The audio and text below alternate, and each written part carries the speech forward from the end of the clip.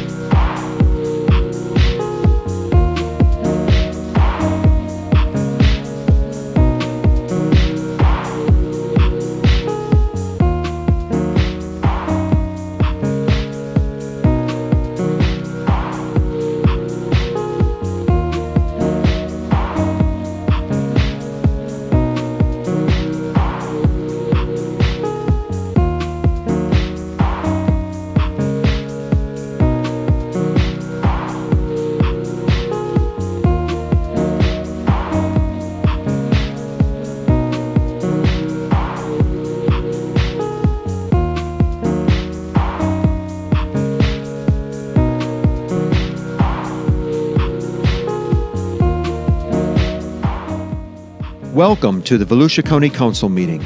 The meeting will begin in 5 minutes.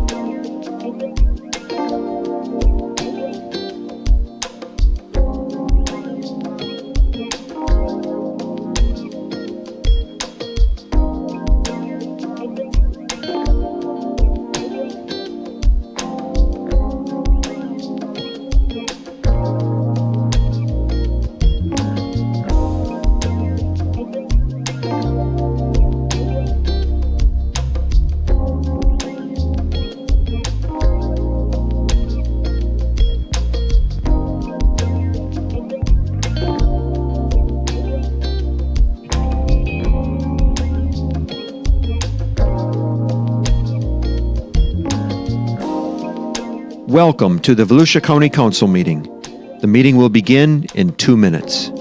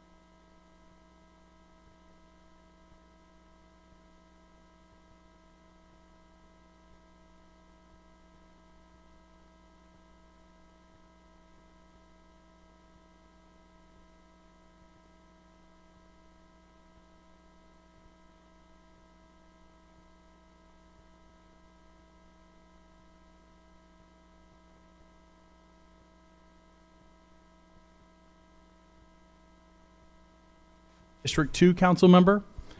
To my left, we have David Santiago, District 5 council member. To his left, we have Don Dempsey, District 1 council member. Next to Don, we have Jenna Miserel. She's a records manager. Then we have Erica Arias, our administrative assistant. We have Carissa Green, our deputy county clerk. And in the back, you'll see from time to time coming out Terry, Carrie, and Hazel. And my name is Troy Kent. I am your vice chairman and District 4 representative on the county council. At this time, we're going to start with our invocation. I'd like to bring up Pastor Joel A. Newman from Life Fellowship Church of the Nazarene from Deltona. And when the pastor comes up, if you'll please stand and then stay standing for the Pledge of Allegiance.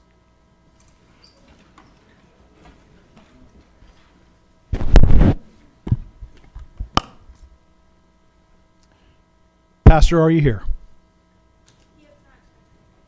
Okay.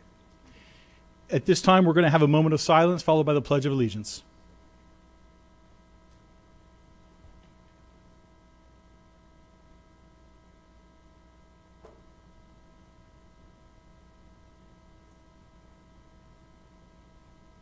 Thank you very much.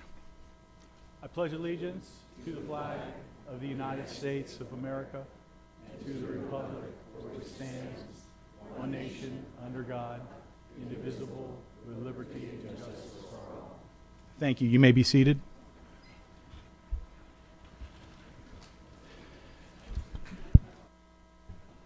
Ms. Green, at this time, would you please call the roll? Mr. Johansson. Here. Mr. Kent. Here. Mr. Reinhardt. Here. Mr. Robbins. Here. Mr. Santiago. Here. Mr. Dempsey. Mr. Brower. Okay, and Mr. Brower's out, not feeling well, and we hope that he gets better soon. Next up, we have our public participation. If you want to speak to your county council, you're welcome to do so. You'll go see Ms. Green. She'll hand you a yellow card. You'll fill it out. You'll have 3 minutes to talk about anything that you want to talk about. I ask that all comments are directed towards this council. And at this time, I'll also ask if you have a cell phone, if you please silence it, we'd appreciate it. First up is Bella Schwartz. And when you come up, you don't have to give your address for safety reasons, but we do like it if you tell us what district you live in so that your district representative knows that you're in our area. Bella Schwartz. I'm not sure which district. It's okay. All right. Good evening, Volusia County Council and Chair. Bella, can I stop you just for a minute? Take that mic and pull it right to you. Talk right into that thing. Alrighty. Is this good? Good evening, Volusia County Council and Chair. I've heard it said that picture is worth 1,000 words. Since I only have 3 minutes here today, I brought this simple picture with me showing how the destruction of wetlands directly contributes to flooding. Our county was devastated by Hurricane Milton. Many homes, roads, and businesses were destroyed. The chart shows that when we have storms or significant rain, such water is absorbed by the wetlands, grass, and trees. But when such green is bulldozed and replaced by concrete, water has nowhere to go. Hence the flooding. My name is Bella Schwartz. I'm now 16, speaking on behalf of the citizens and youth of our county. I want to take this moment to quote Theodore Roosevelt, our former president who established 150 national forests throughout America. He said, "There can be no greater issue than that of conservation in this country." He also said, "Do what you can with what you have where you are." Councilman, a moratorium on development is urgent. Zoning laws need to be held tightly against those wanting to bulldoze our future. Let's move full speed ahead with land conservation efforts. Let's start the ground truthing of non-protected land to look for endangered species in Volusia so that more lands can be protected and preserved. My appeal to this committee reminds me of the story about the man stuck on his roof when water was rising and he was at risk of drowning. He prayed to God to save him. He was sent a rope, a raft, and a boat. He denied each opportunity, saying that God would save him personally. And when he died, of course, he asked God, "Why didn't you save me?" And God said, "I sent you a rope, a raft, and a boat. Why didn't you seize the opportunity?" As Roosevelt would have recommended, the man on the roof didn't do what he could with what he had where he was. You see, we are like that man stuck on the roof, and we have a chance right now to change the future destruction of this county. What more is it going to take? What more is it going to take? I'm asking each one of you to jump into the boat. Eleanor Roosevelt said, "The future belongs to those who believe in the beauty of their dreams." I believe in the beauty of my dreams, and I'm dreaming of a green Volusia. In the spirit of President Roosevelt, join me. Let's stop further destruction, because nothing is more important than the conservation of our country. Thank you. Thank you, Bella. Next up is Raquel Levy, followed by Lisa Burke.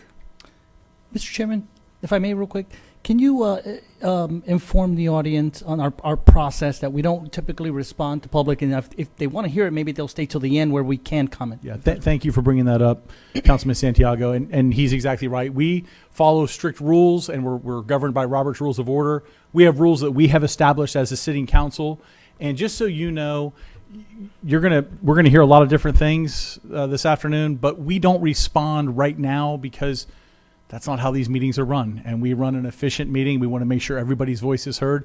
But you're right. At the end of the meetings, a council member very well could take up whatever someone said and talk about it at that time. So thanks for bringing that up. Ms. Levy. Good afternoon, Volusia County Council. Mr. Kent, it's good to see you. I want to say that I'm very proud of this young lady who just spoke. Her name is Bella Schwartz. And if she becomes the next American president, I sure hope she hires me. I sure hope she does, because I would gladly pack my bags and move to Washington to support that ideology.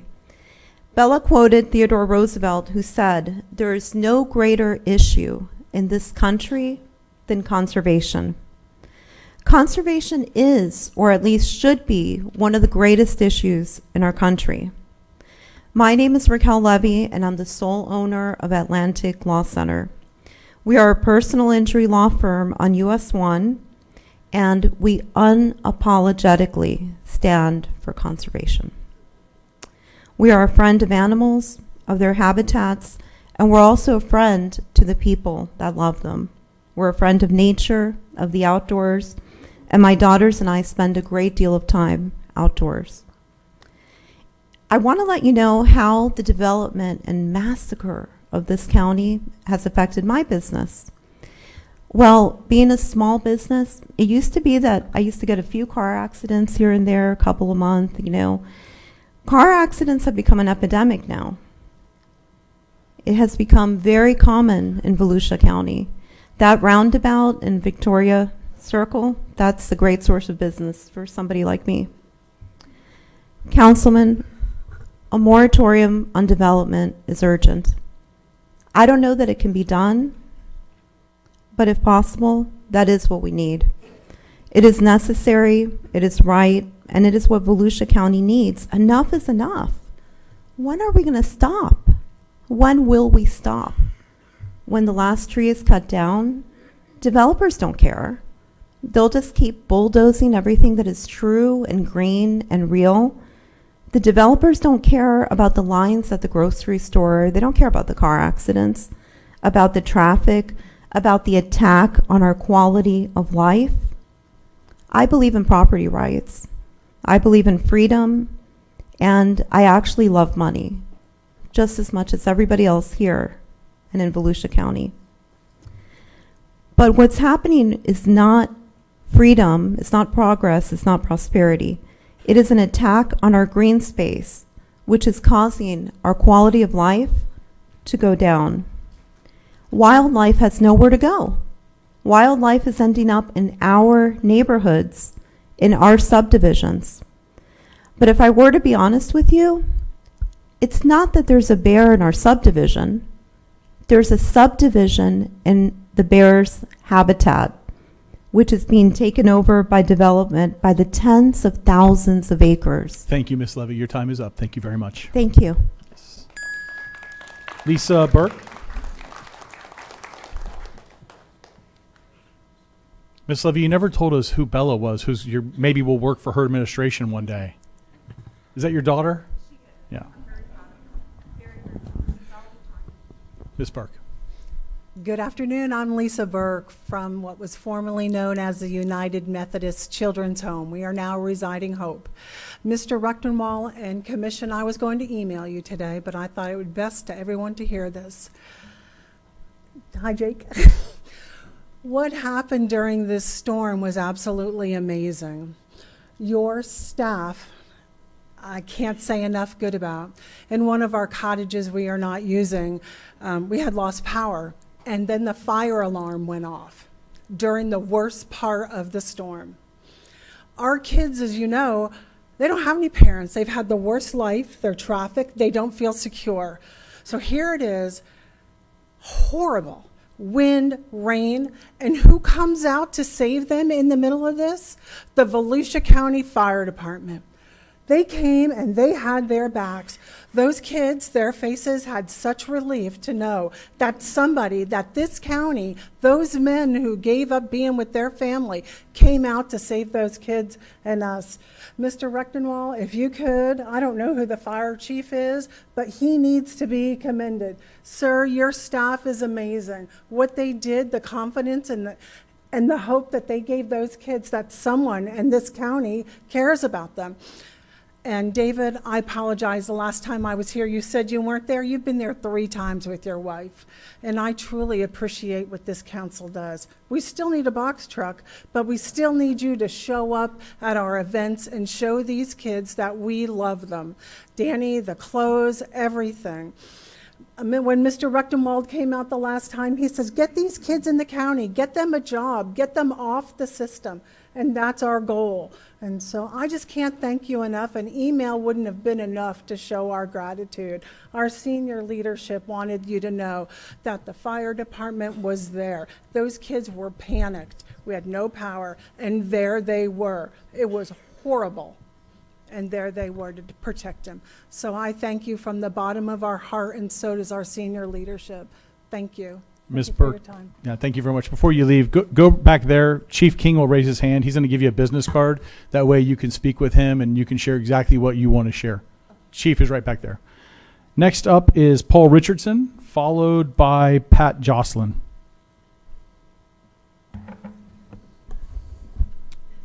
Afternoon, Council. My name is Paul Richardson of the Land.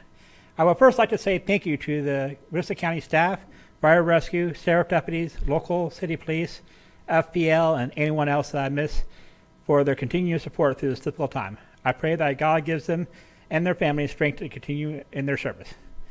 Unfortunately, Hurricane Milton sadly took 4 lives here in Volusia County. My prayers and thoughts also flow to their families and friends, hopeful that God comforts and gives them strength. Living in Florida has never meant to be easy. We live in a swamp, and hurricanes is a fact of life. It's not that the hurricanes have become deadlier, but there are more people and things cost more money. It's unfortunate that we're going to purposely bring yet another storm our way in the form of Evil Amendment 4. Not only does this amendment put unborn human life in danger, but women who can be permanently harmed and could die by unsafe abortion practices. Now, the media has been breathlessly reporting those 4 deaths, 4 people that died in Volusia County. Rightly so. It is a legitimate, newsworthy event, and we can learn how to prevent deaths in the future. However, will the same media breathlessly report the first 4 murder babies? Or how about the first 4 deaths of women due to botched abortions? No, they will not. They are going to celebrate the inhuman, bloodthirsty practice and call it progress. Murdering the innocent unborn human life in unsafe conditions is not progress. If we truly want to save lives, then I highly suggest that anyone listening to me to vote against Amendment 4 this coming November. God bless Volusia County, God bless America, and her eternal ally, Israel. Thank you. Thank you, Paul. Pat Jocelyn, and after Pat will be Evelyn Rodriguez.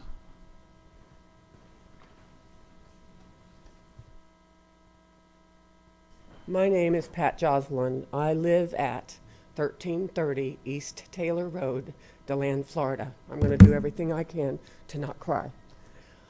We are flooded again, and I don't care what anybody says. It's the 5,500 homes that have gone in. I don't blame you guys, because you guys tried to stop it. Our neighbor behind us, Ronnie, is on the PUD committee, and he tried to stop it by not voting for it. He told the subdivision that's going in down the street from us on the corner of Blue Lake and Taylor that look down the road, they're still flooded.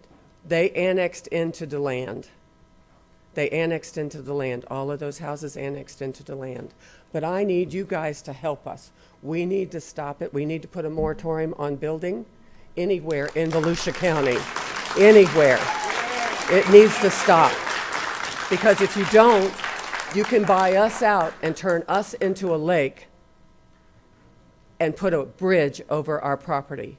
We're 5 feet at my road before we started. I can barely get my truck out of the road. The first day of the hurricane, I don't know what time it is, the first day of the hurricane, I called 911 for them to close the road. They said, ma'am, we don't have anybody to close the road. We don't have enough stuff. I said, I have cones. I will go out and put cones in the road. They said, you can't legally do that. I said, watch me. I went out and I put cones on the road. Jerry, I don't know if Jerry is here. Jerry came around. He's a retired FHP captain. He came around and helped me. He put cones at the other end of the road. I had somebody yesterday say to me, I was out straightening the hoses. Your staff, your road working staff is absolutely wonderful. Louis Trivet is absolutely wonderful. He's the one that got us the pump to begin with, and I don't mean to be staring at you, but your chair. So he got us the pump to begin with. He turned it on even before Helene. That's how come we're not more flooded. I don't understand why we can't stop. I don't know what we need to do. I called St. John's, thank you, Water Management today. I have given their name and a direct phone number to everybody that is here by email, if they're on my email or my Facebook, because we've got to stop this. We've got to stop this. And Jerry, thank you. Thank you. I yelled at everybody that came down the road, Some of them drove around me. If you came from the other end, I gave you a lesson in etiquette. Thank you, Pat. Mr. Rechtenwald, if you would just keep a note of those positives we heard about those public works employees and just share with them tomorrow, I know we would appreciate it. Evelyn, thank you, ma'am. Evelyn Rodriguez, followed by Pam Teeter. 11 months ago today, I applied for Transform 386 assistance because my house was flooded by Hurricane Ian and I didn't have flood insurance. To date, no one from 386 has come to assess the damages. In February, a representative of 386 appeared at a neighborhood meeting in Daytona Beach and announced that they had expected to receive about 3,000 applications, but only received about 1,000, so they were reopening the application process. In March of this year, after many exhausting attempts to get anywhere with the caseworker assigned to my case, I contacted Mr. Reinhardt via email. He forwarded my email to Adonna Butler, who forwarded my email to Lisa Patterson, who informed me that my case was categorized as a level 8, with level 1 being the lowest income and most vulnerable population. In April, they asked me to update my information on a new software. I was given 12 hours, a window of 12 hours, to re-enter my information. Well, that didn't happen because I saw the email too late. But eventually, they fixed that. Since August, I received emails once every 2 weeks telling me, we are still working with damage assessments for priorities 1 and 2, and the site visits are based on priority level, and your priority 7. Okay? In September, I found this in my doorknob. I said, oh my gosh, I better call 386 because I missed the caseworker to come to assess me. Oh no. I called them, they said, oh no, we're just soliciting for more applications for assistance. Then I see this in the Hometown News, September 13. Volusia County Transform 386 initiative is now accepting applications for its rental repair program, which aim to restore the affordable rental housing stock in the county. And I am still waiting. If anyone doesn't see anything wrong with this scenario, I think whoever doesn't see, they're dumber than a 5th grader. Oh, by the way, I got flooded by Milton again. Thank you, Evelyn. Pam Teeter, you're next. Chief King, I want to put you to work a little bit.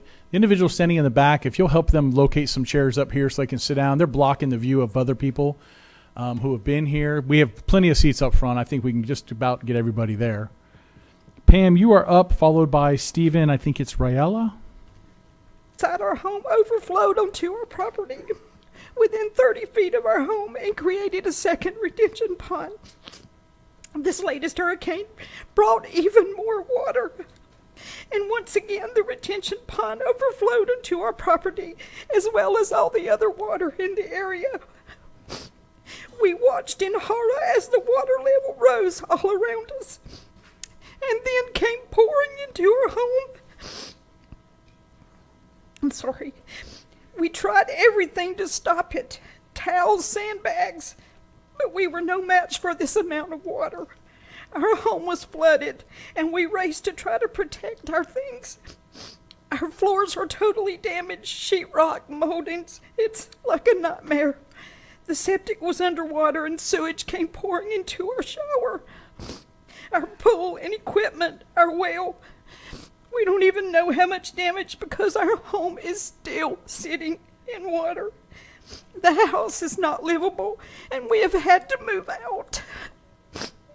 We are retired, and this was supposed to be our golden years. It's going to take weeks or months for the water to recede. The repairs to our home even longer. If we clean up this time, what is going to prevent this from happening over and over? Will you please help us? The amount of runoff our property is experiencing is not sustainable.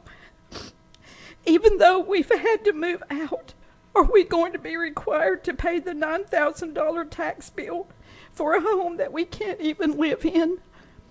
any help that you could give us. We appreciate it. Thank you.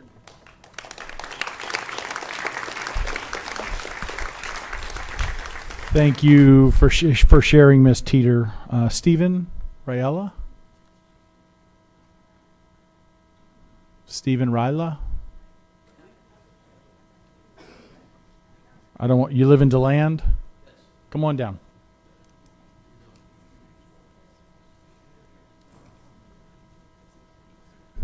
Okay. Followed by Excuse me, Mr. Chairman. Lisa Smith will be next. Yes.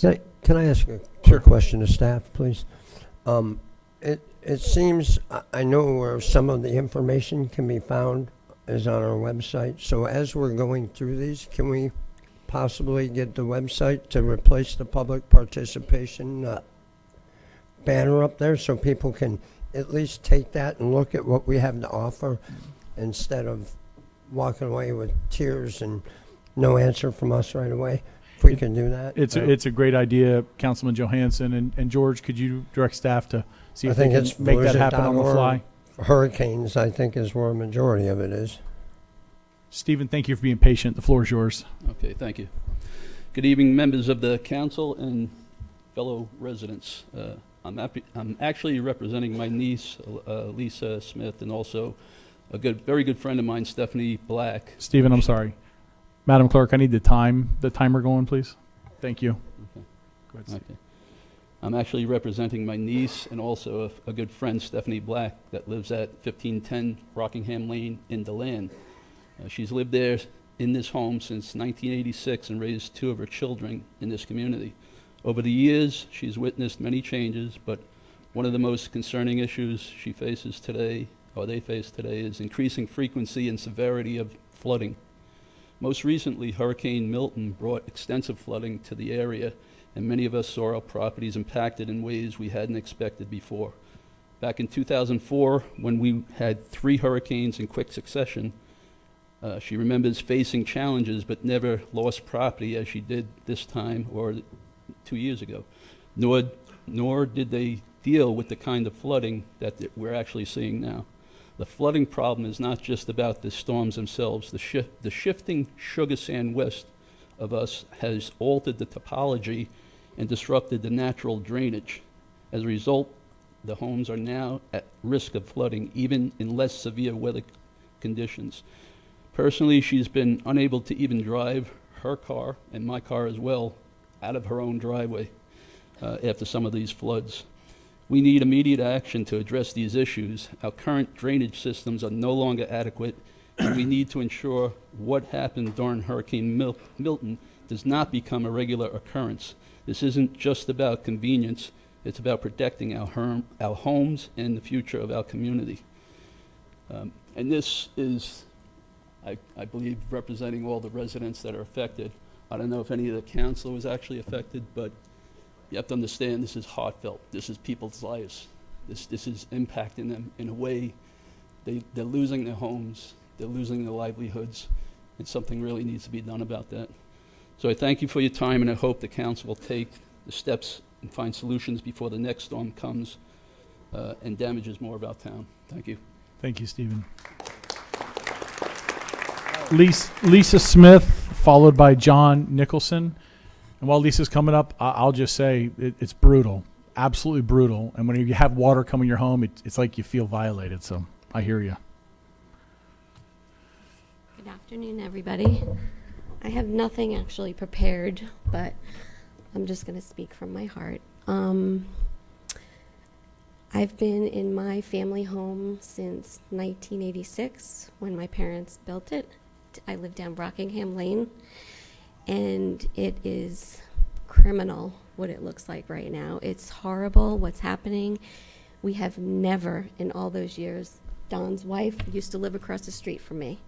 Her parents can attest, your wife can attest, I'm sure.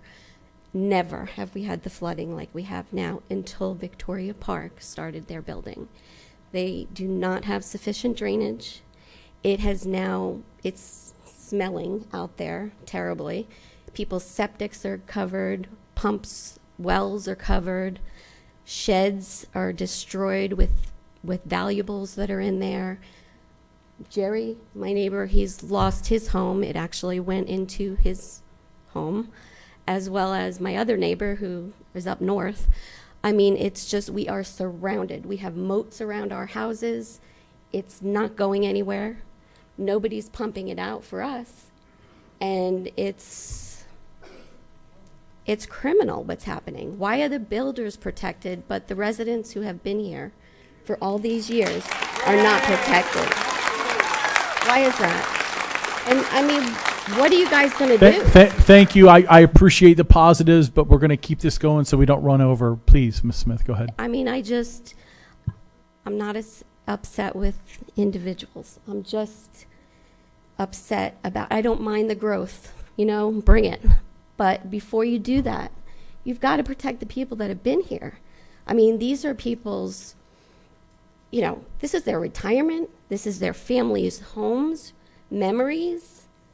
You can't, please stop the building until you fix what's broken.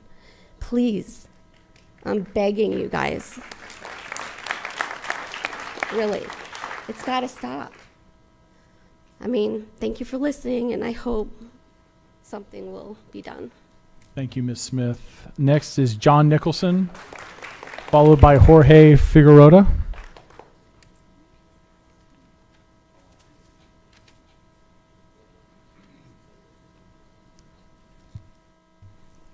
John Nicholson, Daytona Beach side. I don't have any stories to tell like that. My house is 40 feet above grade. It'll never flood, all right? But driving over here, for the first time in 40 years coming to the land, the water on the side of the road is literally above those ditches and onto the road to where they blocked off about 400 feet of 92 because you couldn't drive that lane because there was water over it. That's never happened before. So what happens when the water then goes to the second lane? And we lose the ability to go east and west, all right? That's right around the corner. It's not a fairy tale, it's right there. What these people are experiencing, we've had that in Daytona Beach for the 40 years I've been there. Midtown has been flooding forever, all right? And we've done nothing about it, all right? Now, I've talked to you about trees absorbing the water. Well, as you know, between Daytona Beach and here, there's got to be a gazillion trees. And they didn't absorb the water. So there have to be other ways to do this. Miami put ditches, canals, on both sides of the road to help with the drainage. That might help 92, but what happens to all these people when you've built 5-foot land around them and they're now in a gully? All the water that would have sat on the property around them is now sitting on their property.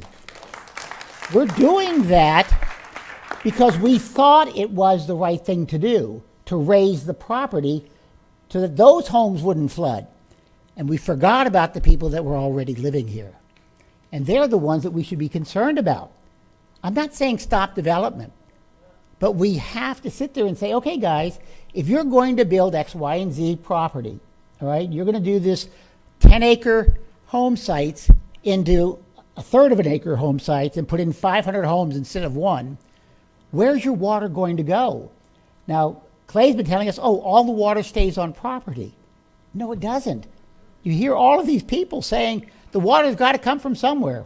And when they raise their property up, it goes down to the lowest point. And so we've got to find a solution before we pass the next development. Develop, go ahead. But they absolutely must not affect their neighbors. Thank you. Thank you, Mr. Nicholson. Next up, and it might be, I'm sorry, George Figueroa. You'll straighten me up when you come up, please. It looked great, by the way.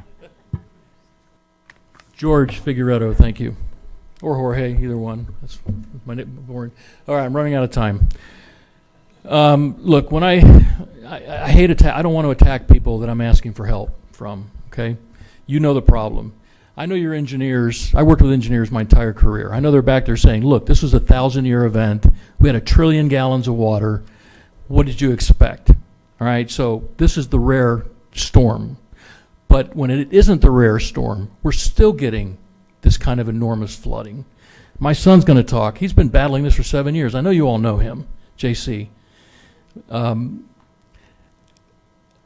Chairman is running for re-election. He's getting criticized in campaign ads because he hasn't been able to fix it. Well, every time I look at votes on this board to approve development, it's 4-3. Okay? So the developers are strong. Their campaign contributions are strong. I get that. It's hard not to go native when you're in a political position. I've been around politics a long time. I thank Mr. Rechtenwald for what he's trying to do. I know the city approved this crap, excuse my language, but something's got to be done. All right? My son has been dealing with this for 7 years. It's atrocious. I know many of you have seen it. I'm telling you, as a father, it's everything I can do not to lose my mind over this. Great. I'm going to put some thoughts in your heads, okay? I'm going to say it 3 times. The next time it rains, your brain's going to tell you, I'm ruining people's lives. The next time it rains, your brain's going to tell you, I'm ruining people's lives. The next time it rains, your brain's going to tell you, I'm ruining people's lives. You have to solve this. This is not going away. I've been here many times, and I have no ill will for any of you, but I know many of you are affected by this, but this needs to be resolved. The last thing I'll say, I know there's a joint project going on with the city. I don't know the status of it, but I know there's a project looking at my son's area and that area over there, and I hope something comes out of it. I hope we don't get to the point where, well, we have nowhere to put the water. I don't know what the answer is, but the answer needs to be found, please. And that lady that was up here that bought that property, when they bought it, I thought, oh my God, how could somebody sell them that property? The lady that was crying. And I know you're well-intended, sir, but referencing to the website is not enough. And I mean, I don't know what other words can I say to get through. So thank you. This is not going away. We need your help. Thank you, George. Next up is Suzanne Scheiber, followed by J.C. Figueroa.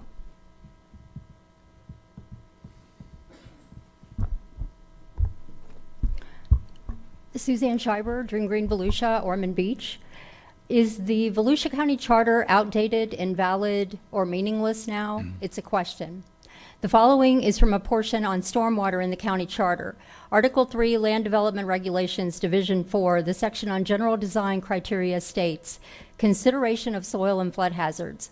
A development order shall not be approved unless all land intended for use as building sites can be used safely for building purposes without danger from flood or other inundation, or from adverse soil or foundation conditions, or from any other menace to health, safety, or public welfare.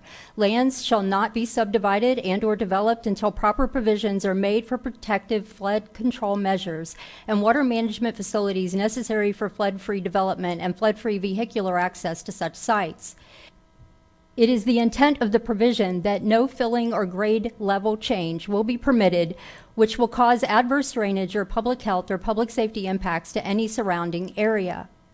Also, Section 72778, Stormwater Management Permit Reviews, states not drain stormwater onto adjacent lands, not receiving runoff from the proposed development area. When minimum standards are no longer working, then what? Existing property owners have rights, and the county collects taxes from residents of Volusia no matter what happens to the residents. The suffering of citizens losing their personal property is at a high. Volusia County government can't squeeze blood out of a turnip. County government cannot get something from people they don't have, especially money. There are people filing bankruptcy and ready to abandon their homes because they don't have the financial means to make repairs. I spoke to them, more than one. New areas flooded and areas flooded for the second and third times. Is the government prepared to absorb flooded houses, and have you considered the future of economics in Volusia? Keep in mind that some who flooded were not in a flood zone. Economic failure is real to residents. If what is being done isn't working, then stop doing it. Respect the charter minimum standards. Review the charter minimum standards to set a higher bar. Actively pursue the rural boundary sooner. clean out drainage canals in the county and work with cities, increase stormwater capture, enforce the minimum standards with the cities, and please stop overdeveloping. Lastly, I want to thank the Volusia County staff who worked during this storm. I understand that it was probably brutal. Thank you all for your time. Thank you, Suzanne. J.C. Figueroa, and you'll be followed by Amy Munizi.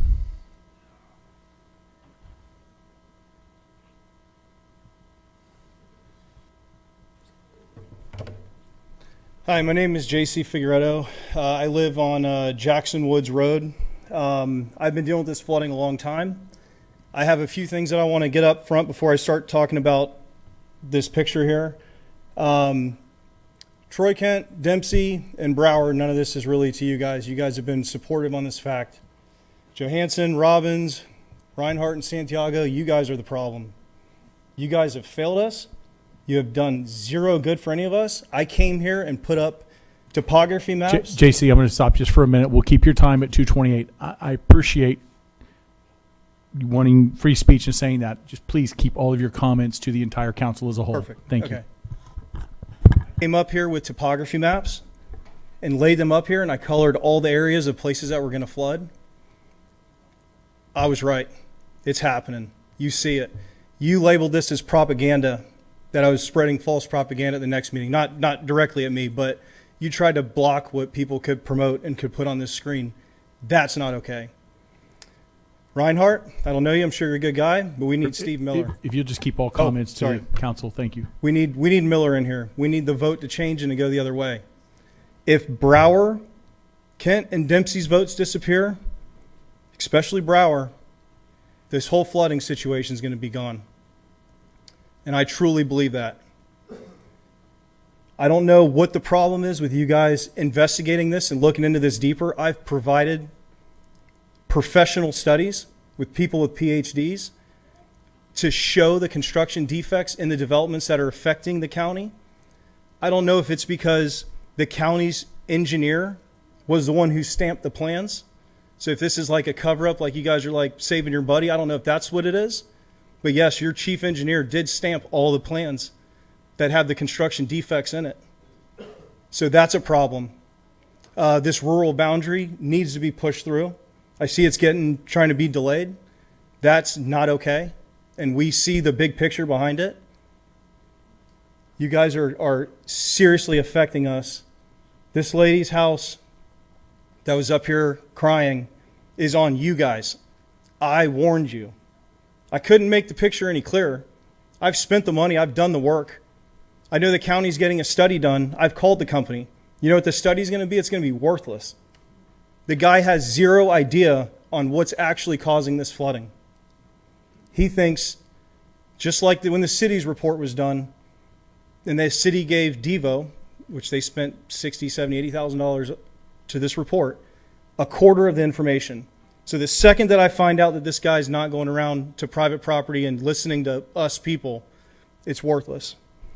So I'm going to leave. This is my house. The picture before was a pond right next to it where the pop-off is overflowing. So pond water is overflowing. Victoria Park also bought 200 million gallons of water in the last 3 months to fill their ponds. Thank you, JC. Amy Munizi, followed by David Hill after Amy.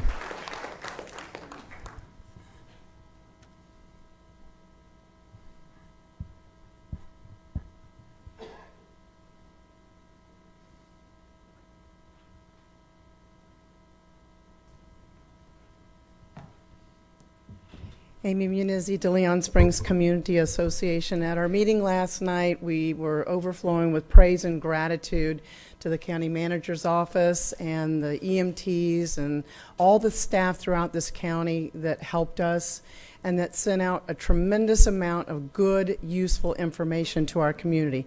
The media department did a phenomenal job sending things out, just bombarding us with useful information. We sent it out to our members, and they in turn sent it out via all of their social media, and really helped to prepare our community, protect our community, and get our community ready to get back into gear. I want to especially thank Councilman Johansson for staying in touch with us, asking us on a regular basis, are you okay? Do you need anything? Just incredible. And I also want to switch gears to the Code Compliance Department. Since we started as an organization over a decade ago, our main goal was to try to revitalize DeLeon Springs, clean it up, and make it be the jewel that it had been in the past. And part of that was working with VSO and Code Compliance to share information about derelict properties and people and businesses that weren't complying with codes. And they have really worked with us over a long period of time. And we've communicated with them, and they've helped us. And we've had an opportunity as citizens to come together, to work together, and to clean up our community. And part of that is them coming out to our community and kind of helping people understand what they're doing wrong. And a lot of times people don't really realize how they violated the law, and so they're quick to change things. Others have kind of an attitude that this is my business, this is my property, and you're not going to tell me what to do. And so then law enforcement's had to come in, Code Compliance has had to enforce the law. And also want to talk about the County Attorney's Office, who has recently enforced your own noise ordinance. And that's very important because you have a noise ordinance, and they've actually taken action to enforce that so we can get back our peace and quiet. You know, people often say quality of life, and my property rights end at the edge of yours, but when sound travels, it's a whole different world. And we have citizens out there, over 100 neighbors that have complained about noise in various locations. And they've just done a wonderful job working with the Sheriff's Department, working with the County Attorney's Office, County Manager's Office. And I just really want to take time to thank you all for everything you've done to help us get back the jewel that we once were. Thank you. Thank you, Amy. David Hill, followed by David Kirkpatrick. Hello, my name's Dave Hill. I live on Miller Road in Orange City, Florida. I'm in District 1. Ever since FDOT put their retention pond on Miller Road above Miller Lake, every time we have a hurricane, it overflows. And I see they're pumping now, and I've been told that they're pumping to the river. Eventually that water gets to the river. But I just feel like, who's dumping water into Miller Lake? Is it the commercial plazas across the street? I mean, you can see it coming down during the hurricane. That's part of the reason why the roadway probably blew out. But I can't seem to find anybody in the county that can say who is putting water in Miller Lake. And that's my real question, because I can't get to my house now, and a lot of the people can't get to their homes now. So I just hope that someone would contact me and say, hey, you know, these are the people that are putting water there, because our lake is still rising right now. It's still coming up, and I see other areas going down. So I feel like people are pumping water in there, and I'd just like to know who it is so I know who I can deal with. And if the county or you know of anybody pumping water into Miller Lake, I would ask that you ask them to stop. Thank you. Thank you, David. David, before you leave, go over to our county manager right there, George Rechtenwald. He's going to give you his business card. That way you can have a conversation with him about this tomorrow. We're going to get that answer for you. Next up, David Kirkpatrick, followed by Molly, I think it's Ferguson. Good afternoon, gentlemen.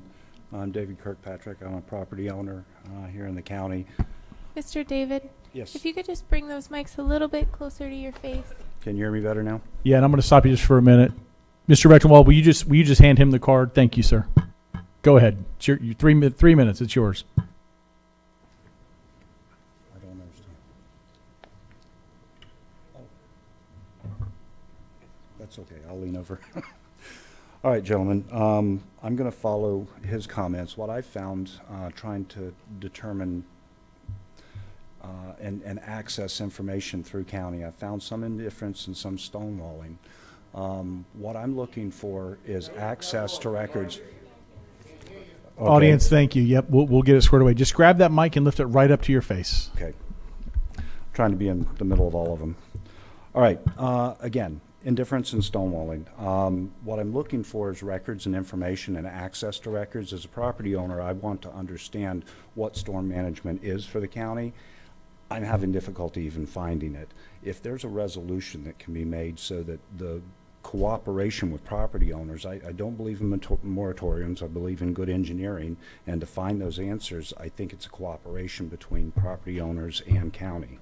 Right now, I'm by myself and in the dark. I don't seem to be able to get access to county records for things like stormwater management plans. That's what I want to address. And probably talk to the county manager, right? Well, yeah, I'm going to try to get some answers for you. So thank you very much, David. If you'll just head over and grab a card from our county manager, that way you all can have that conversation, but any of us are available as well. Molly Ferguson, followed by Janine Kimbrough.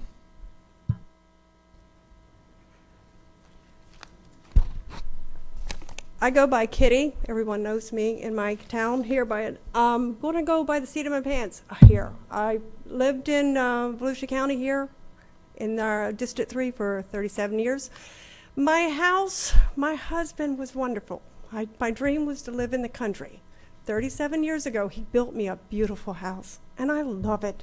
I've made wonderful friends. I had a great business going on. I've made great friends here, but I'm literally watching Volusia County, and I don't know what's going on. I'm seeing it. When I was a kid, we had my brothers used to build little dams, and we just kept moving the water. I'm watching it. When I watched Sam Stiller Road went under and people walking their horses out down the road, 3/4 down, my house here, I'm seeing, I was on an island this time. The hurricane before, the water came across from the west, went straight through like a river, and I'm like, what are you kidding? There was a sinkhole in the asphalt. I watched people from the road. I have a little culvert thing facing at my place. I'm like the culvert. I am like the retention pond. I watched the property next to me. I was confused because I watched 17 acres be slaughtered of all the trees. All of them. I was curious. I'd ask questions. I guess you don't have to have permits. You can just slaughter them out. I watched them take down gorgeous cypress trees in the back. I've seen them bring in mulch and bring it in there. Now I guess it's called mediate, where they can buy other properties and they can do that now. So where's that water going? My place is going more under here. My yard, after they slaughtered all the trees, looked like machine gun came to it because I literally watched the animals, the squirrels and everything come out there. I'm tired of burying animals because they're drowning. I am wanting to know what you guys are going to do for everyone in here. This is crazy. Where's this water coming from? I have an alligator now in my pond. That's terrifying. You know, I'm moccasins. I'm getting terrified. It finally went down, but thank goodness for my brother to help me out. But I feel for all these people. This has got to stop. This is not funny anymore. I'm like everybody else. What are you going to do for us? I don't even want to live here in Volusia County. I actually am in a panic mode, want to leave. Anybody who wants to move into Volusia County is crazy. Thank you. Thank you, Kitty. Janine Kimbrough, followed by Michael Nave. Hello, I'm Janine Kimbrough, and my husband David Kimbrough and I have lived on Manowar Drive for the past 32 years, since 1992. Showing on the screens will be some property of our flooding and the surrounding areas. We have experienced worse and worse flooding over the years. When we lived in our house when we first moved there, Taylor Road was not there, Blue Lake was a dirt road. This past hurricane, we have had the worst flooding that we have ever seen. We have 3.5 feet at our gate. You can see that picture above. We park some of our cars and trucks because when we have hurricanes, sometimes we can't get our cars off the property. We did this same time and parked the Mustang on Man of War. And to our shock, at the end of these pictures, you will see the Mustang is a complete loss and parked on the same place that we always parked it. We are devastated. We have applied for help to try to help with this flooding in 386 Transform. And I have dealt with the coordinator over time, but I was denied. And primarily, I was denied because I took money out of my 401k, which I've earned over the past 40 years. I feel like I should be able to reapply and be maybe reevaluated, not taking that money into consideration. No one has ever come to assess our damage. I would appreciate your consideration that our septic system is now underwater. That's the gate. You can't even see where my property is to the right-hand side. That's a shot from a neighbor's property. And our septic system is flooded. Our shed is flooded. Luckily, our house did not flood. We are so thankful of that. Thank God. And right now, my car is stranded on my property, and there's not going to be any way for me to get it out unless I go through a neighbor's property. And normally, when we have just routine storms over the last few years, we end up with 6 to 8 inches of flooding at our gate just routinely, just a regular thunderstorm. So I'd like to reapply for the 386 transform just to get money to try to help us with that issue. I thank you. Thank you, Janine. Michael Nave, followed by Kate Price.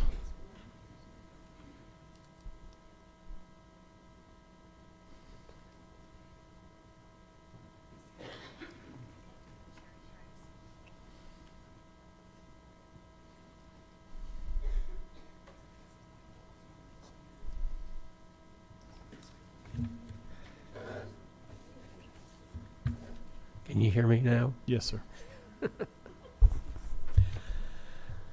Okay, my name is Michael. We go by Nave. My sons go by Nave. They had to be fancy. We moved here in 1962. And I was a school teacher for 42 years. And from 1962 to 2024, I never had water standing on my property. It's funny how when you get in front of a microphone, you sort of get all weepy. I didn't do that teaching.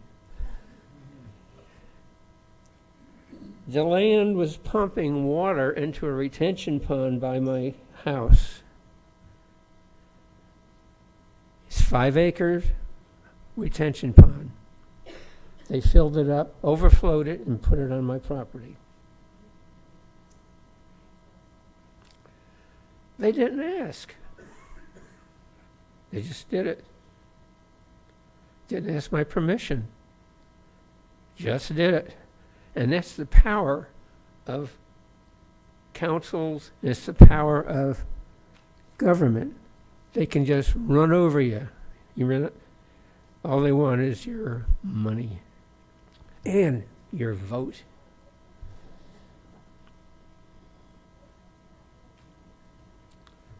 It was so bad, it was so bad there that my neighbor is so flooded, she can't even get out of the house. Fortunately, we have a very good neighbor, and he put his fence down, and she can drive out. So see, I'm reinforcing the fact that you guys need to help us out. There's a definite problem. You see the problem. Everybody here is talking about the problem, and it needs to be done something about it. I came here to this meeting to fight for something, and it's for consideration for us. I even have a battle scar. Thank you. Thank you, Michael. Kate Price.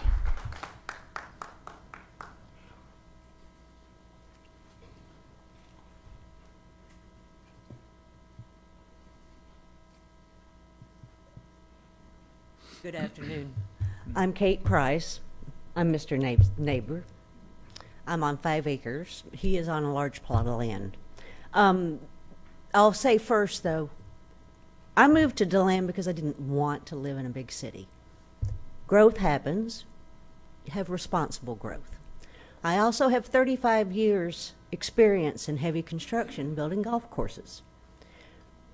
These things don't happen, they're not approved without the infrastructure and the ability to obtain the needs that go around that. It's just unbelievable that these things are happening without, and then we'll fix it later. No, you're not. Another thing that does not want to be said, and I will find out with water testing, is the water that is being pumped to our area that has flooded us goes from Earl Brown to behind the old Kmart to the reclaimed water that gets pumped down to the retention area, which was great. That was great until we overbuilt and there was too much going in that area. I've never had a problem until this year. What you have to consider is this is not just water. You have the reclaimed water, and we're all aware that the sewage tanks have probably overflowed. So we're not talking about dirty water. We're talking about dirty water. And I will be having some water tests done. I'm on a well. It's been pumped onto my property. I cannot get out without driving through a neighbor's yard, and no one has even checked on me. The city workers have gone down there. They took a backhoe down there yesterday. They must have had something clogged. We stayed about an hour. We went out. There's this dumb lady up there in the yard, but we're not going to see if she's okay, if we can evacuate her. Does she need anything? If we're going to have growth, it needs to be done in a responsible manner. They tried. They did the right thing. They built a retention area. It worked just fine. But they didn't factor in the amount of growth that was done. Too many in too many places, and pump stations that are pumping this up here, down here, over there. Oh, it's just one or two houses. We're not going to worry about it. It already happened. This was a historical event. I'll be the first one to say, it was a lot of rain. But there's going to have to be a little more thought put into how to support all of these houses. Thank you, Kate. Thank you. Audience, I'm not being rude, but I need to speak with my fellow council members for a moment. Gentlemen, we're governed by the rules that we have. Our charter says that we will listen to public comment for an hour, but we as a council can change those rules basically anytime we need to. I, for one, would like to listen to the rest of the individuals that are here. Is everybody else okay with that on the dais up here? Yes. Let's see. Good. Perfect. Okay. Karen Clark, you are up, followed by Nancy Carruthers.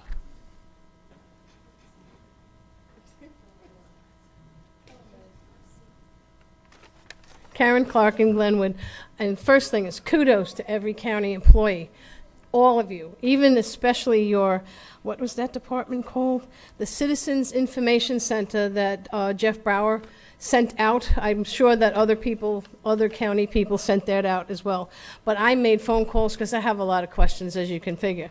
And yes, it was a wonderful thing that you did. It helped a lot. Wondering if the garbage is being collected is the trees. And thank you, George, for Mr. Rectenwald, for allowing those big trucks that come and take the big trees that are laying along the side of the road that were chopped up so ahead of time, which was incredible. Karen, just one moment. We're going to keep your time at 2:20. If you just pause that just for a moment. We find out what's going on out there. We have people that are doing it now. Just 1 second, Karen. Oh, that's okay. I I can wait. didn't mean to interrupt your thought, but Yeah, well, I I've got been it here written almost. down. I've been here almost 2 years. I've never heard this before, so I want to make sure we're good. And our fire chief's heading out there, so I think we're okay. Sounds like a car.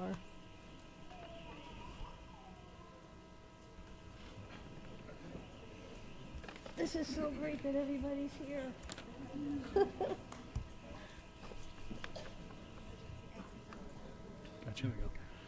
Just so you know, somebody opened an emergency exit that said, when you open this door, this alarm will sound. That was that alarm. Karen, please continue. Thank you. Okay. The one thing that I'm annoyed with is the zoning changes that go through. By the time it gets here, it's already been in the works for years sometimes. And what I don't like is when we come here to maybe fight a zoning of going from agriculture to the next step, and ending all you voting for 72 houses next to the dump, all in one afternoon. Where is the warning to the people that live around there? We get the little orange signs. They say in 30 days or whatever it's coming that you can go out here and talk. But then you have the next couple of items after that, assuming it's going to pass. And it's just incredible. So anyway, that's one thing.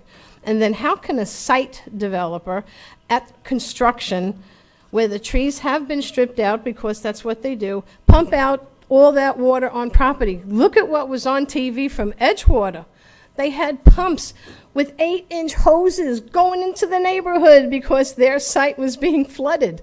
That wasn't fair, and that's not the city of Edgewater's problem. You know, that's not their thing.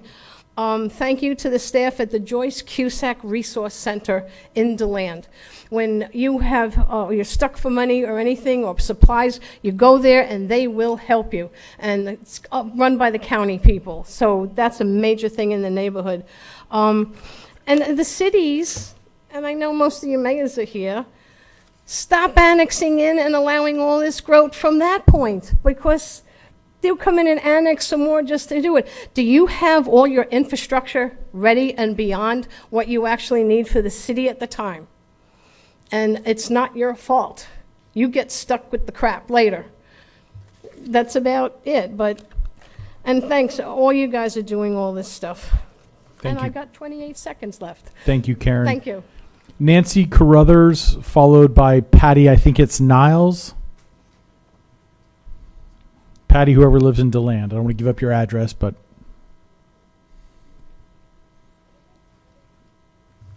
Good afternoon. My husband and I have owned our home on Tropical Terrace. We're near the intersection of North Kepler and East Minnesota since 2012. This is the second time our property is flooded, along with other neighboring properties on the south side of Tropical Terrace, and at least one home behind our house. Our septic and drain field are still underwater and not fully operable. The drainage ditches along North Kepler appear to not be maintained and do not drain properly. The culvert pipe running under Tropical Terrace is crushed at each end and has been for years now, and it quickly becomes blocked.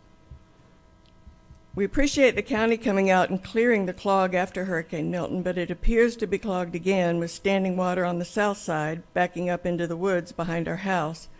Today it's dry on the north side. The north side appears to be about 12 inches too high. Of course, the county engineers would be able to better assess that. But it can't get to the northern storm drain and then to Little Lake Talmadge, where it has always flown. Our backyards are currently the retention pond. We were at about 4 feet at the deepest. We're still around 3 feet, coming up right to the backs of the houses. Luckily, we haven't flooded. We and our neighbors would very much appreciate the county's attention to the situation. We're also concerned that the planned development at the corner of 44 and Kepler Road will add to the current flooding issues, and request that the county assure new development will not make it worse. We understand our situation is not near as dire as others in the county, but we are all concerned about future development being performed without proper water mitigation systems in place. Thank you. Thank you, Nancy. Patty, Niles, or Miles? And Christine Levings, you'll be next. Thank you. I'm Patty Niles, and I live on Pimlico. And our neighborhood, represented here tonight by at least 3 or 4 speakers, is Blue Lake Hills. We're a block back from Taylor, and Victoria Park butts up to our east side. I have a lot of thoughts, nothing formally prepared. I moved here two years and 2 months ago. We've had 3 hurricanes since, to be expected. To call this last one one of a century, we don't know that. I think that's naive and hopeful, but I think we should plan for it rather than think that it's a one-off, because ask those folks in North Carolina, I think they would agree. I have to add, I think about the development that has occurred. Blue Lake has been extended in a southerly direction. We have a pending development advertised, so to speak, approved bordering Blue Lake and Taylor. That's the Taylor that floods at just about any significant rainstorm. Pat knows about it. So do my neighbors Ann, Jerry, George, Kelly, and Willie, my husband Tom. So that's just a nightmare waiting to happen. Not trying to be dramatic, but I guess I am. And now we're extending Beresford to an easterly direction. So, okay. And I have to disagree with some members. The buck has to stop somewhere, and it's your buck. And a person mentioned, and I've read about these 4 to 3 votes approving past development. That's so tight, it warrants some emotion that I think I'm starting to show. Like the young lady said, who I think has since departed, conserving wetlands. The Cranberry Bog in Tannersville, Pennsylvania, saved that little town back in 1950s when most of Monroe County was wiped out by a flood in the 50s. That's what saved the town. Tap the brakes on development and paving. If you saw the broadcast last night, it's not only Taylor that floods, that's the obvious, but it's everything around it, all those homes. Lastly, get a bigger pump on Taylor. That's for my husband's benefit. You need a 4-inch Thank you, Patty. wide. Thank you, Patty. Christine Levings, followed by Janet Meredith.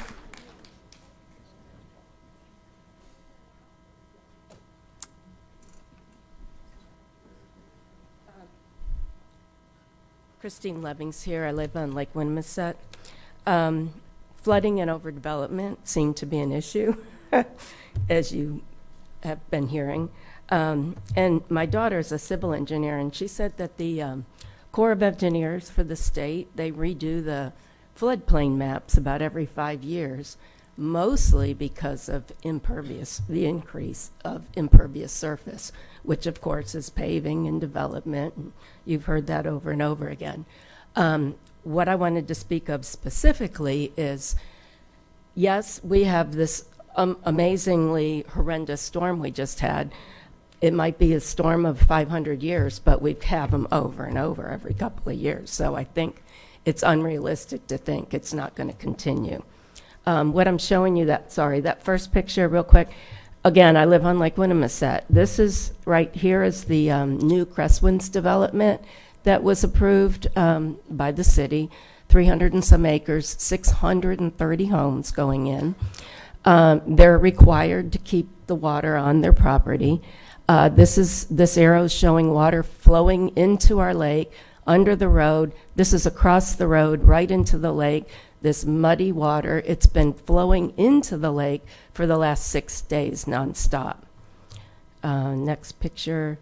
And then, of course, you can kind of run through these pictures of the properties around the lake. The lake, I've lived there 20-some years. Some of my neighbors have lived there 40 years, have never had water this high. And you can see the houses. This is along 44. There was water flowing over 44 into the lake in about 5 places. Can you turn that? I live right next to what's called a canoe trail, and it's been there since the 20s. And it's designed, there's a weir under the road, like a concrete flat culvert that goes under the road. That's at 53 feet above sea level.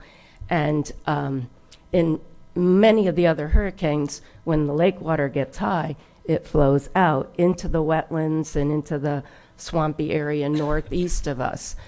Again, with development, with Winmisset Oaks, with just, the water doesn't have anywhere to go. Right now, it's really clogged, as you can see. And we're hoping, again, there's so much debris, we're hoping that the county can get in there and help do some cleaning out so that the water can flow out. This is a topographical map that a county road and bridge guy brought me. I know it's really hard to see. This is the canoe. Well, you can't see my fingers, so that's not helping. Christine, thank you very much. Your time is up. Oh, okay. I'm sorry. Okay. You can see where it flows, should flow out. Thank you. Thank you. Janet Meredith, followed by Catherine Cat Pante.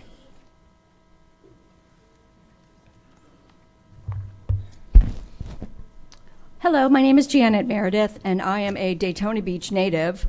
And thank you, everyone, for being here this evening. I do believe that I am in Mr. Reinhardt's district. But I would like to speak, as most people have, as a concerned citizen and a voter. And I'm also passionate about the beach and our coastline. So as far as flooding goes, everybody knows what just happened. During Ian, I actually lost my car. The condo that I live in, 33 units flooded.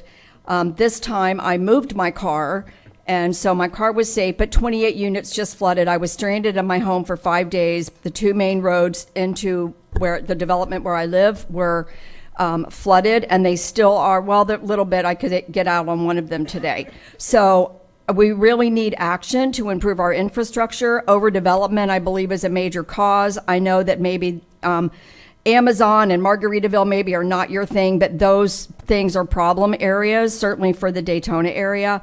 I remember when Williamson and Airport Road were both dirt roads. I went to Spruce Creek High School, and we would skip school and go on those dirt roads. And now they are nothing but development after development after development.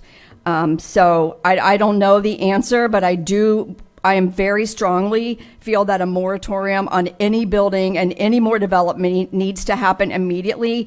A 10-year plan is 20 years too late, in my opinion.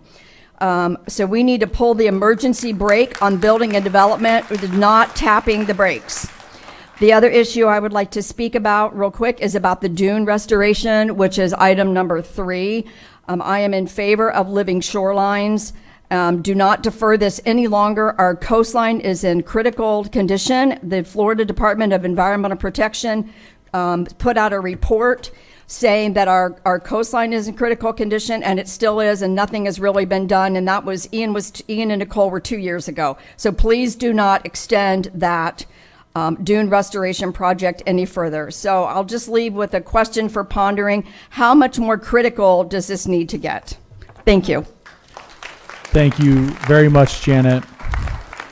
Next up will be Catherine Pante. And Catherine, while you're coming up, please, no, come on up. I just want to say, Council, I apologize. I do see a few elected officials in the House. So Mayor Lois Paritsky, thank you for being here. Just wanted to wave to you.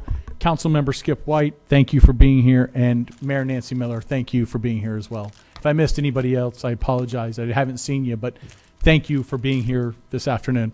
Ms. Pante, please. Pat Pante, Daytona Beach, District 2, and I have relatives I'm speaking for in District 3. Dear Council, we understand you did not create the natural disasters that plague our state. No one is casting blame for them. What you are responsible for is creating the conditions that have greatly intensified flooding by developing irresponsibly. We cannot afford business as usual with development. Volusia County Council and all the 16 cities within our county continue to allow large-scale housing developments and apartments. It is obvious to everyone these developments are directly connected to the development-induced flooding we not only see with heavy rainfall, but are creating much more hazardous flooding conditions when we are experiencing tropical cyclones. We do not have the adequate infrastructure to support these developments, and much of our current infrastructure is outdated and needs upgrading. In addition to regular maintenance, which needs to be conducted a minimum of twice each year, and more if warranted. The excuse of these developments were approved 10 to 20 years ago is not acceptable. We see development as causing the problem and has been the last several years. And instead of halting all development with the exception of schools, hospitals, grocery stores, and urgent cares, you continue to put the public in grave danger because you fear being sued by a developer. This tells me the county and the 16 cities have no regard for the lives of its residents, their property, or the financial hardship this causes. Take action with conscience. Declare a state of emergency. Place a moratorium on building. Replace outdated infrastructure and clean the existing storm drains. Each city and Volusia County leader should be petitioning the governor to do this across our whole state. Be responsible leaders. Take bold action to protect the people and the communities you were elected to serve versus development interests. The developers do not pay the price of flooding. Us residents do. We pay the cost of cleanup, repairs, insurance, deductibles, and increased property taxes, replacing water damage contents, shelter to live while damage is being repaired. Also, unfortunately, some families pay the ultimate price with the loss of a loved one. This is why our county needs to have a rural boundary charter amendment. As to my personal losses, my sister and I still own our childhood home. That flooded during Hurricane Ian or whatever it is. Anyway, we had to take out a $50,000 loan from the federal government in order to fix it. It has never flooded in the 50 years that my parents were alive and owned it. This storm, my home came inches, like probably an inch from flooding. My garage flooded. Had my car not broken down the day before and I had it at the shop, I would have lost my car. So I urge you to take action. Thank you. Thank you, Kat. Next up is Rodney Lopinski. Following him will be David Smith.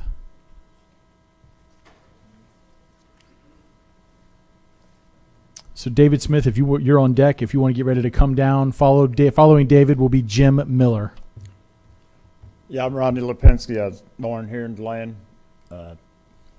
And y'all got some serious problems about where y'all letting all this building going on. All of y'all are doing is making DeLand bigger, and y'all bringing all this sewage back into DeLand where it stinks. The town really smells really bad. Okay, now what really happened is when the storm come in, all you're pumping everything back into the city of DeLand. Y'all do understand that that whole plant was completely underwater, so there was nothing functioning in here. They had no power. The generators could not work. So what do y'all do? I went and took a tree off this lady's house the other day, and I could drive right in there. 6-wheel drive bucket truck. She tells me I can't get my truck back in her yard. You know why?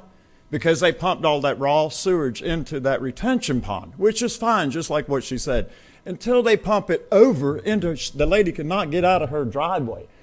5 foot of water she cannot get out. The city employees drive right around, don't even look at her. Okay, the worst part about it is she's got a well there. That is raw sewage going in to her property. She lives in the county. That's the city's problem, and they don't even acknowledge that. And we're going to build some more homes, bring it from outside to bring it back to the city, to land that we know floods every single time. Everybody knows that Earls Brown Park is always underwater. Where's the city plant at? The whole block was completely underwater. So, I mean, I think that somebody should acknowledge and stop the pumping down there with raw sewage in there. Everybody knows that plant was not working. It was all the way up to, so we got to get the school open, right? We got to get the school open. So you pump the water and keep pumping it. So I don't know. Y'all need to figure out. So let's put some more homes in there. Why are they pumping all that from these subdivisions from way out, putting it back in the city of DeLand? Is what I want to know. Why don't they, if they're going to develop, why don't they have their own sewage system in it? You go down the road, down Orange Camp Road, one morning you smell that going out because they have to have the lift station to pump it back to DeLand. My buddy says, I'd have never bought my house there if I had to smell that every single morning. Well, anybody going's got a nice smell and a good mood until you smell that going by sitting at that red light. So I don't know, maybe y'all need to change something or build some more houses. But I think maybe they need to put the pond or whatever right there at their place instead of pumping it into the... DeLand stinks now because of this. And let's bring some more. So if the retention pond can't, well, let's just pump it at somebody else's house. Would you want it pumped in front of y'all's? That's really all I got to say. But somebody really needs to do something about pumping raw sewage into somebody that has a water. They have their own well. In the city water, I wouldn't want it because I got city water because they wouldn't let me drill a well because they put city water. And my dogs, you should look at my dog bowl, how nasty it is. You wouldn't drink it. Thank you, Rodney. David Smith, and then following David will be Jim Miller. Good afternoon, Council. I'm Dave Smith, Ormond Lakes, District 4. I've lived in Volusia County for over 50 years. I'd like to say thank you to the first responders and the storm crews who have worked so hard for our civil defense.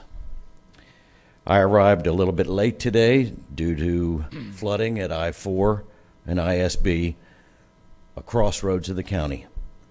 Volusia County ground is now saturated. A chamber full of voices here today confirms that property owners' patience is now saturated. With clear cutting and overdevelopment, a moratorium on development until a careful study of this present flooding crisis is completed makes good sense. Volusia property owners and voters are closely watching this council's future voting record regarding future development. Adding insult to injury, the support of any council members to Belvedere's proposed fuel transfer and storage facility on actively flooded wetlands within close proximity to large residential communities will violate Volusia County Charter standards and will not serve its thousands of negatively affected residents. I speak in favor of the Rural County Charter Amendment. Thank you, David. Jim Miller, and after Jim will be Susan Shaughnessy.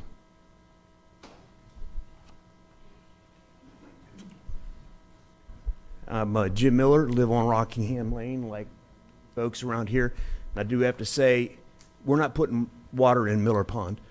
So just add that. Speaking to my friend that spoke earlier. I hope you all are listening.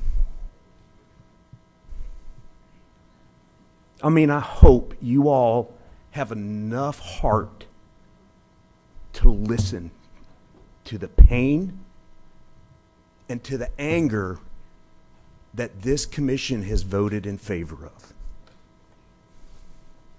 And I'm looking you in the eye.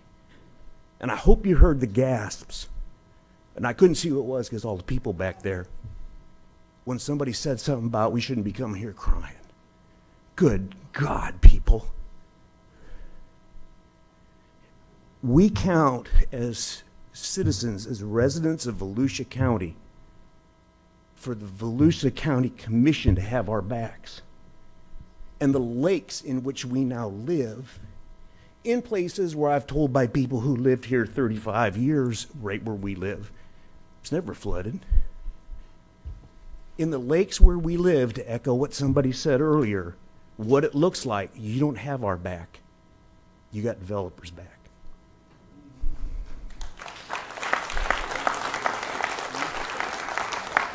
Have a heart for the people you represent.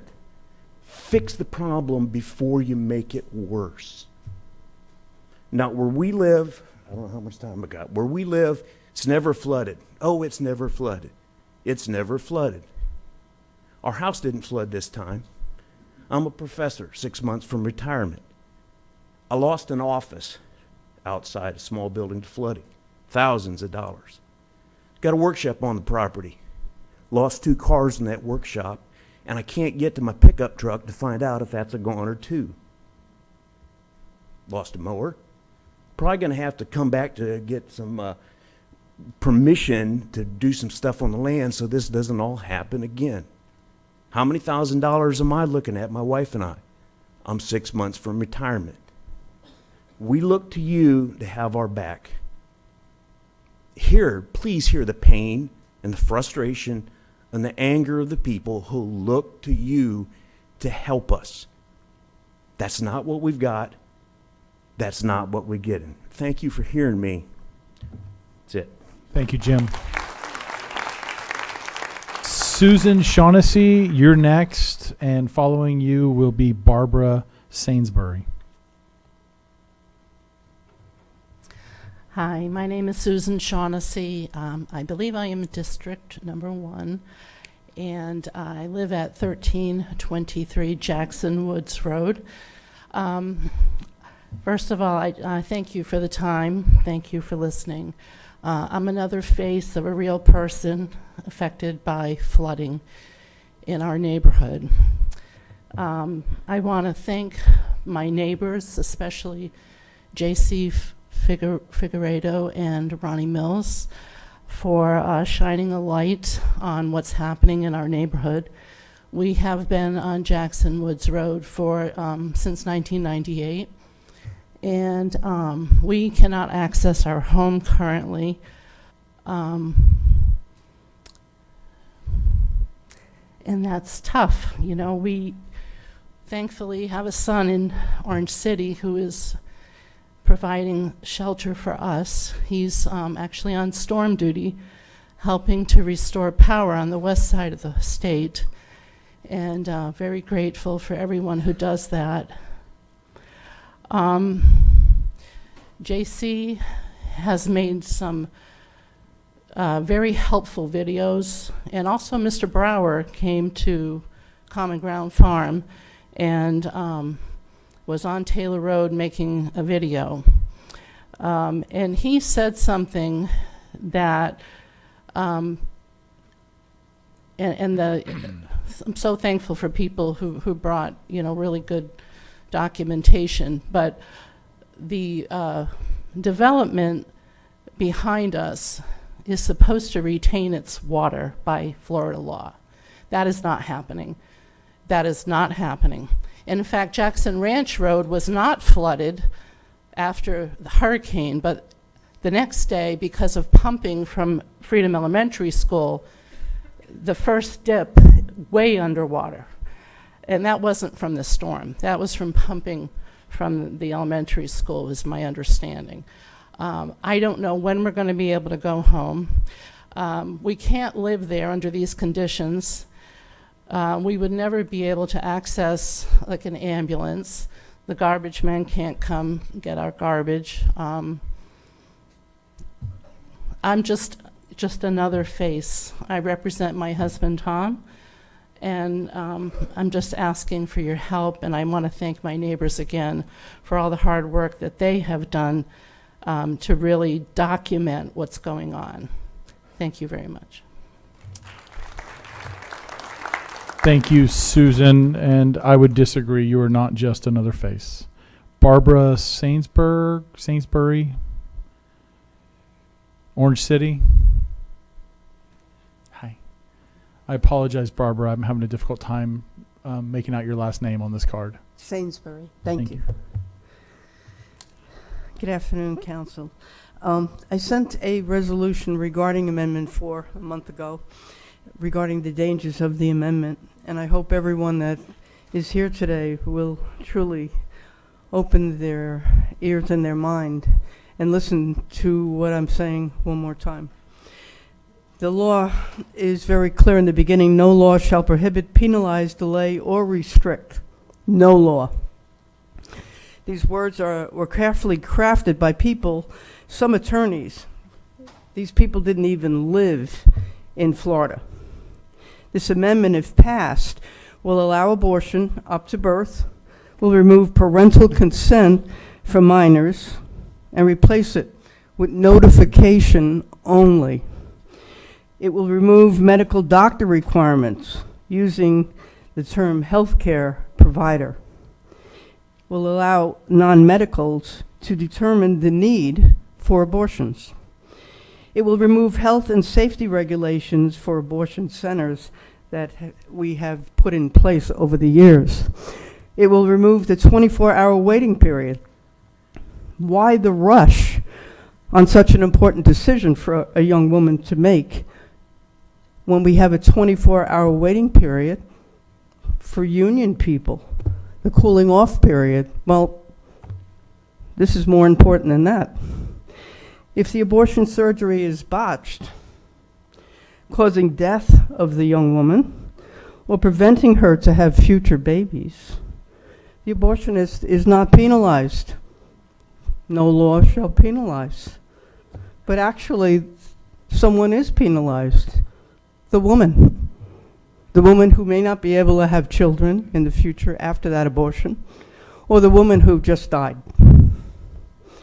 Amendment 4 will cause lawsuits by the same attorneys that wrote the amendment in order to force in the future taxpayers-funded abortions. Now, Florida is the only southern state that actually has such a radical amendment. So what's going to happen? Well, the destination to Florida will happen with increased abortions, which we will pay for. The whole point here, this is my fourth time here, which I greatly appreciate. But how can this amendment resolution not even be considered for discussion when we have so many voters that I've spoken to in parking lots and stores, in churches, that are not even familiar with this amendment, because it is written so vaguely and so short. It's nothing like Thank you, Barbara. amendments. Thank you very much. Thank you. Catherine Densmore from DeLand, you're next. Following you will be Donna Evangelista.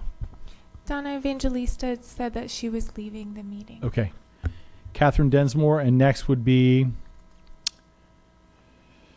Nick Seltert. Maybe it's Schultz. New Smyrna Beach? Okay. Hi, I am a Florida native, and I've been in DeLand for 20 years now. I'm concerned with the flooding, particularly at DeLand High School. I sent a email to Ray Underwood just a few days ago requesting a inspection of the lift station there. DeLand High School currently has 2 retention ponds, both of which did not work during this storm and overflowed into my property and into Tomoka Avenue Christian Church. I don't know whose responsibility it is. The Christian Church is in the city limits. The high school is in the city, on city land. I am on Volusia County. With every storm that comes, Ian, I can't even go back. The other ones, we have been flooding every single year. Does anyone have kids that go to DeLand High School? No one has any kids that go to DeLand High School? Well, you may know me. If you did, I have the little goat farm there, right at the corner. I've had to shut down my business. I had to let my goats run free. They're now living on my deck. I've lost 2 goat enclosures to the flood. I'm within inches of losing my house. I'm still sitting at water that's over 3 feet deep. During the day after the storm, it was 4.5 feet. I could take a kayak and ride it all around my property. Like someone else said, no one has asked me if they could pump my water back over to that retention pond, which would have been an easy fix, and we wouldn't have water there now, but I'm still sitting on 3 feet of water.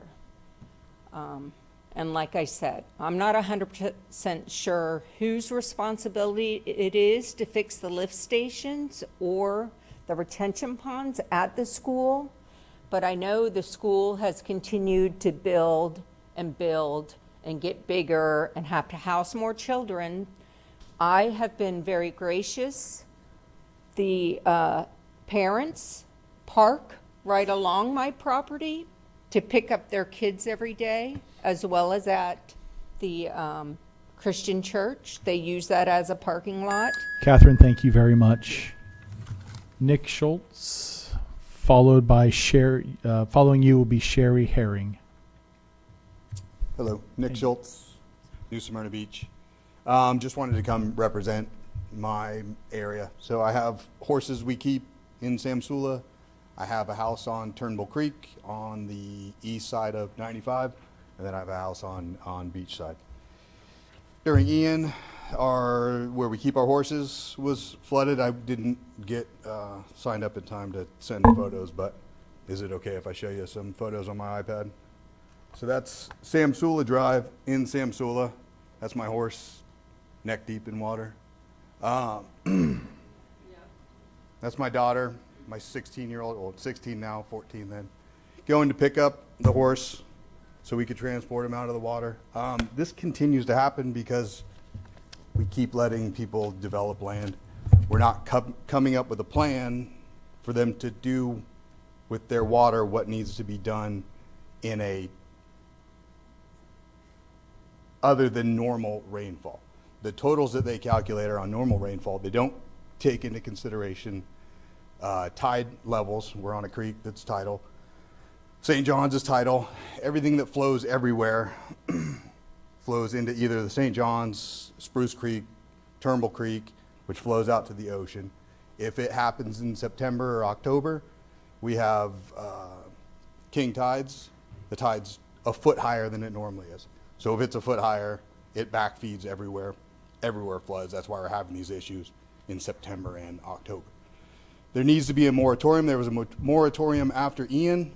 Apparently, during the investigation, during the moratorium, you guys must have found that it was okay to do. It wasn't going to happen again. It was a 1,000-year event. Well, a 1,000-year event happened. We flooded for Ian, we flooded for Nicole, and now we've flooded during Milton. So something needs to be done. That's it. Thank you, Nick.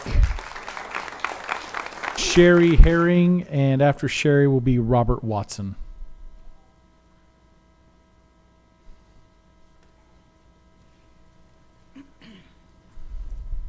Thank you. I'm Sherry Herring. I live in DeLand. I live in Daytona Park Estates, which has a lot of flooding problems, but that's not why I'm here.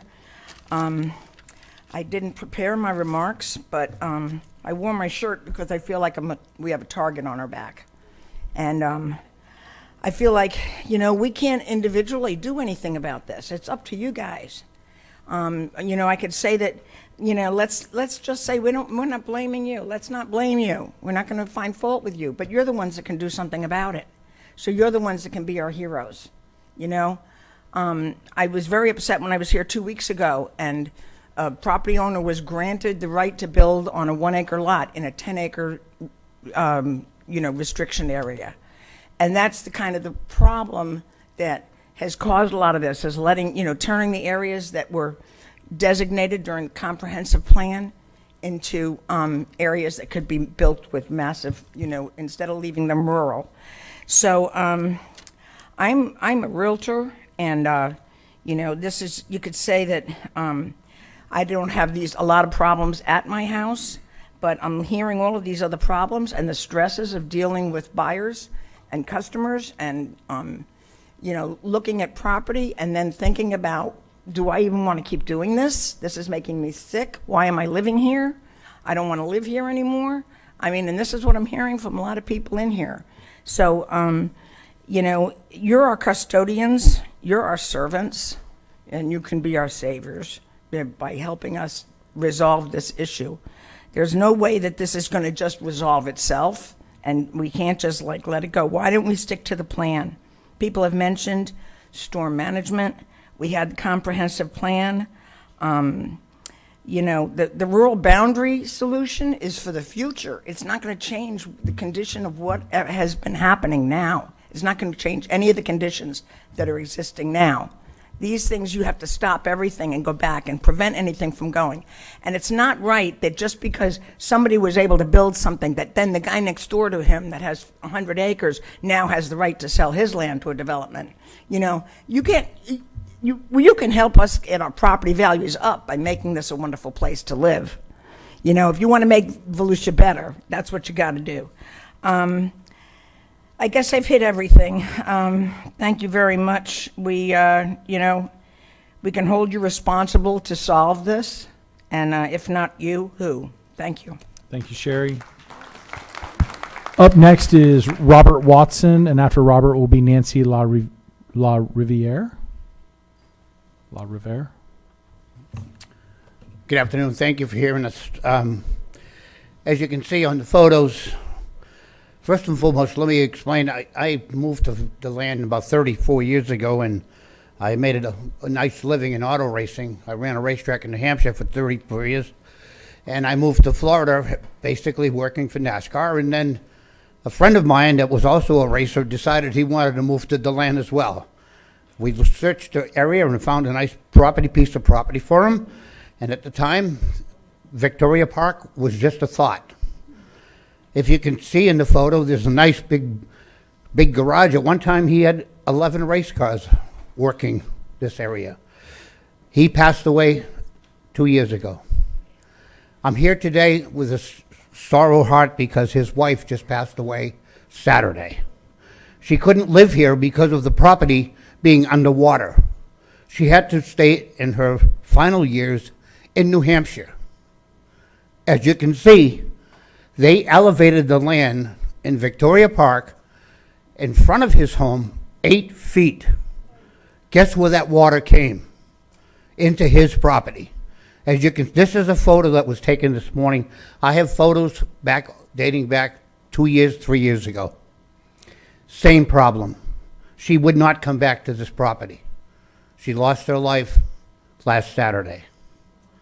So I'm here to tell you gentlemen, stop the building. My goodness, everybody's just, we're hurting all over this is right off of Rockingham Road, off of Taylor.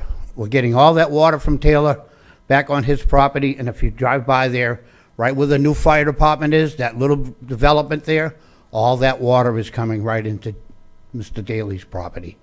I am a caretaker for that property. I don't own the property. As you can see, this is the picture was just taken 2 days ago. It is underwater, and the family itself don't even want to come back to this property.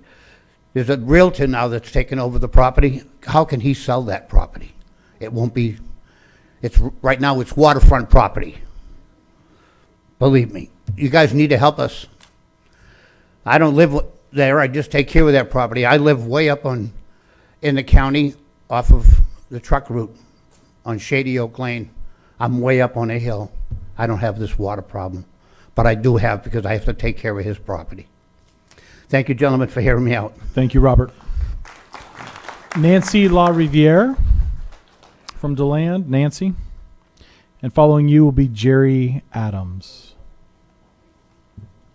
Hello, thanks for hearing me today. Nancy La Riviere. I'm president of the Lake Winnimisette Civic Association. I have an actual action item that you can do something about, so hopefully that'll give you something to do after this that will be hopeful for everyone. After Hurricane Irma, that took down most of a 400-year-old live oak in my front yard, I watched Davis Tree Service cut a 3-foot diameter limb, and water came out of this limb like a torrent. It was like a fire hose. There was so much water in there. And I came to realize how much water is stored in these big trees. Trees suck up tons of water, as you probably know. Tens of thousands of trees have been removed in the past year for Crestwind, for Lake Park Estates, and the Vanacourt Storage Facility. So now my neighborhood, Lake Winnimisette area, is completely surrounded by new development on all sides. Currently, city property is overflowing onto county property. So here's the action item that will help my neighborhood. It's a small thing, but I do have people, there are people on Lake Winnimisette whose houses are actually flooded. I've been on Lake Winnimisette for almost 38 years and have never seen a house get flooded. Water's come up, all of our docks are underwater right now. That's the second time I've seen that in 38 years. But for the first time, there's actually water in people's houses. So we have this canoe trail that's north of the lake. It passes underneath a bridge on Lake Winnimisette Drive. It needs to get cleaned out. In 2004, after the 5 hurricanes that came through, the neighbors got together. We cleaned out the canoe trail. The lake went down a couple of feet within days. So this is something that can be done right now. But we need some help from the county because most of us who did this 20 years ago are now over 65, and it's real hard to swing a machete at this point. So perhaps you could send us somebody had actually gotten an excavator and helped us clear this canoe trail out. It'll make a big difference in our neighborhood. Can't help all of Volusia County, but it will help our neighborhood. Thank you. Thank you, Nancy. Jerry L., I think it's Adams or Adamo. Jerry? And after Jerry, it'll be Elizabeth Bands or Bando. Listen, this ain't gonna be nothing new. You've heard a lot of stories. A lot of these folks are my neighbors. We live off Blue Lake Hill. That's Rockingham and Taylor. Out of the 15 homes, all on 3 acres, 8 of us are underwater. You know about that. The retention pond on Taylor Road, east of Blue Lake, and on the north side of Taylor is that big retention pond. My house is adjacent to it, dead center. You can walk up to my fence line and look over, you're looking in the retention pond. I've pumped my yard, which helped 2 other neighbors, 4 times so far. I'm done. Septic tank is gone. I have a 500-gallon propane bottle from a Generac system because the power goes out. It's trying to pop up. The lid popped up on it, and it's trying to move up. I'm hoping it stays down. My house is not livable now. We're not going back to our home. My home is up for sale. And if the county would like to buy my house, you come on out and talk to me, and I'll give you a fair price. We're done. I've been through so much, and I got neighbors in here that would vouch for me, that I've done so much for them to help us all out. I'm tired. I can't do it no more. It's every year now. My wife, she's all stressed out, and it makes it rough for me to try to go on with my day. I went out to my house. I can't get to it, so I had to walk through that water. And what I'm doing is walking through water that belongs to my neighbor's too, septic tank. And when I got home, I went through 2 bars of soap trying to get that stuff off me. I just don't. Y'all need to stop building. Put it on standby. Get the proper people. Get the proper people to come in here. I'll come down and talk to them all day long. We've been through a lot. And if y'all got a heart, you got to stop the building first of all, because if you don't stop the building, the area is Busford Road south to Orange Camp, and then it would be Blue Lake east to Martin Luther King. That whole area is underwater, and it's a crying shame we have to live this way. As far as the retention pond, they came out. I met with the supervisor several times, and he brought the spider machine out. He only dug the edges out.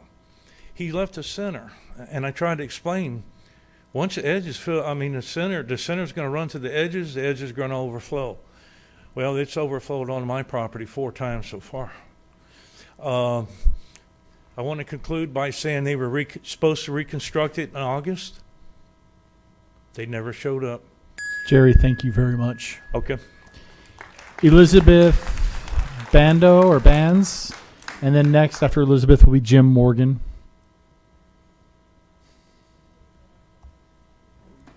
Hi. It's Bonds, Liz Bonds. Sorry, Miss Bonds. Oh, no, you're good.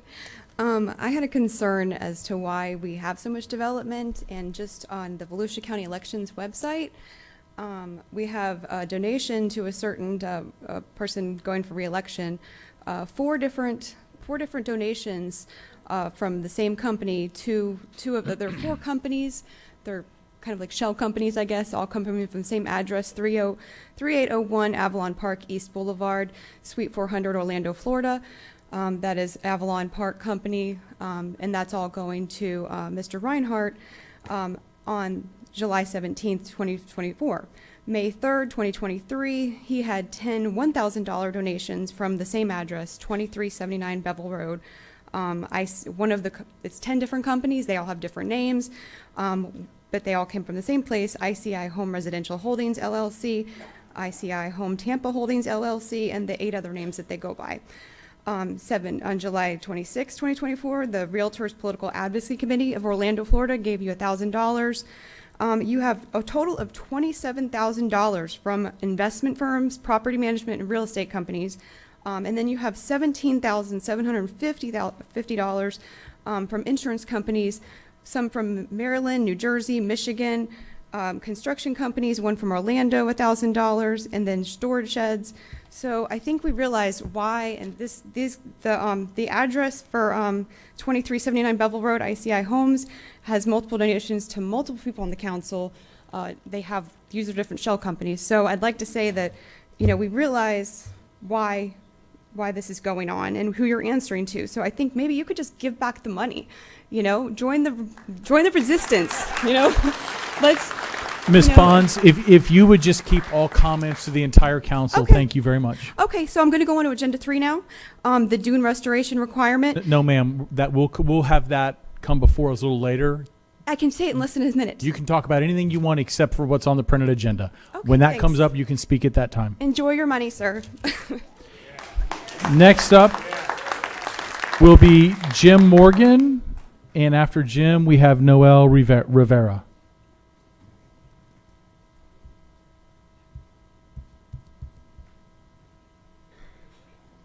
First of all, I'm in very poor health, so please excuse me. My name is Jim Morgan. I live at 1353 South Blue Lake Avenue, which has been my home since 1977.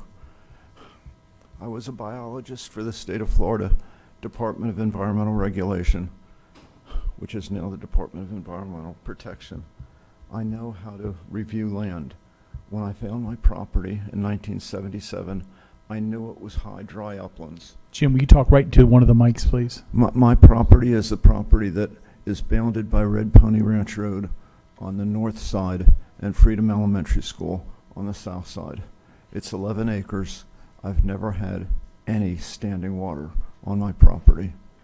On Friday morning after the storm, my wife and I walked our entire property. It was bone dry.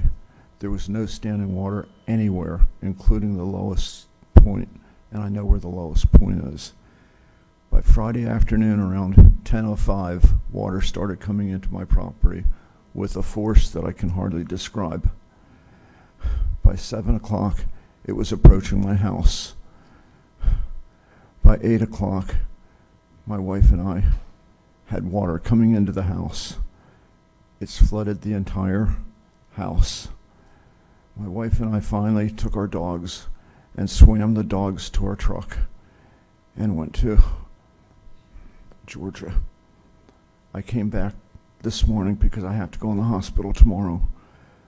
But this property, the property that's been developed is Victoria Park. I knew it well when it was owned by Tom Stewart. It used to be grassy ponds and low-lying uplands that he grazed cattle on. It's now all houses. The grassy ponds are gone, and their water is being dumped on us. We can see it coming. We know where it's coming from. They had to elevate all of the houses in Victoria Park so that they could build houses. Now that water is dumped on us. My whole property is underwater. I've already spent a lot of money in the last 2 days having someone try to build coffer dams to surround my house to try to protect it. It's too late because it's already flooded. I know my time is running short. My parting shot as I left my house. I can't talk anymore. Thank you. Thank you, Jim. And I wish you the best tomorrow with your procedure. Noel Rivera, and after Noel will be, I think, Josie Rivera. Noel? Noel Rivera? Joshua Rivera?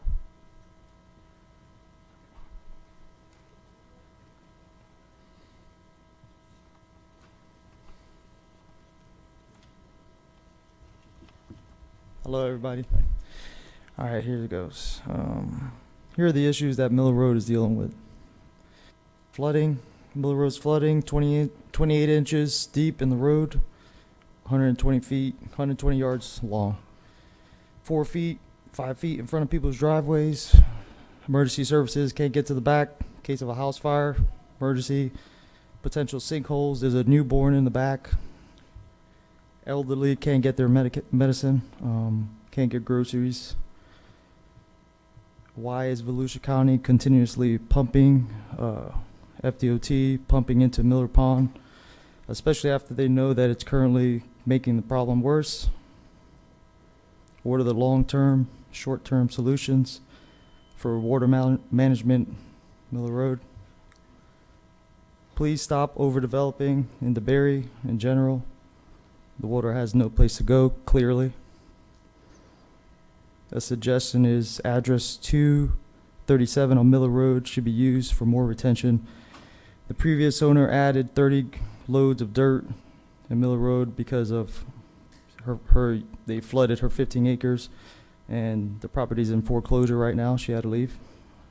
In the future of Volusia County, this is a question I asked myself, and it's a pretty legitimate question because I'm currently going through it.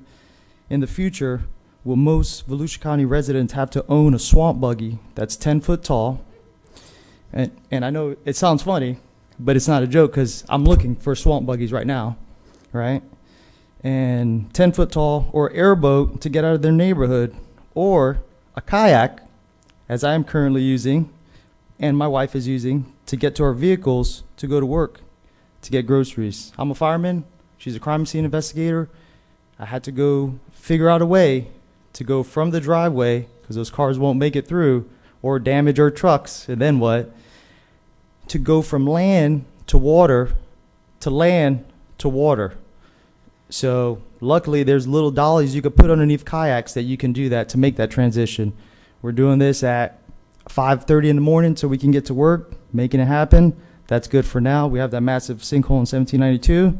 Those are extremely dangerous. There's a bunch of bubbles coming through Miller Road, so hopefully that doesn't sink down. That'll be disastrous, right? Whatever, 20 seconds.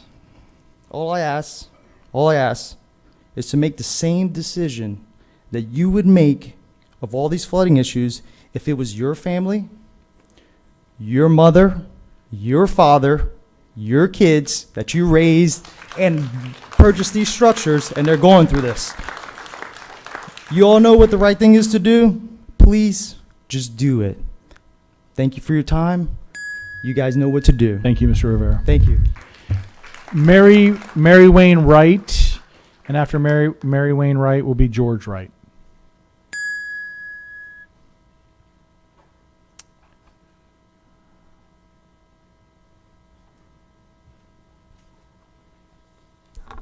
Good afternoon. I hold two things that no one has mentioned yet. You're not the only ones to blame. It's the city. For some reason, they have the right to eminent domain anything they want so they can add it to the tax rolls. And as you all know, we've been way overbuilding. My address is 960 South Massachusetts Avenue, and that's on the corner of Beersford, which goes all the way up to Blue Lake. And there is a developer, I even think he's approved, that wants to put 87 houses in it. And that would be from Massachusetts to Blue Lake. And it's going to be a nightmare. Number one, they'll never be able to get out of there. And number two, the water, because we live in the old clay mine, for those of you who have lived in DeLand a long time ago, well, when they excavated it, it came down, and our property comes down 40 feet. And the water is going to make our whole lives unbearable. And I speak for every single person in here who's talked about their personal tragedies with this water. It's not just Milton. You can't blame this present storm on all the other times that things were happening. I say to you, not just from your heart, but don't let the city get you motivated with their plans of all the money they want and all the development they want. Don't do it. Let them, they can make their own property. Bigger than I am. First off, I want to tell you that I have 2 degrees from the University of Florida. One in forestry, one in engineering. And the only reason I'm telling you this is I want you to understand that I do know what I'm talking about. You speak right into the mic so they can hear you there. Thank you, sir. Good enough? Much better. That good? Did you hear me? I want to repeat it. Nope, much better. Okay, that's good. I've lived in the land for 55 years. Okay. I bought this mine, a clay mine, 40-something years ago. And we plowed off a little plateau, and we put our house on it. We sat on our back porch through 8 hurricanes, okay? And the wind, we've lost a lot of trees, but water is primarily our problem, maintaining it and getting it away from the house. Okay, this development that you're proposing to build to the east of us, the ghetto, okay, is what it's going to amount to, because you're talking about 20 by 20 homes. You think ahead 10 years, what the hell is that going to look like? And I have looked at the plan that you have got there, and you have a retention pond over here on the hill, and the road comes down. The road is 62 feet. That's the elevation here. Your retention pond is 68 feet. How the hell are you going to get that water up there? Okay? You say, well, we'll dig it deeper. Okay, what did I say I lived in? A clay mine. You go down 6 or 8 feet, you're going to hit clay. What is one of the natural characteristics of clay? Doesn't perk. Okay, so whatever is there is going to have to evaporate, or it's going to have to flow laterally. Okay, I know you guys are not going to do anything about it, but I can see a tsunami coming my way. If we have a hurricane, it will literally wipe my house out. And like I said, I live in a clay mine. I have lots of clay, lots and lots of clay, and I am going to build a berm between me and that development. It's going to be like maybe 8 feet above the road, and Massachusetts will cease to be a road because it will be continuously Thank you very underwater. much, Mr. Wright. Thank you. Good luck. Thank you. Heavenly Figueroa, and then after Heavenly, our last speaker for the first part of our public comment portion will be Martha Ashley. Good evening. He was great. I was not planning on speaking. My husband, JC, is definitely the voice of this situation, as you guys know. He knows the facts. He knows a lot. This has consumed our life for 7 years. Okay, we have 2 kids. So I'm going to kind of speak out of the heart and try not to cry. You guys can hear his frustration. You know how mad he is because it's very frustrating living like this.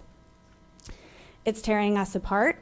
7 years ago, we decided to purchase some property right here in DeLand. He's a business owner, and he's been that business owner his whole life since he was 18.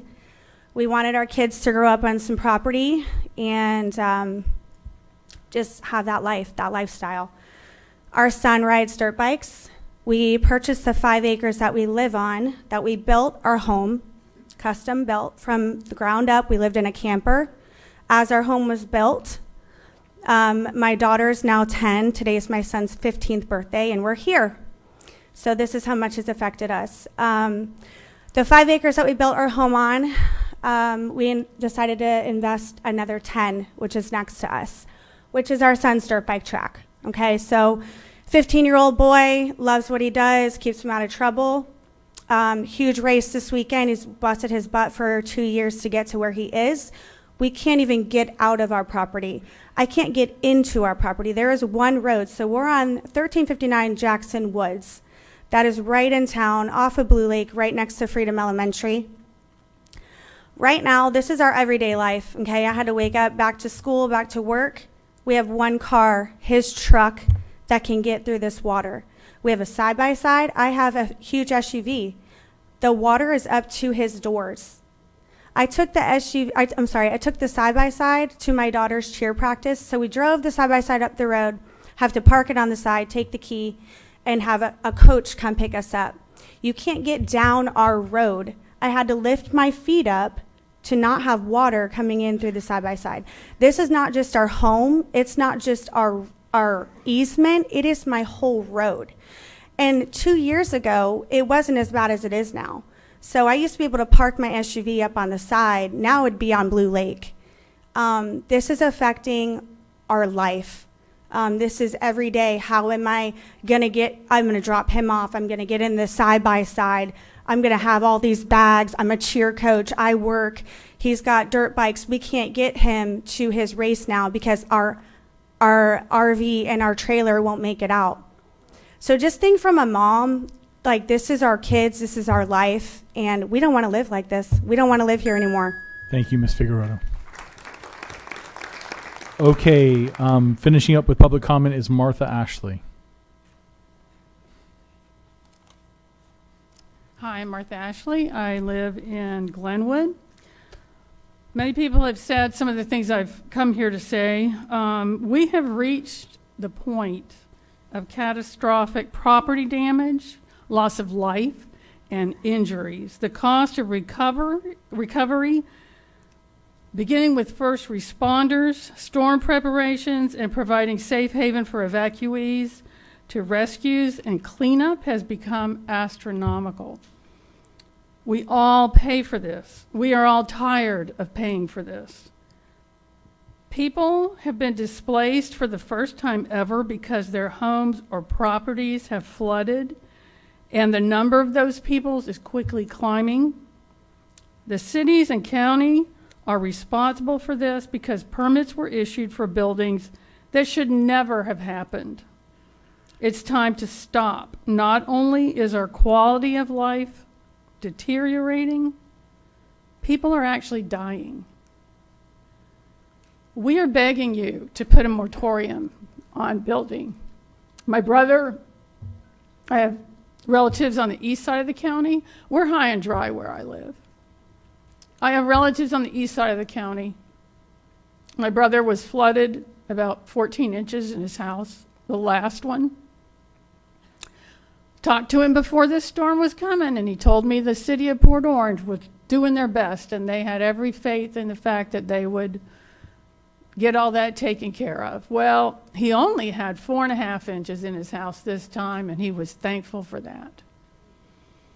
I can't tell you how it feels. Some of you may know, I don't know, but to be worried about your sister living in Port Orange that has dementia and her 83-year-old husband, while you worry about your brother and his wife, it takes a toll on anybody that has a heart.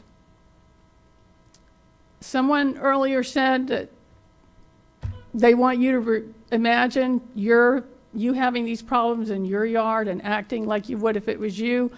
I'm not going to say that because I no longer have faith that people are going to do the right thing, even if it happens to them. Some people just don't understand things, even while the water rises in their own homes. So I'm just going to say that you guys need to answer to us, and if for no other reason, for financial reasons. We can't keep paying for all this. The county, the cities, all these people paying their own money for everything that's happened on land that they never thought would have water. It's too expensive. Thank you for listening. Thank you, Ms. Ashley. Council, thank you for bending our rules and allowing us to hear from the public today. Residents, thank you for showing up and sharing with us. No, ma'am, I'm sorry. I'll just tell you very, very briefly, and we're not going to have a back and forth, but on the county's webpage, all the council members' email addresses and phone numbers are there, so that you can get a hold of them that way. Thank you. Okay, council, we are finished with the first public participation part of our meeting. Item number 1, approval of the agenda. We're going to need a motion in a second. Move to approve. Second. Okay, motion made Go by Mr. Santiago. Mr. Chairman, before we vote on that, Second by Mr. Johansson. Yes, sir. Go ahead. I'm sorry to interrupt. I know it's not normal, but I see people are walking out that have spoken about some very important topic Yes. today. I wanted them to hear this, Mr. Chair, if I may, a personal privilege.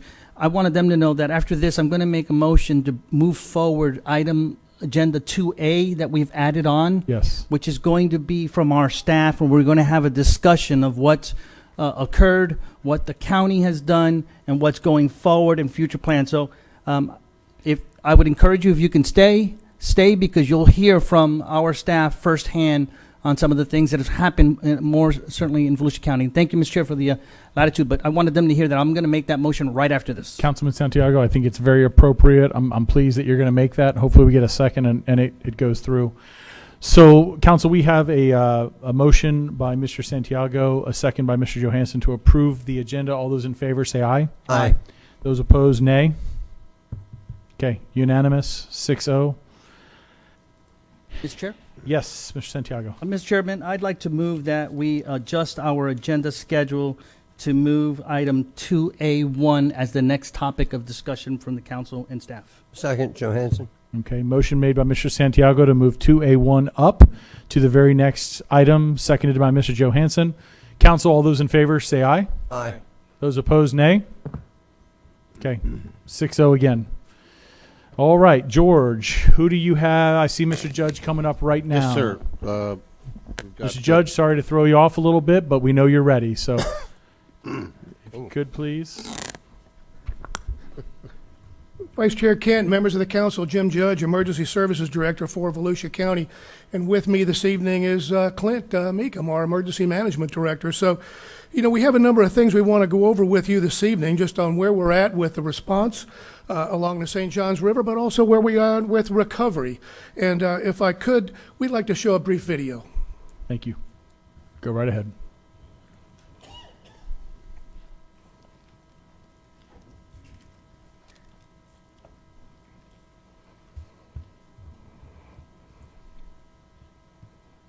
Maybe not.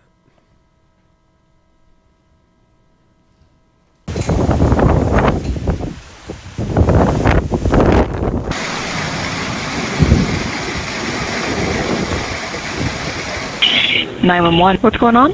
Yes, we're flooded. We're in the house with about 4 inches of water, and the water's coming up to the lip. The fire alarm down at the fire stove. See him? Yep.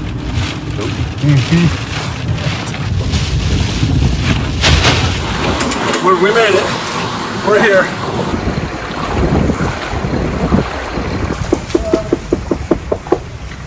All right. We're coming around, so we'll be safe.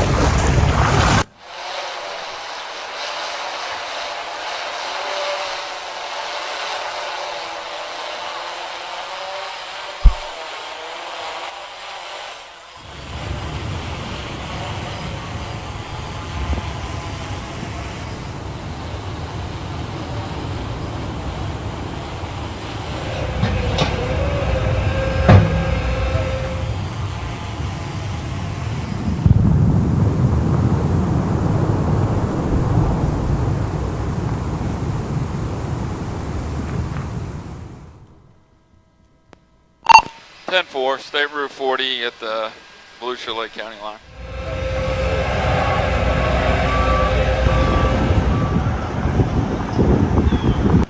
Your family called and said they were worried about you.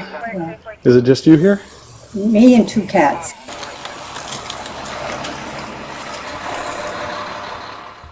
And I believe we also have a few pictures that we want to show.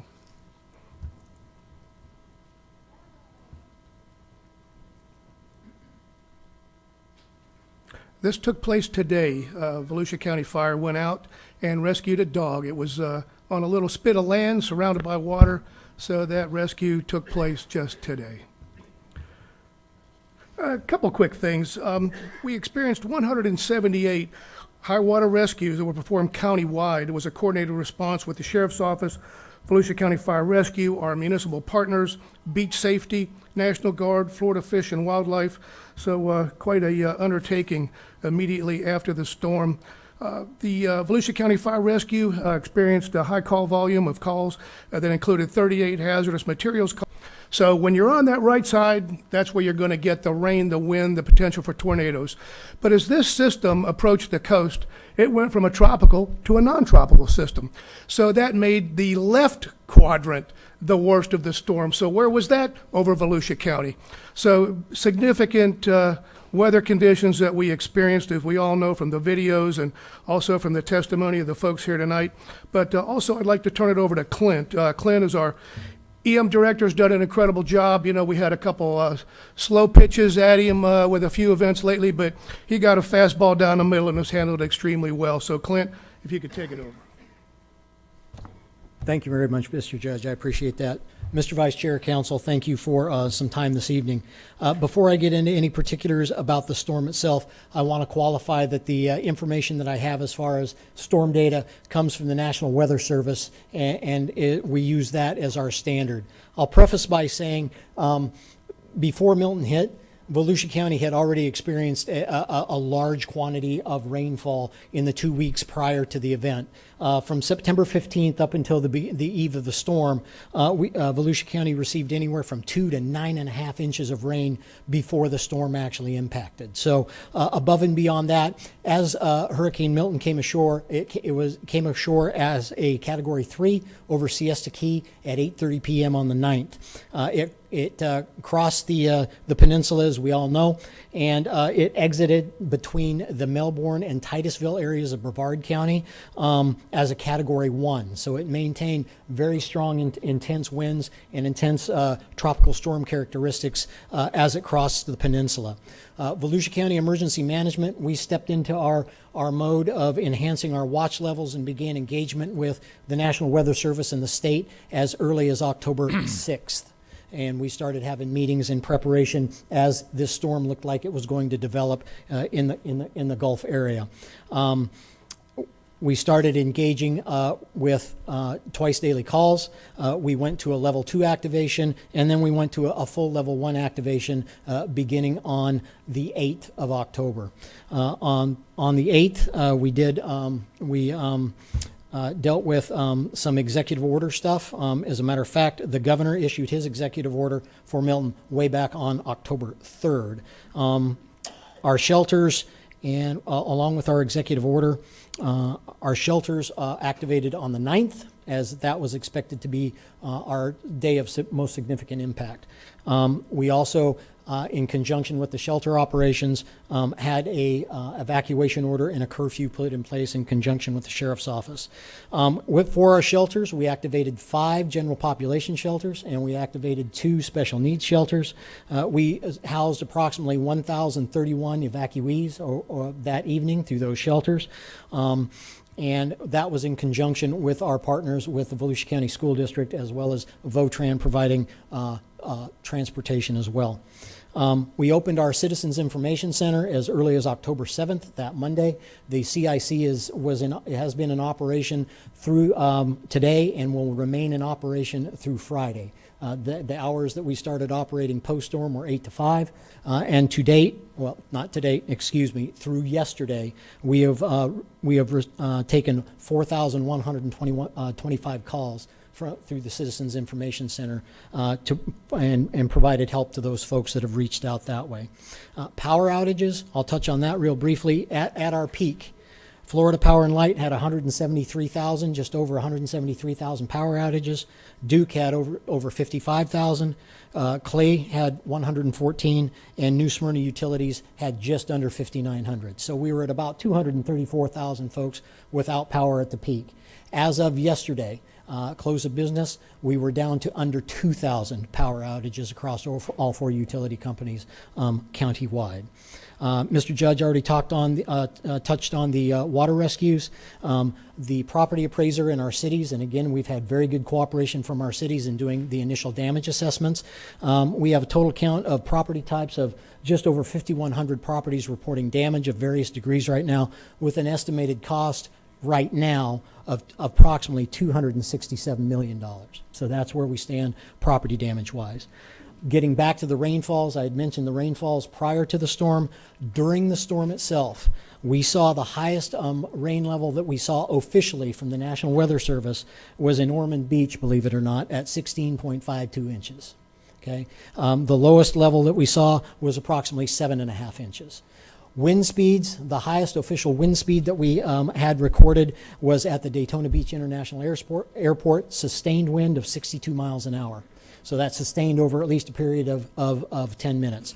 The highest wind gust that was recorded was 88 miles an hour. And again, we may have areas that experienced higher winds. Those are just the official ones that we could record through the National Weather Service. Right now, ongoing activities. As I mentioned, the Citizens Information Center will remain open through at least Friday, 8 to 5, to again provide access for our citizens to request assistance. We are encouraging our citizens to apply for Transitional Sheltering Assistance, TSA. The federal government has not turned that program on yet, but we are encouraging people to apply so they're in the queue when they do turn it on. We are working with our state and federal partners to establish a disaster recovery center. That process, we finished that request today as far as locations, and again, we've had very, very good cooperation from our cities in asking for locations. The libraries are also prepping to provide assistance to help our citizens with individual assistance, public assistance, and hazard mitigation. Grant programs have been activated for this storm by FEMA, and the libraries are prepping to make sure that they're ready to be access points to help our citizens apply for that individual assistance and begin that process. Being mindful of time and the fact that I can go on for a long, long time, and I apologize for that, I will end my comments there, and I am happy to answer or entertain any questions that the council may have. Mr. Meacham, thank you. Don't run off because there are a few names already lit up that want to ask you some questions, or Mr. Judge. And Mr. Judge, thank you as well. Council, we had a motion and a second to move this item up. We're not going to vote on this to the end, just accepting the information. But before we get involved in this, I would like to have a motion and a second, just that we even want to participate in this. So moved. Thank you. Thank you. Just keeping our ducks in a row here. All right, Councilman Santiago. Thank you, Mr. Chair. Can you give us a brief synopsis also? I know you talked about what happened in Volusia and how response. And first, let me say, I think your emergency team, all of them, going down to the responders, did a good job. So thank you. I fielded a few calls that I passed on to you all, and it was handled immediately. So thank you for what you did. Can you give us and the public a little bit more information on how it affected the state? Right? I know we're just one county, but we have 67 counties, and can you give us some more information? Absolutely. And again, as we all know, when Milton came ashore, it did come ashore as a Category 3 storm with 105-mile-an-hour sustained winds down near Tampa in the Sarasota area. Those counties took the brunt of the impact and have been reporting they saw storm surges as high as 12 feet in some areas, which is incredibly high.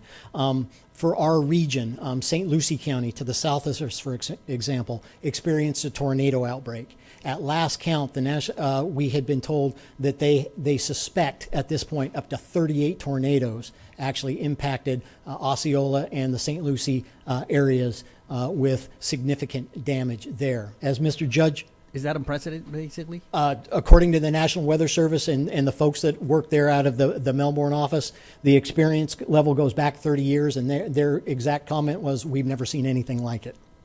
So, and then as Mr. Judge said, for us, it became a non-tropical storm, so instead of the right quadrant with most of the convection and most of the impact being, in this particular case, along the track to the south, it was to the north. So while the storm tracked to the south of us, as it moved to the south, we saw less wind but more rain. So the counties that were closer to the eye sustained much more wind damage, while they might have not seen as much rain damage. Does that answer your question, sir? What about flooding?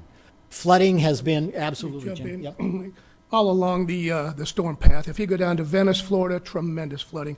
All the way along the path, flooding and significant damage. We looked at the videos. We've talked to our friends to the southwest, and significant damage, significant flooding, tornadoes, as Clint mentioned, but just utter devastation. Again, this one moved up to number 5 on the all-time list and it surpassed many well-known hurricanes that we all have known. So it just, again, I think it's number 5 now of the worst hurricanes to strike the United States. And just to, again, just setting a basis is what I think what I'm trying to do here. You made the statement that still stuck with me that someone else said that we've never seen anything like it, this storm. But when you top that, we never seen anything like it with what happened 2 to 9 days prior with all the rainfall that we received like it, we've never seen anything even more so like this based on what the weather pattern did for us, right? And that's exactly what the National Weather Service told us. And as we began engaging with them, even pre-storm, they kept telling us, Volusia County, Lake County, some of our other partners, you're already very wet and you're going to get much wetter.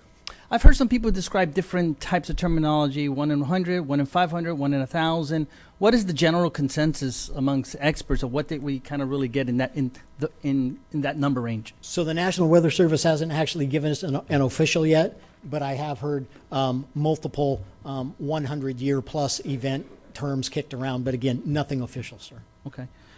Mr. Chairman. Quick, I just would add, for this area, a 100-year storm event, which is a 1% chance of that storm occurring in terms of rainfall in a 24-hour period is approximately 11 inches of rain in a 24-hour period. So if we were getting upwards of 15 or 16 inches of rain in areas, that well exceeds a 1% storm chance or a 100-year storm event. Exceeds a 100-year event. Correct. But no number has been put on it yet. Okay. And Mr. Chairman, I just want to make a quick comment and then I'll yield if I may, because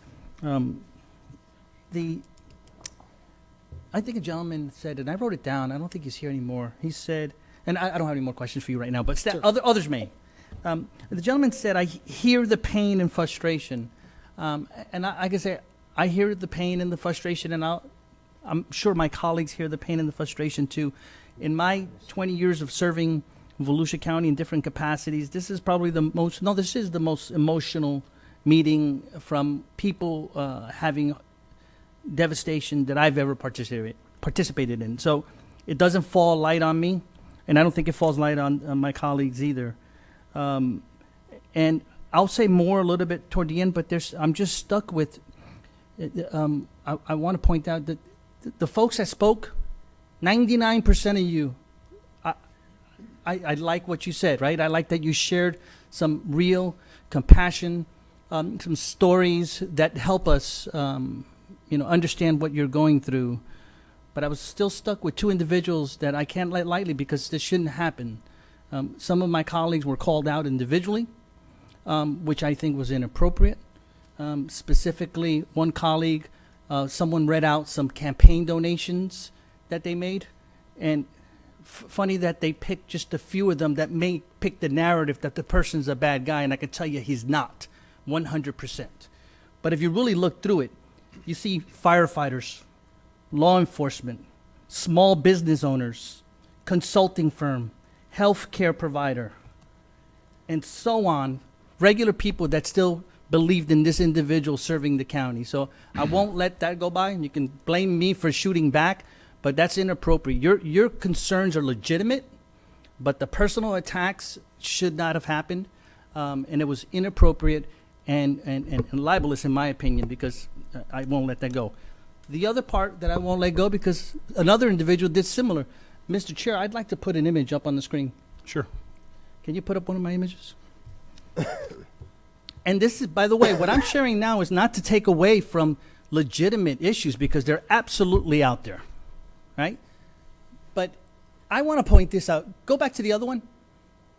Because this individual called out several members of this council for, I won't even say that what words, but it was inappropriate. But let me show you this property from an individual that spoke and accused this council of doing wrongdoing. This is from December 2004. The property in the middle where it's like a little bit green. Well, let me see if I can annotate that here.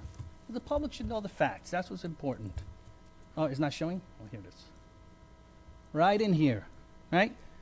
One individual that spoke, property's right inside there. Guess what this is? Flooding, 2004. No house on the property. Go to the other image. See this here? No house on the property still. Guess what this is? This is the subdivision that built right behind this individual later on. There was flooding on this property in 2004. Not negating the fact that this property is flooded now. I'm not trying to take away from that. But what I've seen often, I want to find solutions. I've said that since I've been here in the beginning, and I try to talk to engineers. I know when emotions are going, people want to find someone to blame, right? And so do I, if I can get facts around it. But I'll just use this one property as an example. It flooded in 2004, significantly. There was nothing behind it. I'm not saying development it doesn't play a part in it. And I'll leave with this, Mr. Chair, and then we can talk more later. But the people should know that this county council, from my recollection, I'm just going off my memory, I think we've only approved, since I've been here 2 years, maybe 2 or 3 developments that have been of mid-scale in this county council, 2 to 3 since I've been here, 2 to 3 developments. And I don't think it was in the areas of anybody that was affected here. Again, not taking away from what your legitimate concerns are, but a lot of this has happened outside of the county's purview since I've been here for the last 2 years. We have standards that I agree. I think I wrote down the note. I wrote down here, I learned a lot, and I think we should plan for it. That was another comment that somebody said. I don't remember who that person is. Because right now the standard, you should all know that the standard by DEP and the state is two standards that we apply. One is to develop in a 1 in 25 year storm. So when a subdivision comes, it's one standard depending on where it's located, okay? And the basins that they're located through the county. Again, these are state standards that we apply. 1 in 25. And then if you're in a closed basin, certain areas in the county, if you're in a closed basin and you want to develop there, currently you have to develop a retention, a water mitigation process to 1 in 100. So that's what's happening today. Should we look at it? Absolutely. As a matter of fact, this county council, about 6 months ago, we directed our committee. I think she's the chairwoman. I'm not quite sure if she's the chairwoman still. Oh, she's not. But she's out there. She's a member of this committee, and I'm sorry that I called you out. But we tasked this committee to start working to create additional standards that we can do for stormwater specifically. So I want you to know that we haven't taken it lightly. We're working on it. It's bad what happened, and I'm all in to find solutions. We have to find scientific solutions, and I just urge you all, in a campaign season, which is what we're in, people sometimes like to stir the pot and like to take advantage of people's emotions. Let's go deal with this with the facts. I'm in, and you can keep coming to the county council, hold me accountable to it, saying, what are you doing? I'm asking our NRAC committee to continue to look at it. Our staff is looking at it. You got solutions? Bring them to me. You got ideas? Bring them to me. I'll pass them. I'm not an engineer, but I'm all in for solutions. But please understand, political season heightened things up. This was a storm that I don't think anybody could have predicted with the 2 to 9 inches that we got. And help is on the way from the perspective of we're looking to see how do we develop more better. I don't know 100% certainty. I'll finish, Mr. Chair. I don't know 100% certainty that that's the 100% culprit. I think there's other causes that we all need to look at in the big picture to solve this problem. Thank you, Mr. Chair. Thank you, Mr. Santiago. Mr. Johansson. Comment, sir, if you don't mind. Yes. First of all, I want to call out a few people, and I apologize for this, but I had a lot of calls under you, over you, and to you regarding helping citizens out east side and west side this past few days. Clint, your group did phenomenally. Every time I called, including you, looking for phone numbers that are easily identifiable on our website and on the Volusia County EMS app, you were quick to respond. I know Holly Winhoven isn't sitting out there somewhere. I couldn't point her out if I could in a lineup, but she was instrumental in making stuff happen for me, so I appreciate it. I'd also like to give a kick in the butt to Jim Judge, this is his last rodeo. for now. Jim, I appreciate everything you've done for me personally in the 10 or 12 years we've known each other. And for this last hurrah, you went out with a bang, my friend. I appreciate everything you've done. And Clint, I look forward to you picking up those pieces that he left on the floor and putting them back in the bag and running with it. But you all, from an EOC perspective, did a great job. I know you couldn't have stopped what happened, but you did a good job of mitigating. You asked everybody to get out of town, and some of us didn't, and you still went out and took care of them and got them to a safe spot. So my hat's off to you, sir, for all of your time. I'm sure you'll get a cake at some point. So I appreciate you, sir. Thank you so very much. 50 years is long enough in public service, and as I walk down the EOC and I look at all the name storms on the walls all the way back to Matthew with George, we've been through a lot. We've been through pandemics. We've been through multiple hurricanes, tornadoes, tropical storms, flood events, you name it, over the years. So, but I'm passing the torch to Clint and his staff that are doing an excellent job. Will continue to do an excellent job for the county. Great. Thank you very much, Jim. Okay, Mr. Dempsey. I just kind of wanted to respond to what David was talking about with the aerial that you showed from 20 years ago, and then a more recent one showing it dry. But I can just attest to. I'm very familiar with that area. That's in my district, and I think I've told you before, but I've ridden dirt bikes with my oldest son when he was 2 years old back since the early 90s, and I've ridden when that was just the Stewart's property before Victoria Park was ever there. I've ridden dirt bikes all through that area. I mean, all through there, year round, pre-storm, post-storm, all that. Never have I seen standing water like this. And I've been back through there since I've been on the council, and there is standing water. I mean, it's an issue. I don't know who to point fingers at. I don't know who the bad guy is for this, but there is a problem with flooding in that area. I've known, my wife grew up with Trooper Adams, now retired, and right across from Common Grounds at Rockingham, all that stuff. She was raised there, went to high school, living on that same street. She has told me there's never been flooding like that. Never. So I have no reason to doubt her. I'm speaking from personal experience. There is a problem, but I don't know if it's I don't know who to blame, but there is. I just hope that we're looking into it. That's why I voted to keep NREC. That's why I voted to explore this urban boundary thing. I'm not saying that I'm going to vote for it necessarily, but I think we need to look into all options, and I'm just hoping we push forward. The question I had, and I didn't know if this is possible, I don't know who I'd even need to address, but are we able to use some of this Transform 386 money for infrastructure? Because it seems like a lot of the problems that I'm getting complaints about are very concentrated to, like, Mr. Figueroa and Trooper Adams and all the Rockingham people. That's all in one area. Common Ground, that's all in one area. I drove down there right after the storm, and it's everything they're saying it is. Also over there by FFA on the truck route, that's a concentrated area of flooding. Is there any reason why we can't use this $50 million for infrastructure for those neighborhoods to either buy out the homeowners? I think one homeowner said, I'll sell my property right now if you want to buy it.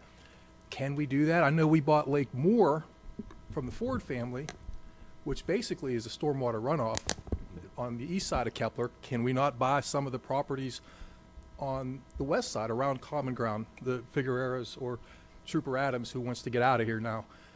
Is that something that's an option for us to look into? Well, there may be an option, but just to update from the previous storm, the 386 money has gone out through a process, and it's been out to the cities along with the county. There are several projects that have gone through that process, and the money really is being allocated into those other areas. Because remember, this flooding is not just in those areas you named. You saw those pictures. I mean, it's all through the county. So there's, we'll take a look if there's an. I think there may be monies left over that are not spoken for yet, and we'll take a look at those monies and either the county or the city that where the flooding's occurred will be encouraged to put in more projects for infrastructure. So it's occurring as we speak. So would that actually, because I think Mr. Johansson said there was actually another 42 million that was in another fund that was available when we were debating how much should go to where, and yeah, it's about $92 million total. Okay, so And would then this otherwise qualify? It I'm could. sorry. It could. Projects could qualify. I mean, you got to look. The last batch had to be specific to those storms and hurricanes. Now you're going to get probably more money on top of that from these storms and hurricanes. So the feds are kind of funny about matching up storm with the money with the storm, but in some of these cases, they flooded in both, so Well, that's exactly. not an issue. Yeah, so these people, I think everybody we've heard from Ian, which I think is what's the 386 money's for. In one case, and it was mentioned, I think, by one of the gentlemen, we're already in a engineering study for one of the areas that was talked about, and I disagree with the gentleman's opinion of the company that he disparaged in that comment. Is a very good engineering company, and they've done a lot of great work statewide. They're probably one of the premier stormwater companies in the state of Florida, and that's who's selected and who's working on that particular project. Okay. Is that something also we might consider Volusia Forever money going to? I know we purchased Lake Moore with Volusia Forever money. Mm-hmm. Is that possible? We could buy some of these continually flooded neighborhoods that That's are all a different pot. concentrated? We'll look at other ways to do that. FEMA, when you have multiple floods, and they're reported to FEMA, they become eligible for FEMA assistance. And through the years, we've done quite a bit of that. Actually, we've purchased homes and converted areas into stormwater parks and things of that nature. So what should these people do if they are interested in just throwing in the towel and saying, I want to move? First thing is to go to that site we had up there and report and apply with FEMA. Even if they don't meet all their criteria, they need to get their information in and get on the list. That way it makes them eligible maybe for later programs or programs that are out there. But it's very important if they had damage to get on that list. And there'll be questions in there. Do you have insurance? Do you have other things?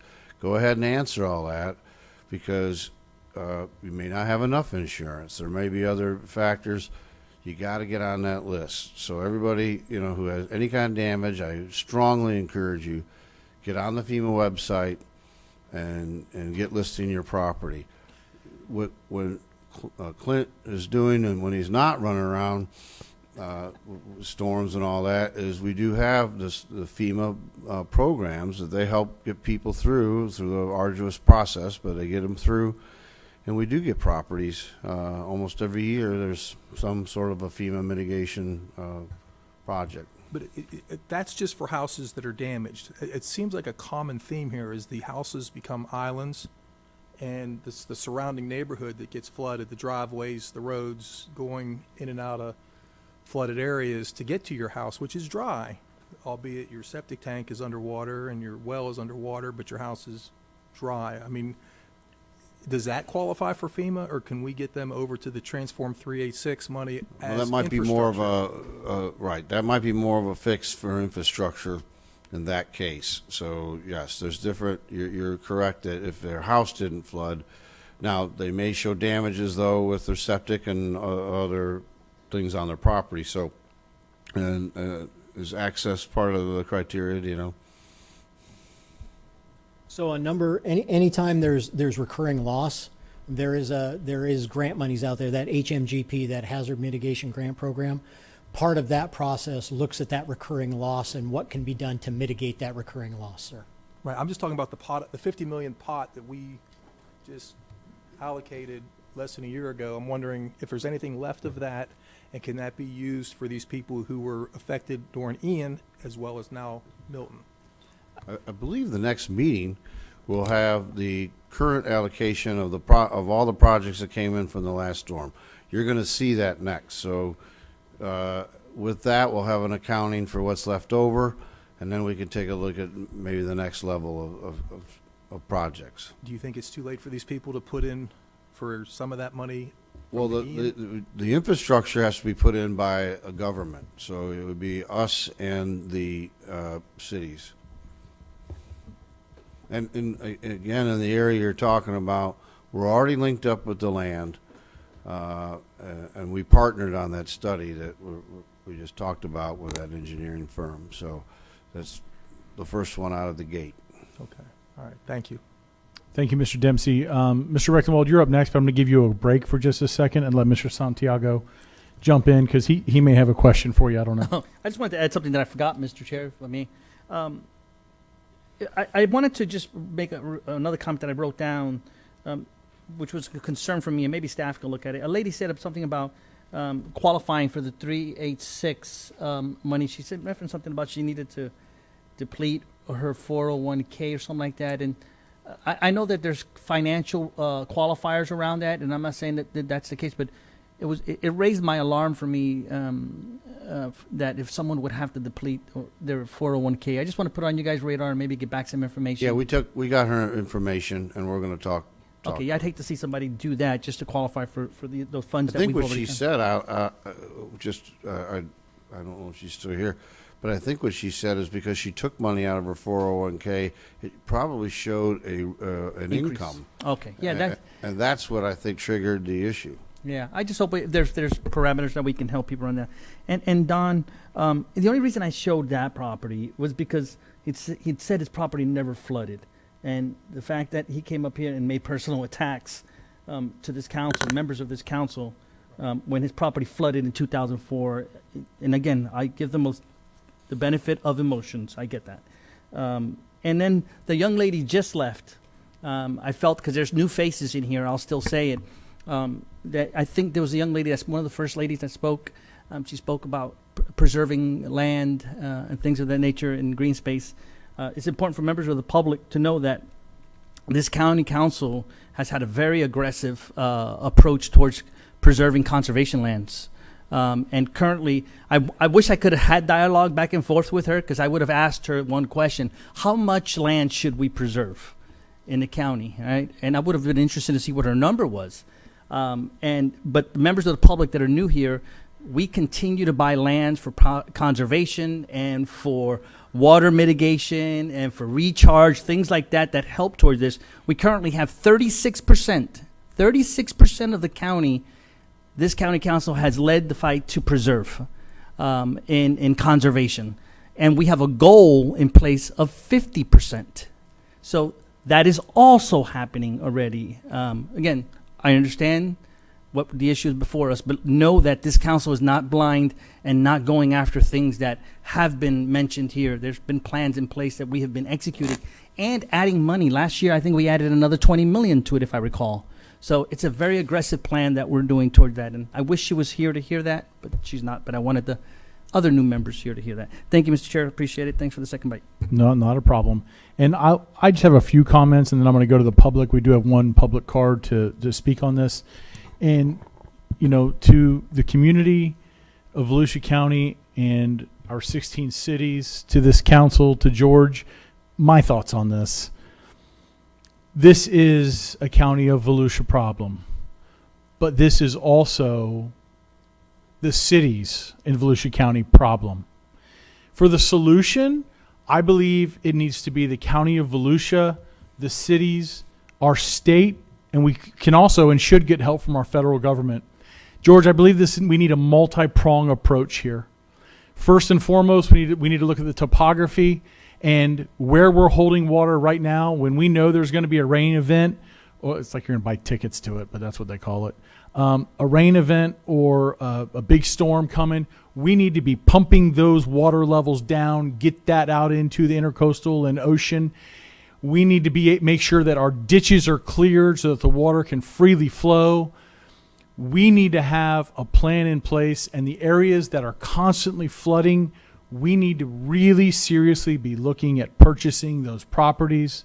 multiple properties and making sure that we can hold millions and billions of gallons of water for retention, because this is happening more often. And I just think it's incumbent upon us to have a plan to help you. Very quickly, before I go to you, George, I'm going to bring John Chaney up. You wanted to speak on this item. You'll have 3 minutes. Please address the entire council with your comments, Mr. Chaney.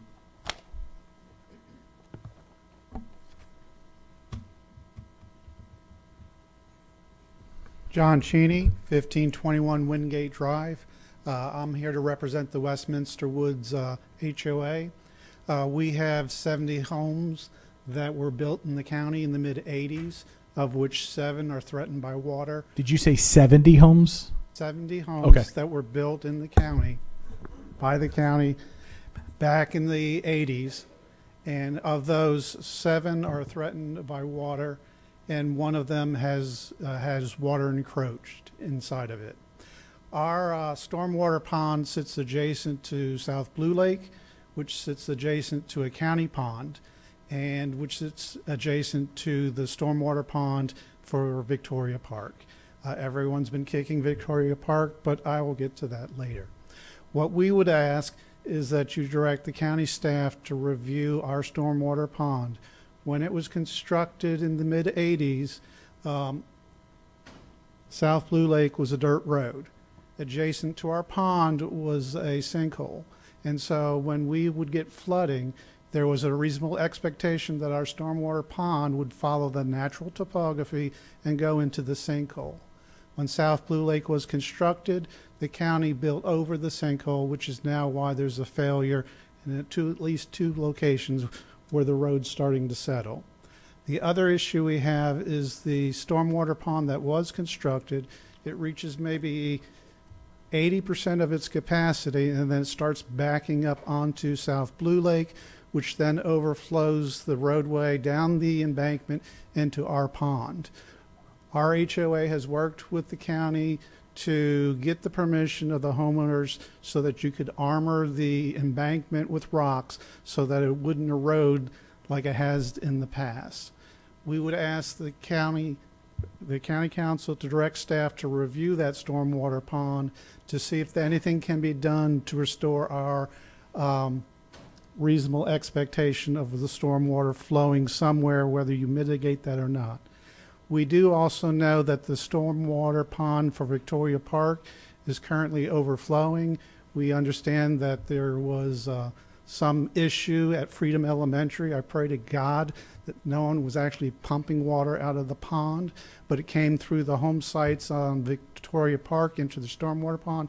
That pond is now overflowing into the county pond, which by happenstance, the water is now migrating into our stormwater pond. We would ask that if there was a failure of the pond at Freedom, that there be no failure of the pond at Victoria Park. I apologize. I do have one suggestion, having worked with with government for over 30 years. Mr. Chaney, thank you very much. Council, are you okay if we give him 10 more seconds so he can finish his last thought? You okay with that? Go ahead. What I would ask is your stormwater evaluation. You're looking at half the problem. Our issue is not only stormwater, it's with the underground water flow. We know Victoria Park's retention ponds are 15 feet higher than ours. It follows the natural ground. We have a documented study by the city and their expert underground water consultant saying that we are getting leakage. We would ask that when you're looking at these standards that you look at stormwater and underground and that you have a buffer of a quarter mile or whatever so that you evaluate the adjoining stormwater ponds, which right now none of the computer models do. They just the water goes into the ground. Thank you, Mr. Chaney. Thank you very much. Mr. Rechtemold. Yeah, thank you, Mr. Chair. I do have a couple more items to finish the report. Just first off, I wanted to bring up as we move into recovery, there'll be questions on debris, and sure. We'll be putting that information out as we speak. We'll be following the governor, just I think yesterday, issued a new updated order, which we'll be, of course, in compliance with. And that means we will have our landfill will be open 24/7. We'll be setting up a special system there.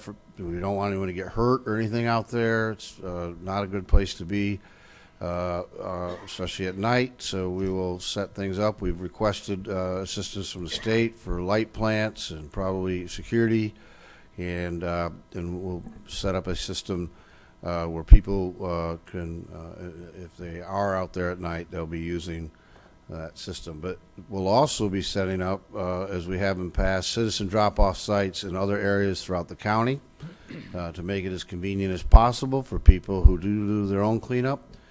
Then there's the other side, of the more professional cleanup with contractors and our staff. You probably are aware, with this storm following on the heels of Helene, I think the statement was made by the director of DEM. There is a fundamental shortage of debris contractors and equipment, and as one can imagine, when we've had two storms like that. So we will attempt to do a lot of the cleanup with our own forces, but we also will. We do have contracts in place. But I may be forced to bring some of those contracts back to you, as they may have to be adjusted, given the current situation and lack of subcontractors. So I just want to let you know we're in the process of that right now. And that is something that's been done. I can tell you on the west coast of Florida, and now it's coming this way too. So we'll work on that. Right now, we are already beginning the debris removal process as directed by this governor. We'll be hitting some specialized spots. We do have flooding anticipated along the river, and we'd like to get some of that taken care of. And you do have a large event in Daytona Beach coming, so we'll be working out ahead of that, and then we'll be going in earnest as we get more resources from our contractors. So I just wanted to give that update. And then lastly, I had Carissa set out in front of you. We did this at the last major storm, excuse me, with all the people that are hurting, with a lot of damage. Last time the council requested to suspend application, permit, and plan review fees.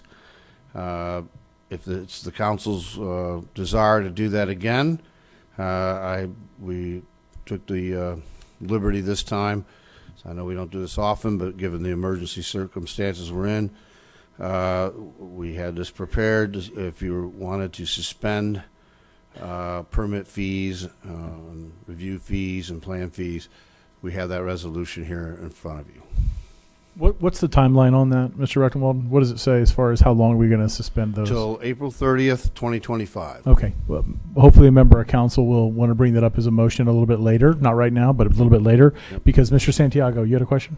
Thank you, Mr. Chair. I have a question. George, on the storm debris, if I understood you correctly in between the lines there, you said bringing back those contracts. Are they wanting more money? Is that basically what's happening? Yes. The reason, like I say, is our debris contractors, for the most part, are price gouging us. Well, that's a statewide issue, bigger than us. I could say that. So, and there's a lot going on with that. But what happens, of course, is these contractors depend on smaller subcontractors, and so those guys go to where the money is. And in some cases, that's turned into a bidding war. We're trying to get ahead of that. I think that we have one of our selected contractor has a good track record here in Volusia County, and they are going to have to submit something in order to get more contractors here. We've asked the state, and that's something that I know the idea to keep the landfill open was to make sure that it could be continuous debris removal. which and I think they're trying to take advantage of the FEMA's plan to 100% reimburse for 90 days. So there's a certain amount of pressure to get all this done in that 90 days. We'll be fine with that if we can have the right amount of contractors. It's not the landfill being open or not, because like I say, we always have these drop-offs and we have debris reduction sites anyway, and we work 24 hours anyway. Those at night, that's when they reduce the debris, grinding, burning, however they do it. So that's really not the issue. The issue really is getting contractors to get this thing picked up. Have we ever attempted to do like a local thing? I mean, I don't know what capacity we have out there, but well, we have, and in fact, what I've already put our contractor on notice to go on out. He always puts up a contact line, and they get in touch with that contractor, and usually they work as a subcontractor to that, because it's all bonded work, and it requires a lot of backing in order to do that. That's really what these companies are large bonding agencies, which protects us because they have that insurance and bonding to finish the job. And then, of course, they're fronting that storm for a certain amount of time. The people who come in, they expect to get paid weekly. And this is one of those things, very kind of rare. When you do debris removal, it's going to be a large expense in a hurry. You know, when you think about in the past, we've been around $20 million in debris removal, but we're spending that in just a couple of months. And that's fast for a construction project. Thank you, George. Thank you, Mr. Chair. Absolutely. No problem at all. So I don't see any other names up. Council, we have a motion and a second on item 2-A1, Hurricane Milton update. We're just accepting this update. And by the way, Mr. Judge and Mr. Meacham, great job. Thank you. So we have a motion and a second. All those in favor say aye. Anybody disapprove? No. All right, we're approved 6-0 on that. And I'm going to hold on just for a moment here. George, were you hoping that the council was going to approve this resolution today? I see Mr. Dyer shaking his head yes. Council, whoever makes this motion, if you would please, just to make me feel better about it, if you would read the bolded part in black at the top, just so that the listening audience knows what we're doing. I know we see it, but I think they need to hear what we're doing as well. Right now?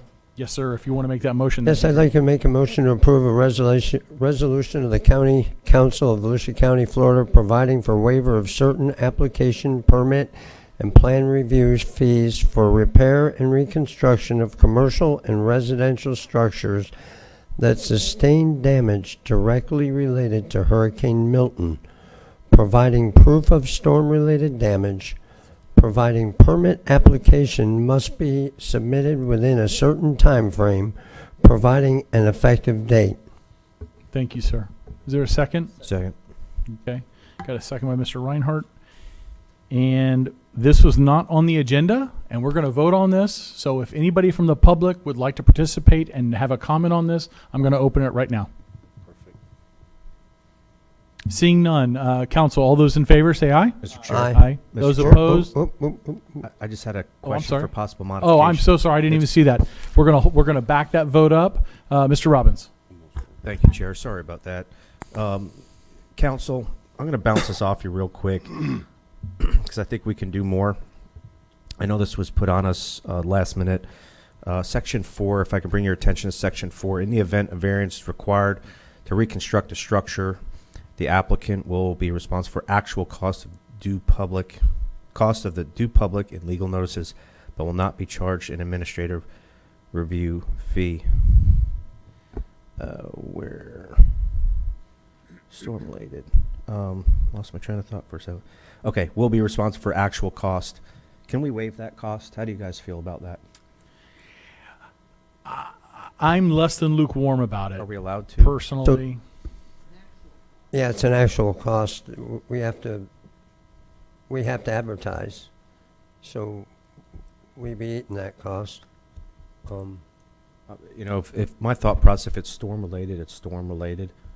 Could we get FEMA reimbursed for that? No, right? Because we chose to waive. How much would that really hurt us? Is it something we can manage?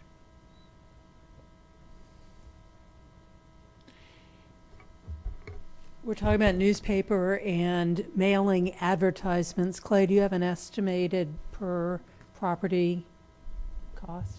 Good evening, Clay Irvin, Director of Growth and Resource Management. For variances, we have to post the property, which is staff time, and we don't really charge for that. What we primarily charge for is the advertisement that is in the Daytona Beach News Journal. How much is that? Approximately, I would say $600. For every one? Depends on the size and what we have to It's do, not but I'm just going to say. Right thing to do for our residents.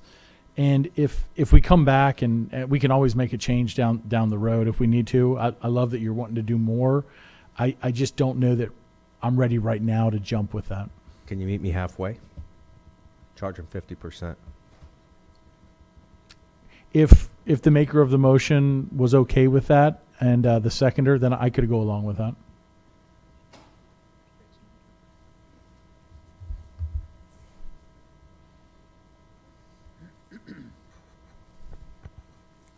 And I don't see the maker of the okay. Give me a minute.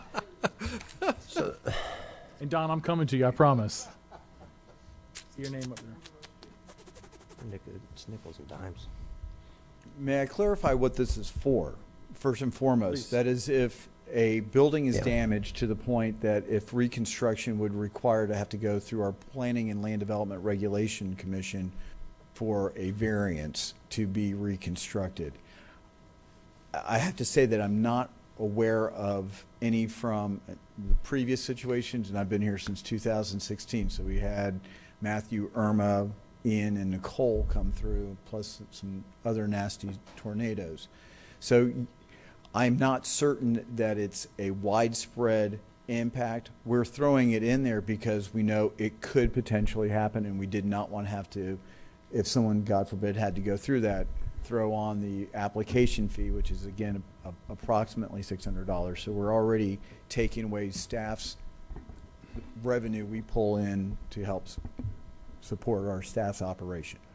Council, just so you know, this is really nickels and dimes, but to people that have lost their business, that have to go through this process, the time, the government, the bureaucracy, $600 or $700 or even $1,000, or if it was $2,000, is a lot of money to our blue collar small business folks and folks that really need it. That's my thought process behind it. Whatever we can do, even 50%, it's something. It's just another avenue for us to take care of our folks, in my opinion. So as a maker of the motion, I would say that there's all probability that if they're reconstructing a building, they're probably having insurance pay for it, in which case all fees are part of that. And as far as meeting 50%, it looks like staff has already met 50% by getting rid of most of the other stuff. It is nickel and dime, but I'm not a pro at this, and staff and legal is, and this probably runs pretty close to what most of the cities are doing, and we can change it later. So I think I'm going to stick with the motion due to the rapidness of the resolution, and then maybe bring it back if it needs to be tweaked a little bit. I'm not opposed after I do a little more research, but I'll stick with the motion as it stands right now. Mr. Dempsey. I just want to make sure, Clay, I don't know. Oh, I'm sorry, Clay. I didn't mean to get up, but I just want to make sure we're clear that when this is probably going to be released through the media, this only applies to the unincorporated sections of the county, right? Because I've been hearing, like, when this first happened, I don't know if it came from the city of DeLand, but it was being reminded that, you can't put your fence back up in DeLand after the storm without getting permits and stuff like that. You have any idea how we could squeeze these cities to kind of do something similar? No, sir. That's up to the individual elected officials of the cities to make that determination. Right. Okay, Right. I just want, We meet with city managers on a almost daily basis right now. We have one tomorrow. Yes, sir. So we will bring that up, that what council did, and we'll encourage. And I can say, in working with the cities, sure, they're usually very quick to do the same thing. In fact, we're probably even behind some of them that. You can squeeze a lot of mayors at one time at that meeting. So I was going to say, send me an email because I go, but you probably shouldn't do that either. Figure out a way. But that is a good place to squeeze them in addition to the city manager meetings. Thank you. Thank you. Before we vote, Mr. Cheney, you're in the back still. Before you leave, would you just go see Mr. Rechtenwald, get his card? I thought your questions were great, and I too want to find out if any of the schools were pumping water out. You mentioned that. I heard another constituent mention that as well. I think we need to find out and see what happened. So, thank you for that. I do know what happened. You do? Good. Yes. There was a pond at Freedom Elementary. That pond filled up with water. Their berm to that pond breached. Gotcha. Let the water out. Flowed south, just like Mr. Cheney said, into the... that makes me feel much better. That's great. To the school board's credit, they did get folks out there very quick and Good. repaired the berm. That makes me feel much better. I'm sorry that it breached, but I'm glad that they went and fixed it right away because, we were hearing from the public some things that were concerning. Council, we have this resolution before us. We're going to be waiving repair and construction permits. All those in favor, and by the way, the motion was made by Mr. Johansson, seconded by Mr. Reinhardt. All those in favor say aye. Aye. Those opposed, nay. It passes 6-0. And we are now on the consent agenda. Item 2, consent agenda. Would any member of council like to pull an item on the consent for a vote or for a comment? Mr. Robbins. Yes, Chair. Item A, airport services, and also just some additional information on item B. And I apologize, I didn't have my staff meeting. No, that's okay. Both of those for a vote, or do you just want to make comments? Maybe A for a vote, and B may go there. I just have to understand it a little Then bit let's better. do both for a vote then. That way we're squared away. Anybody else? Council, I need somebody to make a motion to approve. Motion to approve items C through R on the consent agenda. Okay. All right. We have a motion by Mr. Johansson, seconded by Mr. Santiago on the consent agenda, minus items A and B. All those in favor say aye. Aye. Aye. Those opposed, nay. We have a 6-0 vote on that. And we are now on to consent agenda item A. Breeze Aviation Group Incorporated, DBA Breeze Airways, airline operating. There's Cyrus. Thank you. Good evening, gentlemen. Yep. Mr. We'll Vice- let Mr. Robbins start maybe with his questions if that's okay. Okay. Well, Cyrus Callum, Aviation and Economic Resources. Good evening, gentlemen. Thank you. You're welcome. Hey, I'll try to make this quick. I didn't get a chance just because of the storm to get with y'all on a few questions. How are we doing with, do you have any numbers or stats for Avello and what we did in the past? How's it working? And is this sort of the same thing that we did for Avello or partial that we did for Avello? I really just want to know how we're doing with that before I can vote on this again. Absolutely. I'll be happy to tell you about Avello. This is the Breeze announcement or the Breeze deal. There's no minimum revenue guarantee that's associated with Breeze. So no ad valorem tax money, nothing from the Economic Development Incentive Fund is coming from Breeze.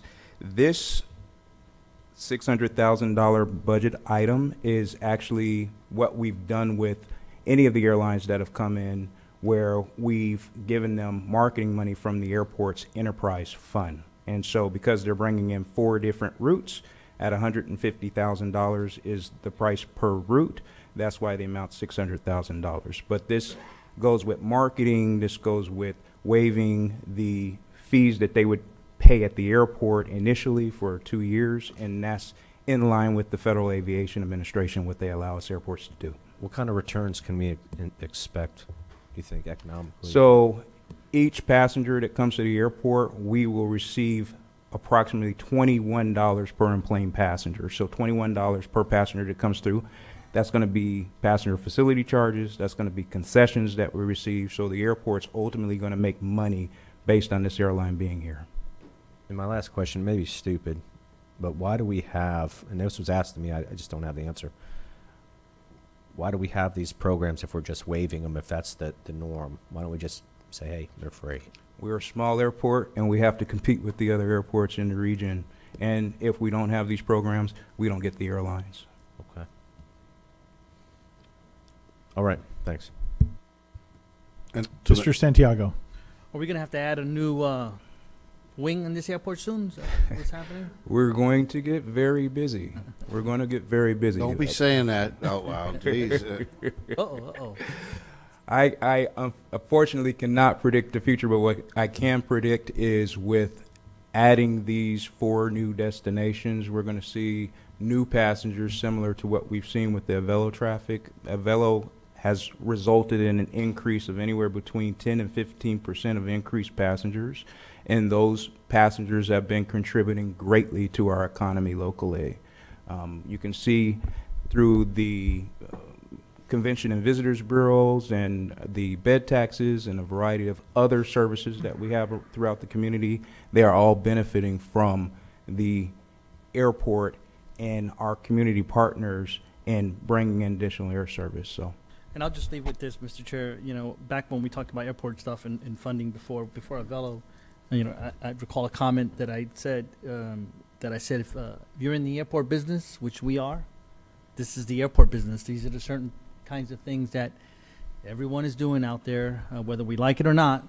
If we're going to be in the airport business, we need to be in the airport business. And we have to do things that require you to do in the airport business. Right. And Thank you. Gentlemen, I assure you, I negotiated the best possible deal for the county and for the airport.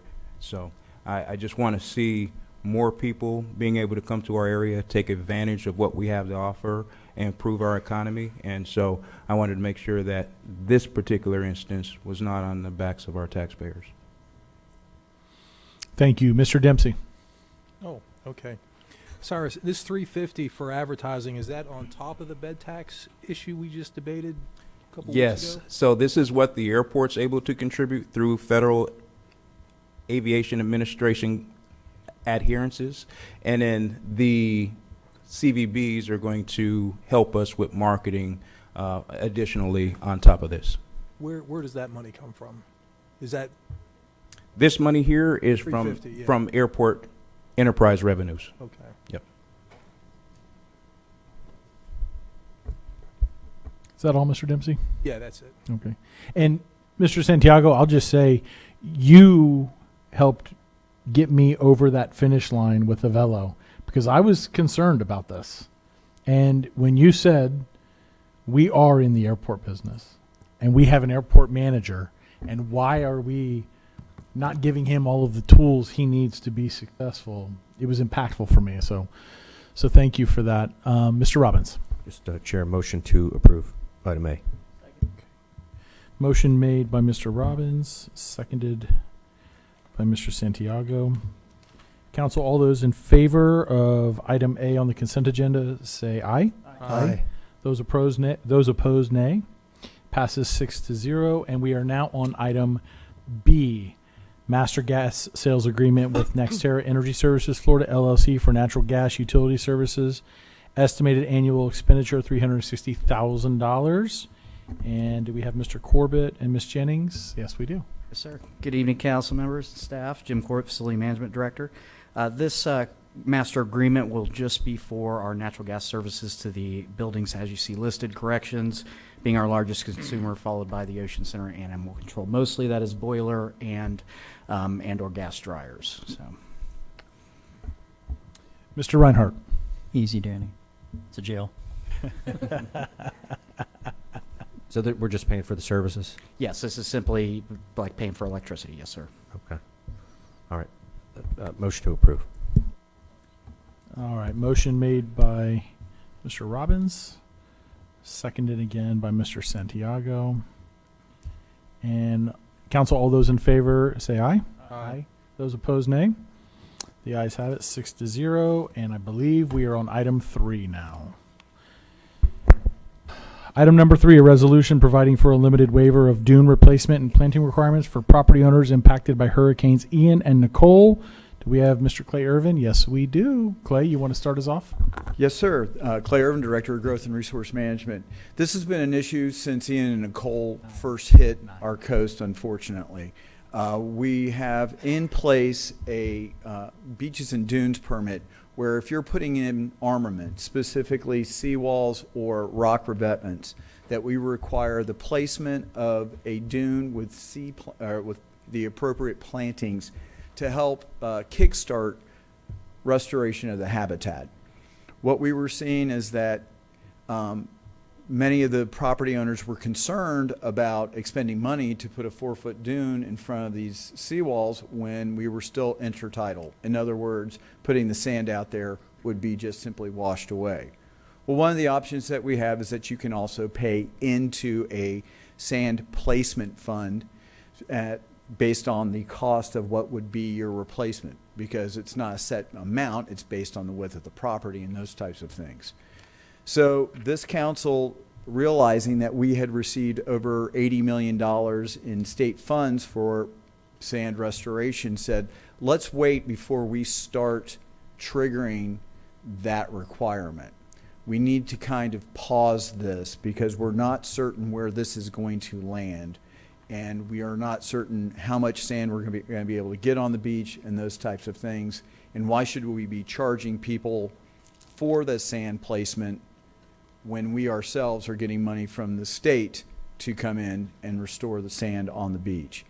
So we've been pushing it forward, and what we've found is at this point there are approximately about 190 permits still kind of in flux that are running into deadlines, not necessarily our deadlines, but deadlines with their insurance carriers, deadlines in regards to some of their revenue sources that they have to have specifically for condominiums and their types of associations.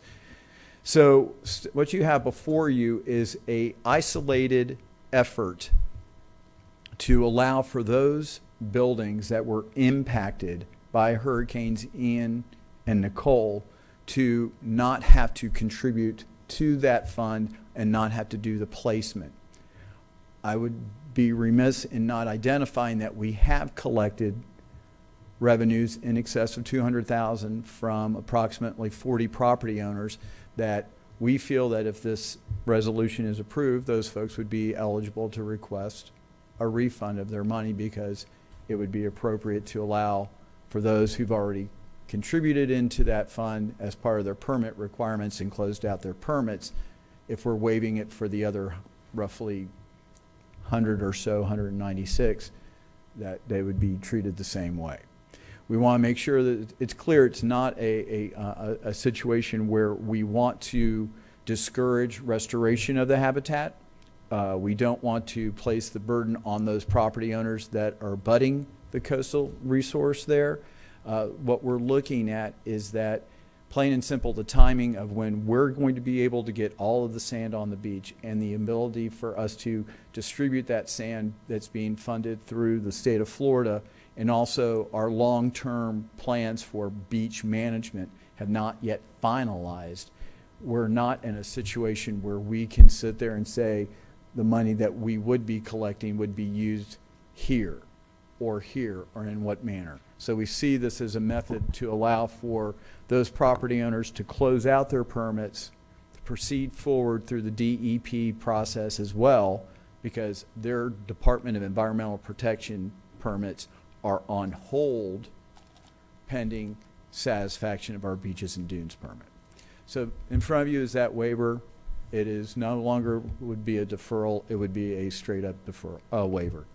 Thank you, Mr. Irvin. Mr. Reinhardt, Mr. Santiago, do you have questions? I do. Okay, Mr. Reinhardt. Thank you, Chair.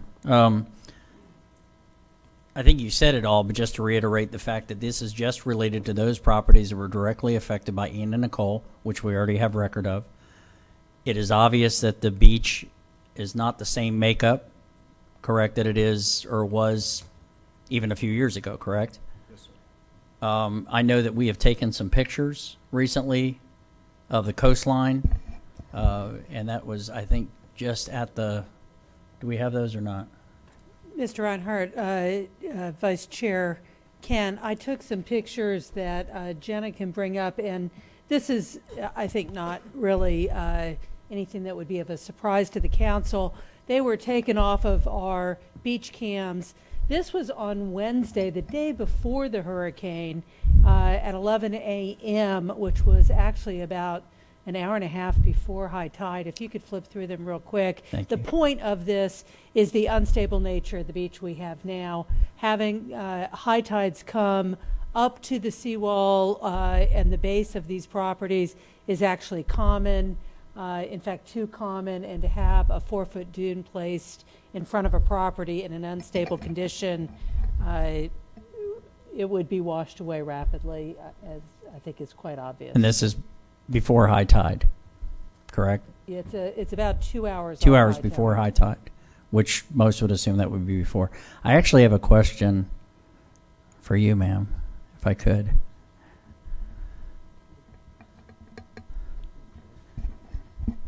Thank you.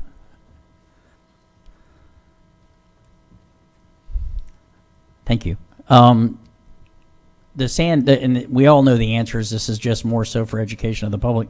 We do have, which was spoken by Mr. Irvin with respect to the dune restoration project. When does that begin? The Army Corps is issuing a notice to proceed, I believe, October 31st. So we're anticipating them to show up to town most likely after Christmas due to contractor scheduling. Jessica, And- we just tell everybody who you are really quick. Oh, I'm sorry. I'm very sorry. Jessica Ventris, Coastal Director for Volusia County. Sorry, Jessica, I should have called it out. So the dune restoration project that's in question will be the 770,000 cubic yards of beach-compatible sand from the entire intercoastal waterway, correct? And that's just navigating through the center, basically, correct? The Ponce de Leon Inlet Navigation Channel, as well as the Intercoastal Waterway Channel. As well as both, okay. You have an additional 550,000 coming off of Rattlesnake Island for New Smyrna area, correct? Okay, and then the staging of that would, of course, for the first one, will go in to where were we stockpiling that again? We're going to be stockpiling between Ponce Inlet? between Beach Street and Ocean View and Ponce Inlet. Ponce Inlet. And then it will be truck hauled to property that As provided it's being brought easements. in. Yes, sir. And the same basically would apply for the Rattlesnake Island for south going into New Smyrna. Only it's going to be a pipe project and not a truck haul. That's project. already in place from the last time. So with that 770,000 cubic yards from the first dredging project conducted by the Army Corps of Engineers, is there a study that's being done as well? We have a feasibility study that's underway as we speak. We are looking to do public meetings in our community in January after the holidays. We're individual communities on what they want to see.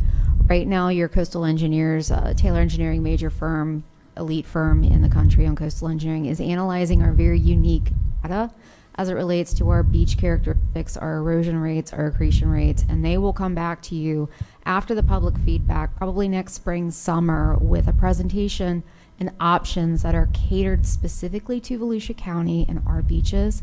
And then we'll have a conversation of where we want our beaches to be as a community. So that's to take place in January. The Army Corps of Engineers roll into town soon. The feasibility study will determine how we keep this going in the future. Meanwhile, the makeup of the beach is not the same as it was, as I already said. So we're talking about several months. Meanwhile, these permits are still being asked to be closed, or else these people cannot continue with their work.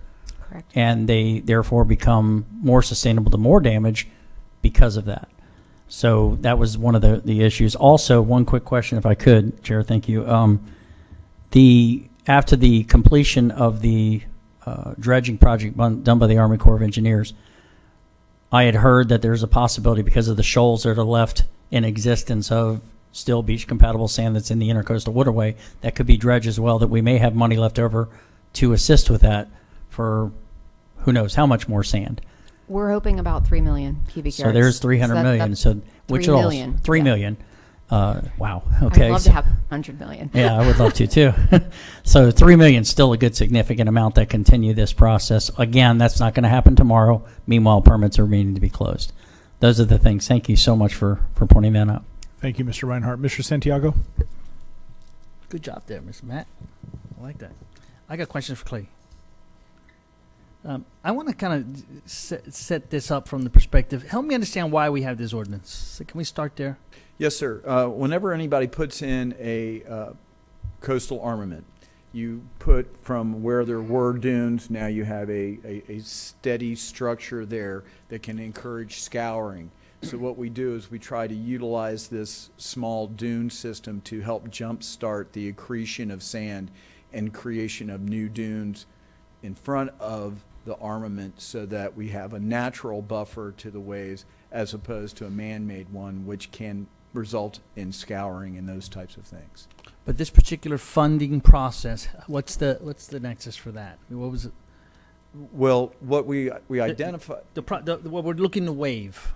Okay. That part. And several years ago, when we put in place the beaches and dunes as a permit requirement, what we established was there are going to be areas, specifically like down in Daytona Beach shores, where at high tide, the ocean was already coming up to the seawalls that were in existence. So placing sand there was not logical, because it would simply wash away and it wouldn't benefit the habitat, wouldn't benefit the property owner. So therefore, we identified that giving us the cost equivalent of that placement could be put into this fund, so that way when we start getting into the ability of either adding sand as part of a public project or tied with one of our parks in another area, we could utilize that for those purposes. Okay, thank you. That's helpful for me. Let me just make sure I understand what you said. So we had identified that there are areas on our coastline that it doesn't make sense to do this. Put the sand in front of these barriers. But there are other areas within the county's shoreline that this does make sense where this applies, right? Correct. If we pass this this limited waiver, is it specific to just the ones that way it doesn't make sense to put that sand? Well, right now, the reason why they're paying into the fund is because they know if they put the sand out there, it'll get washed away.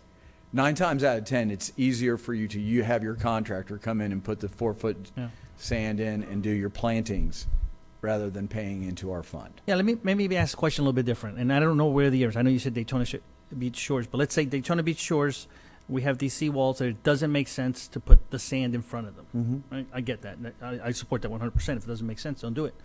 But let's say Ormond Beach. Mm-hmm. There are areas where this dune program, as we have it, restoration, does make sense to do, right? There are other areas. Yes, sir. If we pass this waiver today, would people that should be doing this benefit from this waiver?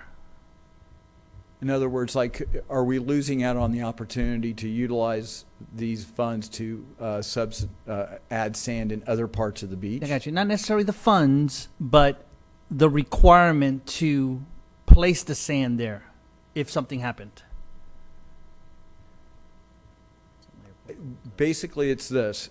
If you have a property which is impacted tidally, and you pay into that fund, we can use those funds on other areas that are not impacted by the tide. So yes, there would be revenue that would be going into that fund that could be utilized for sand placement in other parts of the county. I got you. And I don't like charging somebody for something that they can't benefit from. I would say that. So that basis to me bothers me. But let me ask the question maybe a little different, because it'll be helpful to me. And I'll just use Ormond Beach. In Ormond Beach, if we have a seawall, property owner with a seawall that is impacted, say for whatever it is, and the dune is gone today, well, it says Ian, let's just say from Ian. They would still be subject to being able to ask to get this waived. Wait, see, that's where I have the problem. Well, I mean, let me not say that. Correction. Help me understand the funding that's coming also. I shouldn't have said that I have a problem yet, but because I need to establish the funding. What monies were available to folks in this area that were impacted like this to put the sand there? There were grants available through DEP at varying stages since the storms hit.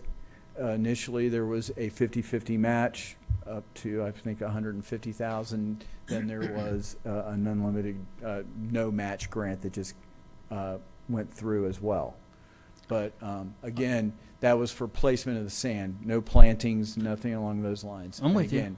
So therefore, you could get the grant, put the sand, but you would have to put the sand in and ask for reimbursement through DEP. I'm with you because I thought about that 100% grant. It's no match. Basically, the government's paying for it, right?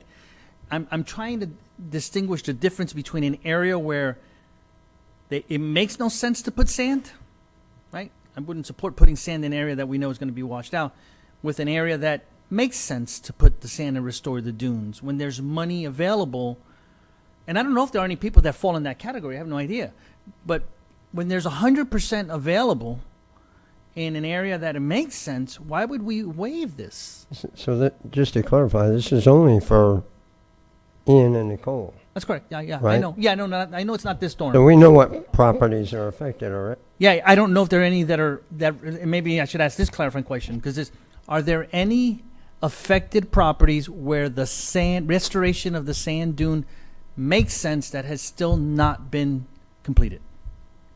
We would not be supporting the idea of the waiver of this fund or this fee.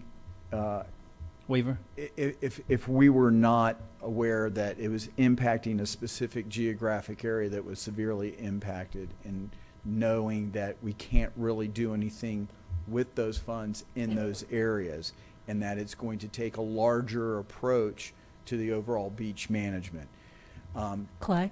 Yes, If I could jump in too, and Mr. Santiago, I have some pictures. I just tried to email them to Jenna, but I see she's stepped out. And I took these pictures also last week at the very northernmost property of Ormond by the Sea, the very last private property that is on the east side of A1A. And even there, the tide was up to the wall and to the base of the property. So is there any property where you can place them right now? I think we'd be hard pressed. There may be a single property somewhere, but right now the beach is so unstable, it's impractical, I think, for us to require it anywhere where there's private property that I'm aware of, and I'm seeing Jessica and Clay. Yeah, and that's all I'm trying to agreeing. establish, and because I don't know the case. And I think this may be my last question, Mr. Chair. When we do all the studies and all those things are done in sand, who's going to pay to put the sand now in those areas where we have done these waivers? That's a really, Jessica Fentress, Coastal Director, that is the winning question. How are we going to pay to maintain our beaches long term? There are a couple of mechanisms. We will present that to you fully when we have our report, and we have some true physical numbers for a couple of different approaches, everything from artificial reefs to full-on beach nourishment. But I'm talking about the dune restoration stuff that we're waiving here. So in other we words, have $82 million right now, and that's from FDEP as an emergency grant that will go to fund sand placement. We are encouraging everybody to provide us with an easement to allow us to put sand on their property. okay, so you're saying that once all the studies in the Army Corps and all that stuff, and we have the sand stored somewhere, we're ready to place this sand, we're not going to come back to general revenue funds. That's where I'm going, folks. Just want to make sure we're clear. Well, this round of, there is no general fund. I'm talking about later. Yeah. Later, there is no plan for later yet. Unfortunately, I mean, I think there's no real delicate way of saying that. We have a study underway by Taylor Engineering utilizing state funds to try for Volusia County to begin to craft a long-term plan for our coast. We're also trying to get funded a federal study, and I think those studies will reveal what options are out there, and then it will be up to the community, this council and the community, to figure out what investment, if any, makes sense for our community and our coast. I get that. Let me ask another question on the no match grant. I'm guessing that's a state grant, correct? Yes, sir. The Florida Department of Environmental Protection has a hurricane grant available for zero match, 100% reimbursable sand placement. As long as it's beach quality material, you can place sand seaward of your revetment or your seawall. It does not count for backfill. And it's a reimbursement? Until the money runs out. And it's after the sand's been placed? Reimbursement after it's placed, yes, sir. Okay. And I said to my colleagues, I'm just worried that, I want to make sure that in a year or so, the general revenue fund is not going to be hit to restore dunes on, private property on the beach. Again, I don't have nothing against anybody. I just want to make sure that we balance it. That's a very inexpensive. Very, very valid question. So thank you for that. Thank you, Mr. Chair. Sorry for so many questions. No, don't apologize. Mr. Reinhardt, is more questions? Nope. Okay. So we have 10 members of the public that would like to speak, but before they speak to us, I just want to make sure that we have anybody on the dais that wants to make a motion in a second, and we'll vote on it later. But I'd like to make a motion for approval of the resolution providing for a limited waiver of dune replacement and planning requirements contained in Chapter 50 and 72 of the County Code and Ordinances for property owners impacted by Hurricanes Ian and Nicole. Oh, thank you. Motion made by Mr. Reinhardt, seconded by Mr. Robbins. All right. And now we're going to go to the public. Steve Wonderly, you all will have 3 minutes to address the council. Please make sure your comments are to the entire council. And Steve, thank you. Following Steve will be Deborah Taylor. Good evening, council and staff. I'm Steve Wonderly. I live in Daytona Beach, District 2. And I'm here this evening to urge you to vote against the resolution. I applaud you for your efforts to help people post-hurricane, but this resolution is not an equitable way to accomplish that. There are problems with how the resolution is written and problems with the general goals of the resolution. Note that Section 2 of the resolution calls for a waiver, not a temporary waiver, but just a flat-out waiver of certain sections of code, including a section that appears in both the land development regulation and it also appears in the minimum environmental standards. And that section reads, all new and reconstructed dune systems shall be maintained by the property owner as long as the armoring structure is in place. So the code requires that the property owner maintain the dune systems in perpetuity, but the resolution waives that requirement. Does the council really favor shifting the responsibility from the owner to the rest of the taxpayers for all the future years that structure may be in place? Regardless of what was intended in the text, it is certainly open to interpreting that way. So that wouldn't be fair, which is the bigger issue with this resolution. It isn't equitable. The property owners knew when they applied for permits to harden the coastline that they would be responsible for carrying out restoration or paying into the sand mitigation fund. The property owners are the ones whose structures impact the public beaches, and they agreed to pay to help protect the beach from the damage that those structures do. It's not fair now to shift the burden to the rest of the taxpayers. The beaches must be protected. They're so essential to so much of life in Volusia County. But we need a better, fairer solution than this. For example, waive for 2 years only the requirement for the homeowners in question to perform the restoration, requiring instead that they pay into the sand mitigation fund, giving them 2 years to complete that payment. If the homeowner accepts the waiver, the matter then simply becomes a collection issue and permits can be closed. This would provide temporary relief for the property owners without putting the rest of taxpayers on the hook for the obligations they signed up for. Thank you. Thank you, Mr. Wonderly. Deborah Taylor, you're up next, and Nancy Miller, you will follow. You may. You may. Yep. Nancy Miller, you are up. Mayor of Daytona Beach Shores. Thanks for being here. I have to put this way down. Again, Mayor Miller, Nancy Miller of Daytona Beach Shores, and with me I have our city manager, Kurt Swartzlander. I do want to say that on top of being the mayor of Daytona Beach Shores, I am also the president of Florida League of Mayors for the entire state of Florida. So in that capacity, I reached out last week to the majority of the mayors in Volusia County and was devastated to hear about the flooding that happened. But listening tonight, I agree with you, Mr. Santiago. I heard the pain, the frustration, and the helplessness. If there's anything that I can do in my capacity as president, and I'm also an active member of the American Flood Coalition, so I am available for whatever needs help. I didn't come here for that tonight, but first of all, I do want to say thank you to the commission and to the wonderful staff for all the help that they've given us, Ms. Ventris, since Ian and Nicole. So I'm just here to say, so these are the pictures that our city manager took. The one you're seeing right now is right before the storm took place, but if you see the steps there, so the sand was up to those steps and that got washed away. So the previous gentleman that spoke, I mean, I cannot in good conscience think that we will be able to do dune replacement when it's looking like this at all. Also, I want to talk a little bit. So this, you can see right now, this is going all the way up to the seawall. So would you have liked, as a resident, to put any money into any fund and then see that washed away? We're talking about hundreds of thousands of dollars of sand that could be washed away just like that.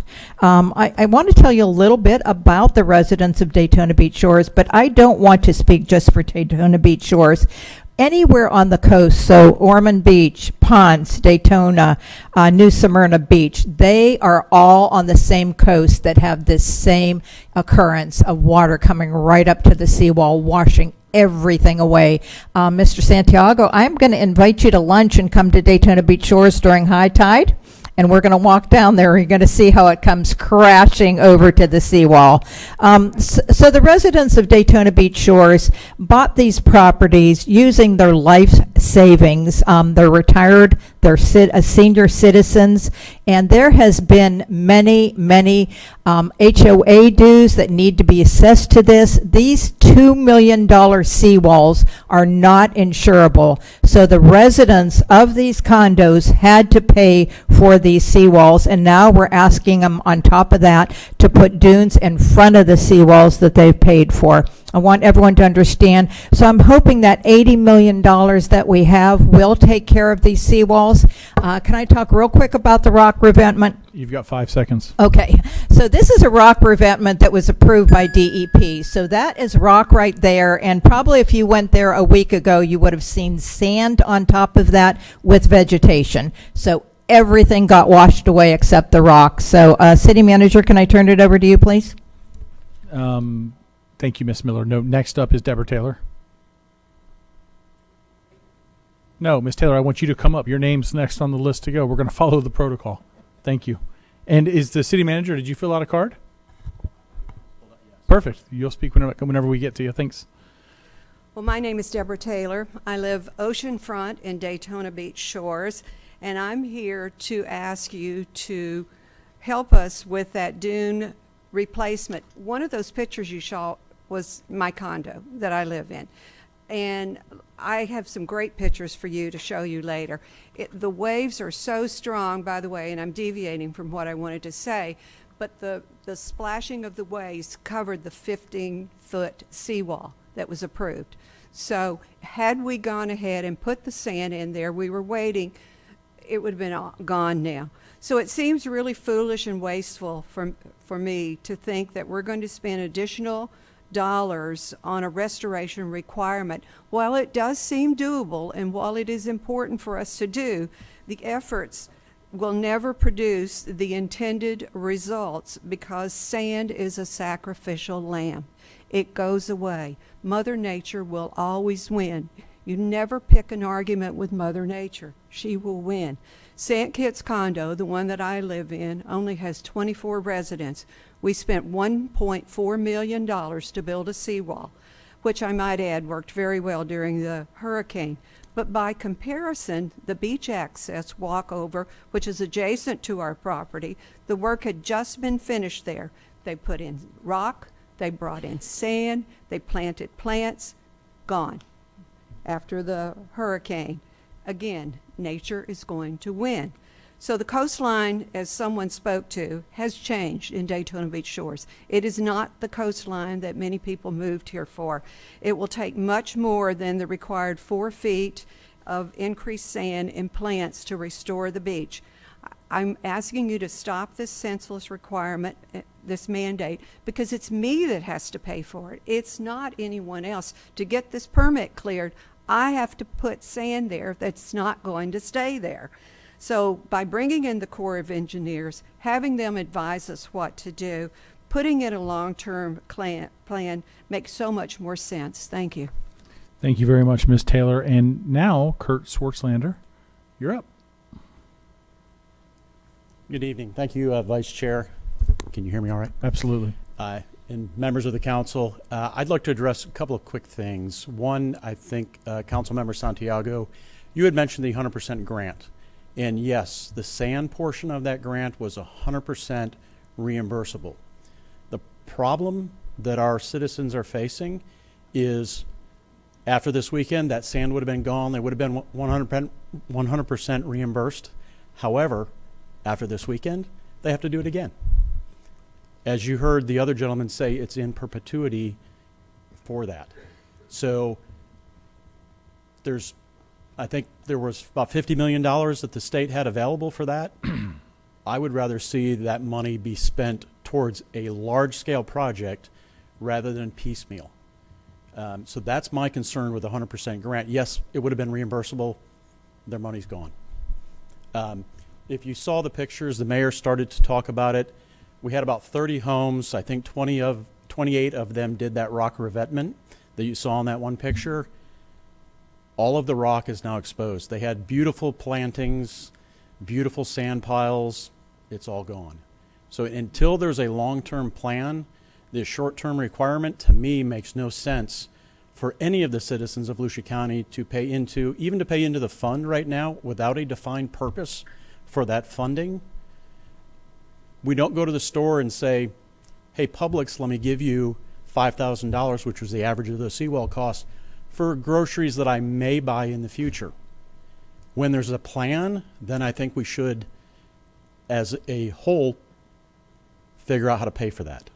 But until there's a definitive plan, and I know the county's doing great work to work on that plan, but until you have that plan, it makes no sense to me. So, thank you. Thank you, Mr. Swartzlander. John Nicholson, you are up, and following you will be Stephanie Ruda.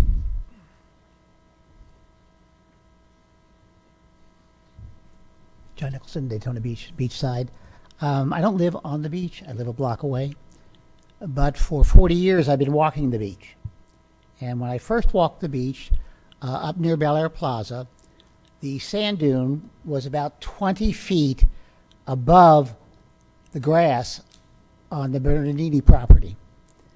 Floyd came in, and that 20 feet vanished, plus an additional 10 feet. And what did I find when I walked? A seawall, a 4-foot seawall, 30 feet underneath the dune. So to me, that says when they built the house in the 50s, there was a reason they built the seawall 30 feet below, because for 26 years there hadn't been a hurricane, and the sand built up. Hugo came and it went. The storms that we've had, remember 2004? Bing, bing, bing, bing. Sand went. We lost 20 foot of sand.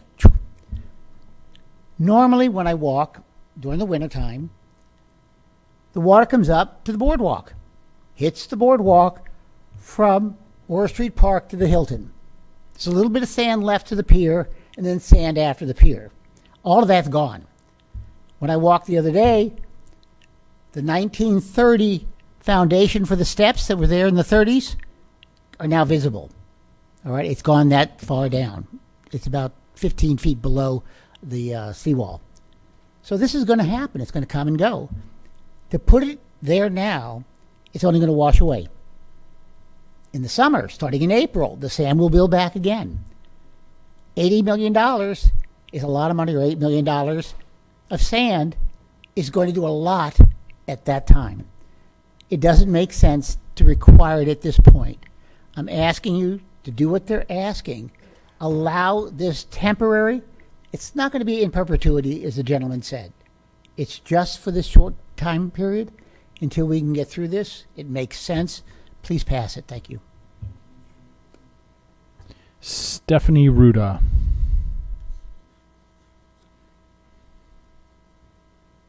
Following Stephanie will be Howard Paritsky. Did Howard leave? We'll go to you then. Hi, I'm Stephanie Ruda, and I've got to say I'm really impressed by the council's stamina. It's been a long evening. I'm hungry. I'm tired. I don't know about you. It's only been 4 hours. This is my first council meeting, so it's all kind of a new experience to me. And I have to tell you, I had, with the opening comments based on the resolution that you're asking to be passed, I had a sense of relief, because I feel like we're saying the obvious. It's like the emperor has no clothes. This is a different beach, everyone. I mean, there is just a different beach since Ian, since Nicole, since a little bit of Helene, and a whole lot of Milton. I mean, I represent 2 condos. Let me start with that first of all. I'm representing Grand Coquina, which has 125 owners, voters, taxpayers, and was built in the 70s, and Peck Tower that was built in the 90s, and Peck was built in the 70s. So these are not new condos. This isn't new construction, but what is new is the storms, the frequency of them, the veracity of them, the strength of them, the amount of water that's being deluged. Grand Coquina was a hotel. It had basically a 6-foot, I wouldn't even call it a seawall. It was just more of a placement wall to say where the property ended. And that absolutely did not prevent in any way, shape, or form the damage to that condo. It was quite extensive. The owners, all 125 owners were evacuated with little notice for 42 days. We weren't sure if the building was going to be condemned, quite frankly. And we've had to spend an enormous amount of money and energy and time and sweat and pain trying to rebuild from that space. And I see I'm losing Mr. Santiago, and I understand it's a long night. But You're not losing me. Our owner, our president, who's 6 foot tall, was literally standing under the foundation and not touching the bottom of the foundation. It took out so much sand. So because of that kind of damage, we had to rebuild the seawall. That was a new application. And a suggestion I have respectfully for the council, and I know this is an easy one, but that process, even our very expensive engineers can't seem to figure out how to coordinate the process between the county, the state, the DEP. I think now our permits are still not approved. I think right now they're sitting with the county, the turtle specialist, how the new lighting needs to work. It's been horrific. And the reason the president's not standing here is because he just has no words left, and he's not very diplomatic anymore. Miss Nancy knows that for sure. It's not that everybody doesn't want to do the right thing. I was on the Turtle Patrol. We want to do the right thing, but guys, it can't take 7 months. Thank you very much. All right, Councilman White from Ponce Inlet. Good to see you, Skip. Good to see you. Council, first I'm going to say thank you for giving me the opportunity to quickly address this. And when I say quickly, I promise I will not go over my 3 minutes. I learned my lessons years ago. But, you know, a good salesman knows when to stop selling. There's been some great presentations put up here. And so I don't want to take a lot of time from that, but Clay and Jessica did a fantastic job of explaining this. We all share the beach. Think about that, what I just said. We all share the beach. It's very important. Vice Chair Kent and I have had many discussions about the beach. And we had 3 homes in Ponce Inlet that actually paid $1.5 million for their seawall. After they got their reimbursement from the grant, they still owed over $1 million for that seawall. And for us to ask them to put sand behind the seawall now is, to me, a little bit crazy, because we all share the beach. You know, the biggest piece that I see, and Mr. Santiago, you know, to answer your question on the grant of the sand, I called about the sand. I live on the beach. 2 years ago, I paid over $10,000 for sand to go behind my home. Did not get reimbursed until today. We actually received our check in the mail today. On the 100% grant, the issue you have is you have to go ahead. I've already called DEP. I can get a permit for additional sand tomorrow, a field permit. But then you get in the queue of when it gets accepted after the job is done. If the money's gone, guess what? I get nothing. I get zero. So it's not like if you say, I want to get a permit, I get it approved by the state, all of a sudden you're already in number 10 in line to receive the money. It's not. If the money's gone when you finish the job, you're out the money if the grant is gone. So that's what makes it tough on the residents right now. They're saying, why in the world should we go out and bring in more sand, hoping that the money's still there with the grant? So that's a big issue. And you know, I'll close with this. I'm a firm believer in sand fencing, and Jessica knows where I'm going with this. The sand that we brought in 2 years ago, right in front of that, we put in sand fencing. So over the past 2 years, we've caught sand because luckily we had no storms. After this storm, we only lost 75% of the sand that my fences caught. That's a victory. That saves my money right there. So there's all kinds of ways we can do this. The coastline and the way it goes up and down in Volusia County, if you look, I promise, I knew I wasn't going to make it. Dadgummit. One quick point, and seriously, if you look at the coastline and the way it goes up and down Volusia County, Ponce Inlet is very fortunate because we actually come out. If you go, comes in. If you go up towards Daytona, it jets out. So the pictures you're seeing up here, that's where we need to not think about placing it. Councilman, Thank you. thank you for the firsthand knowledge about it. And now I know why Ms. White was smiling with that $10,000 check today. Congratulations. Elizabeth Bonds, and our last speaker after Elizabeth will be Wendy Anderson. Ms. Bonds? I'm not going to say it. Okay. Wendy Anderson, you'll finish us up for public comment on item 3.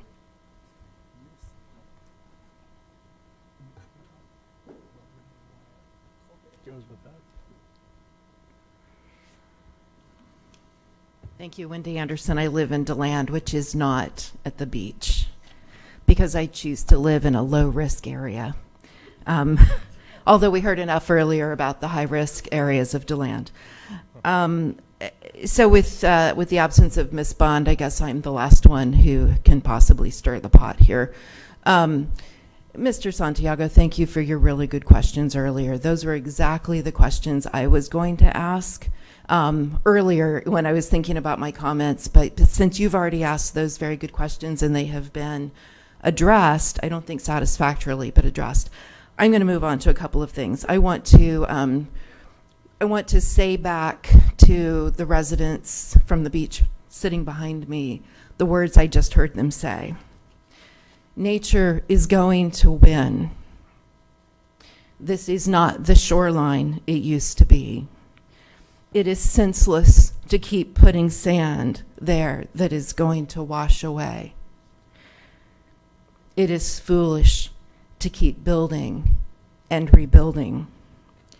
A good salesman knows when to stop selling. And we all share the beach, even those of us in DeLand. So when you put those quotes together, I want to remind you, as I did when I addressed you 2 weeks ago, that all we really need to do is just follow the good rules that we have. And here we are tonight talking about waiving one of those good rules. Tangent. I'm a professor. I have tangents. Earlier today, I didn't speak on the flooding issues because I was busy finishing writing an exam for tomorrow morning, where I am asking questions about the value of ecosystem services, including the value of coastal dunes in protecting our shoreline communities. And that's the reason we have these ordinances. I agree. It doesn't make sense to put sand here anymore. What the ordinance we need to uphold is our coastal construction control line. We have an ordinance on the books that says, do not build anymore in the areas that are a high risk. Do not rebuild in the areas that are a high risk. That is an ordinance on our books. Let's follow this one. Go ahead, waive this one. Waive this one for now, for later. I don't care. It doesn't make any sense to spend county or state or federal dollars to put another grain of sand on this beach. Just stop building there. That's all I ask. I think that's the long-term solution. Thank you. Thank you, Ms. Anderson. Mr. Santiago. Thank you, Mr. Chairman. And thank you for your kind words. I know we're not always on the same side of issues. I guess I appreciate that. I just wanted to clarify. I think my line of questioning helped me, Mr. Chair. I'm of the opinion that we should not be putting sand here. I've learned that. Obviously, I didn't know. I'm not a beach guy like my chairman today is. He always reminds us that he grew up on the beach with the station wagon with peanut butter and jelly sandwiches. I remember them all. Absolutely. But it doesn't make sense to put the sand there. More so, I'll just kind of say what I've learned is that the ordinance is flawed. Now, if this ordinance were before us today, and it said that you have to pay into a fund that we won't let you put sand because the sand's going to wash away, I would say, heck no, I would not make anybody pay any money in something that they would not benefit from. So from a principal perspective, I wouldn't never support that concept, saying you pay for someone else to get sand, 10 miles down the road or wherever it might be. So I'm okay with the waiver. I think the ordinance needs to be fixed to not make people pay for something they will never benefit from. So, thank you for answering my questions. It helped me. Thank you, Mr. Chair. Thank you. Mr. Johansson. Yes, quickly, a question for Clay. When did we enact the ordinance that made them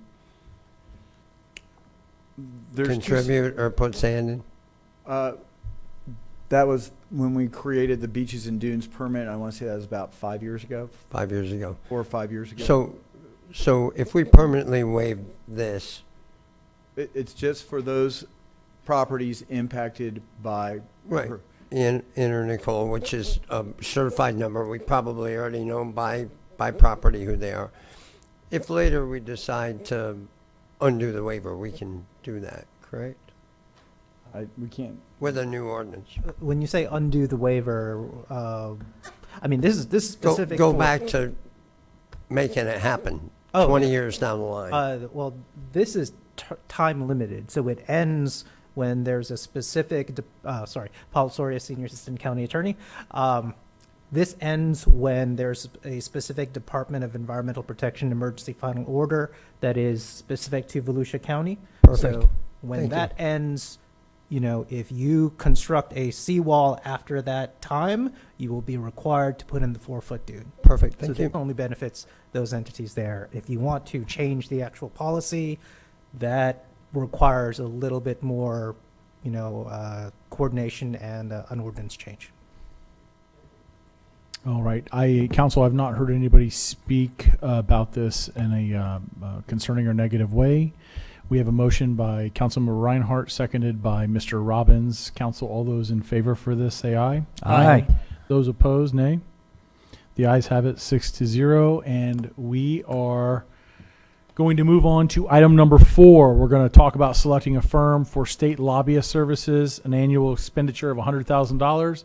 It's John Booker in the house. There he is. Come on down, Mr. Booker. And Mr. Santiago, I'm going to say publicly, I'm leaning on you for this one. Ooh, no pressure? No, there's pressure on you for this one. So, hi. Hello. You are? Pam Wilski, Director of Purchasing and Contracts, and I'm going to help you guys walk through this evaluation process today. Thanks, Pam. If you would like, Mr. Booker can give you a brief overview of this. If not, we can kind of get right into it. He's shaking his head no. Just go ahead and jump right into it. Okay, all righty. So what we are doing today is we are going to be selecting the state lobbyist services. We released a statement of qualifications. I'm sorry, just 1 second. Yeah, thank you very much. If you could just be quiet in the back. Thank you. We released a statement of qualifications seeking respondents for state lobbying services to serve the county. We received 4 responses: Pinpoint Results, Pittman Law Group, Sunrise Consulting Group, and the Southern Group. We as staff have reviewed them, and all of the applicants are responsive and responsible. They are here today to make a 5-minute presentation to you all. You should have already received from us the proposals, their presentation, evaluation criteria, etc. While I am talking right now and getting them queued up to come up, Jennifer Ditzler is going to hand you a ballot that we will use at the end to make your selection. Also need to ask if anyone has a conflict of interest with any of these firms that they need to disclose. Okay. Our council, I think, knows that, but I'm glad you said it publicly. If anybody has a conflict, make sure you disclose that. No conflict. None with me. Okay. Thank you. And they know they have 5 minutes. No, they have 5 minutes. Okay. We went over that beforehand. Okay. We're ready. We are going to make sure that the clicker is on for them, and we are going to go just in alphabetical order. So first up is going to be Pinpoint Results.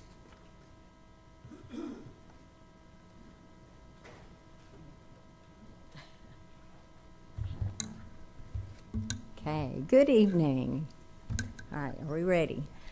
Good evening, council members. Thank you so much for the opportunity to present to you this evening. I'm Marty Coley, and as a survivor of Hurricane Michael, also a Category 5 hurricane that landed in 2018, my heart goes out to all of you. We are here to talk about Pinpoint Results and how we can help you. Pinpoint specializes in all aspects of government relations, procurement, and grants. In the legislative arena, our firm has excelled in securing funding for our clients in the state budget. Because of our experience, we know the process from every angle. I served as a budget chair for an appropriations subcommittee, as well as vice chair for the full appropriations committee. 2 of our team members, Brian and Vance, have served as chief legislative aides who oversaw district appropriations for their members, and we also have a former budget chief. So we have the expertise to navigate the process, but we also know our clients. We take time to meet with our clients to fully understand their needs. We collaborate with them to prioritize those needs and then develop a strategy to succeed. We will always guide you in the direction that leads to success.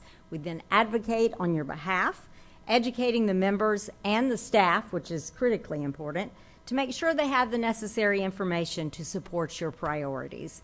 We do the same with the governor's staff. The people that you see here today will be the people you work with year-round. You will never have to guess what we're doing because communication is key. I'm going to pass it on to Brian Cherry and let him talk to you a little bit about home rule. Great. Appreciate the opportunity to speak with you. Just briefly, I want to give you a little example. We've represented local government since 2017 in our firm. We're very familiar with local government issues. Up on the screen, just a few highlights are a few of the bills we were heavily involved in this past legislative session. Senate Bill 328 actually would be very relevant to tonight's discussion on development, and development specifically in areas where they are susceptible to flooding. And so affordable housing, big component of that bill. What we wanted to do in that bill is protect local government's right for resiliency planning. So allow local government the control to continue to restrict or have higher standards for development in areas that are subject to flood. House Bill 1365, unauthorized public camping, highly controversial. We wanted to work and allow local governments still have some input on implementation dates, providing exemptions to rural communities that were fiscally constrained, and then, of course, work to add additional appropriation for the Homeless Challenge Grant as a part of that legislation. And then suits against the local government. These are liability. We worked on keeping those rates, or at least in some of the negotiation work, the liability claims, the level of liability to $200,000 or lower. Ultimately, that bill did not pass. Pass it on to Vance Coley now. Well, good evening, and it's great to have the opportunity to be here. As he said, my name is Vance Coley. I'm also a government affairs consultant with Pinpoint Results, but I have the unique opportunity to lead our grants vertical. And what that means beyond obviously applying for and receiving grants, which we do very well and are very successful at, means we interact with agencies every day, year round.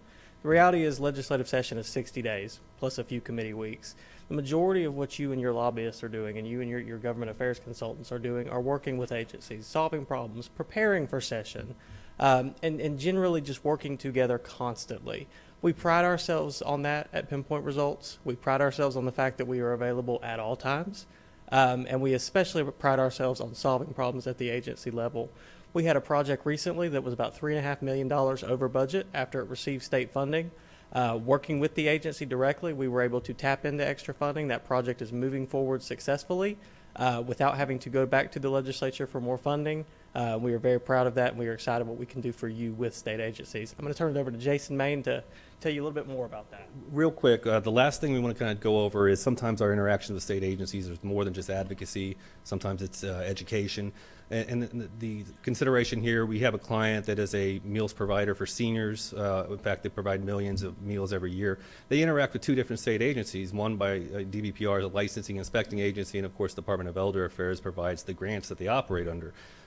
Part of what we offer is that we have the ability to go in and talk to them with detail about the legal capacity in which they operate. In this scenario, we allowed those two agencies to come together and understand what each other did a little bit better.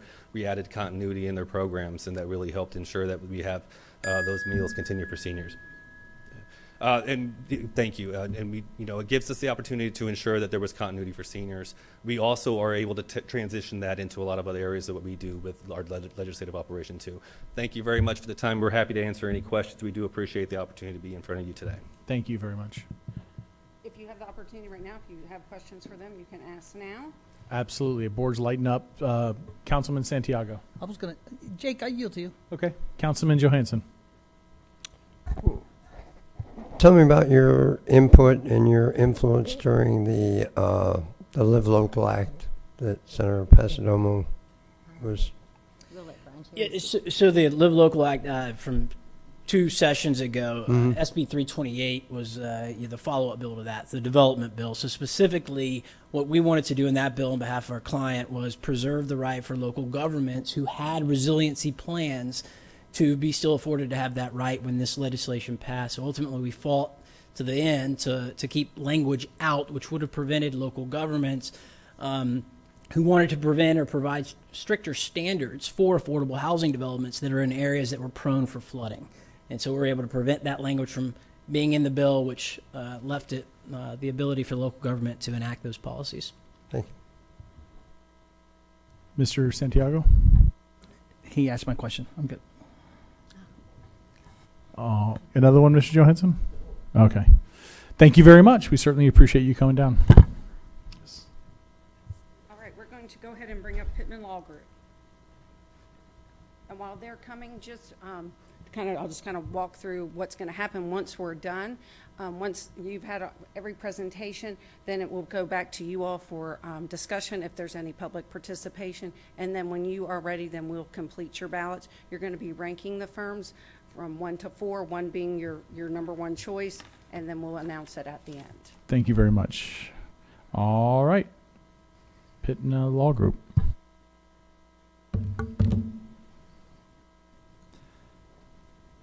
Good evening.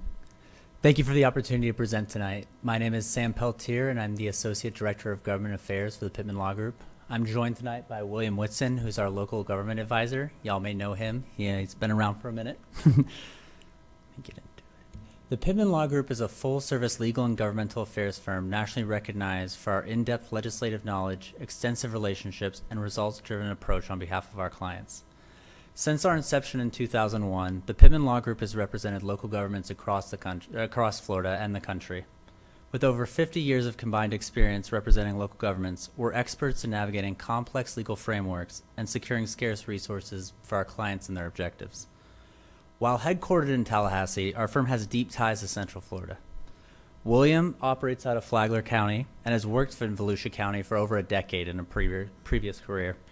And we have represented municipalities in the region for over a decade. Furthermore, with a satellite office in Orlando, we are readily available to meet and respond to any issues facing the county when necessary. Our firm is proud to currently represent 14 total public organization clients. These clients have given us unique insights into the issues faced by local governments, including infrastructure, water, and disaster recovery. Furthermore, as a boutique firm, we have strong relationships with each of our clients, so these are collaborative efforts which extend year-round and not just during the 60-day legislative session. Our work has given us close relationships with agency staff and department stakeholders within the legislative process. One example I love to give is that we had a client who was trying to get an exit ramp sign welcoming Floridians to their community off I-75 and were unsuccessful with DOT for years. Within 2 months of us being hired as their firm, we were able to work with DOT and have the sign placed to welcome tourists to the community.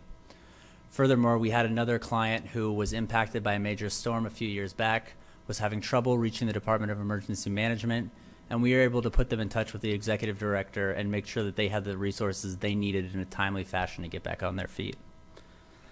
Furthermore, with our local advocacy work, we've been given strong working relationships with the Florida Association of Counties, the Florida Alliance for Intergovernmental Relations, and more aligned interest groups. These partnerships have allowed us to more effectively represent our clients and build consensus before the legislature for any policy issue. In the past 5 years, our firm has brought home over $25 million for local government bodies. Our firm works hand in hand with our clients to develop their appropriation strategies before every legislative session. That's to say, we strategize with each of our clients on the priorities of both the House, the Senate, as well as the governor's office, work with them to identify sponsors, and stay in constant communication throughout the legislative process to give them the best chance of success before the legislature. A few of the projects we've secured in Volusia County over the last couple years have included water projects, transportation improvements, public safety measures, and emergency management resources, to name a few. Along with our appropriation success, our firm has worked for years with our local government clients on the issues of preemption and home rule. One example that you can see on your screen is the minimum wage issue a couple years back, where we successfully fought against an effort to preempt local living wages from some of our public clients by working with House and Senate leadership as well as members of each chamber to ensure the passage of a bill that gave specific carve-outs to existing minimum wage limits for local governments.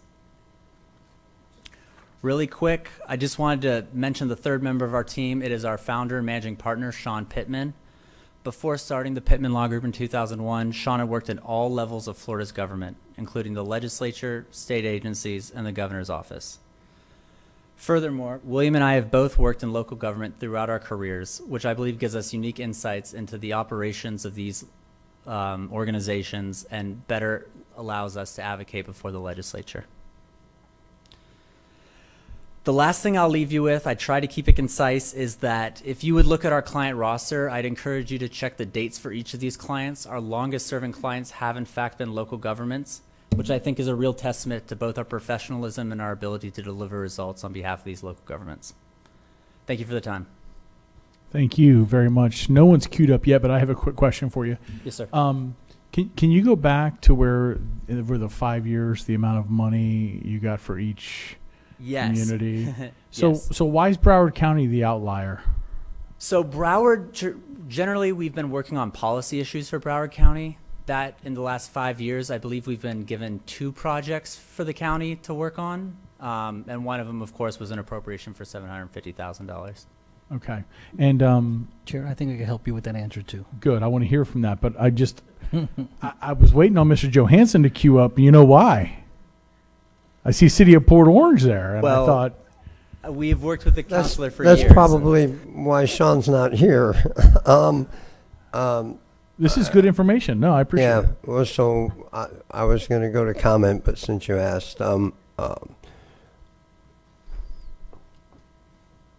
Sean and his team and if the Orlando team is still the person I think it is, had a very unique relationship with a lot of influential people up in Tallahassee, and he was very able, and his team was very able to get us in front of the people we needed to be in front of to get what we needed.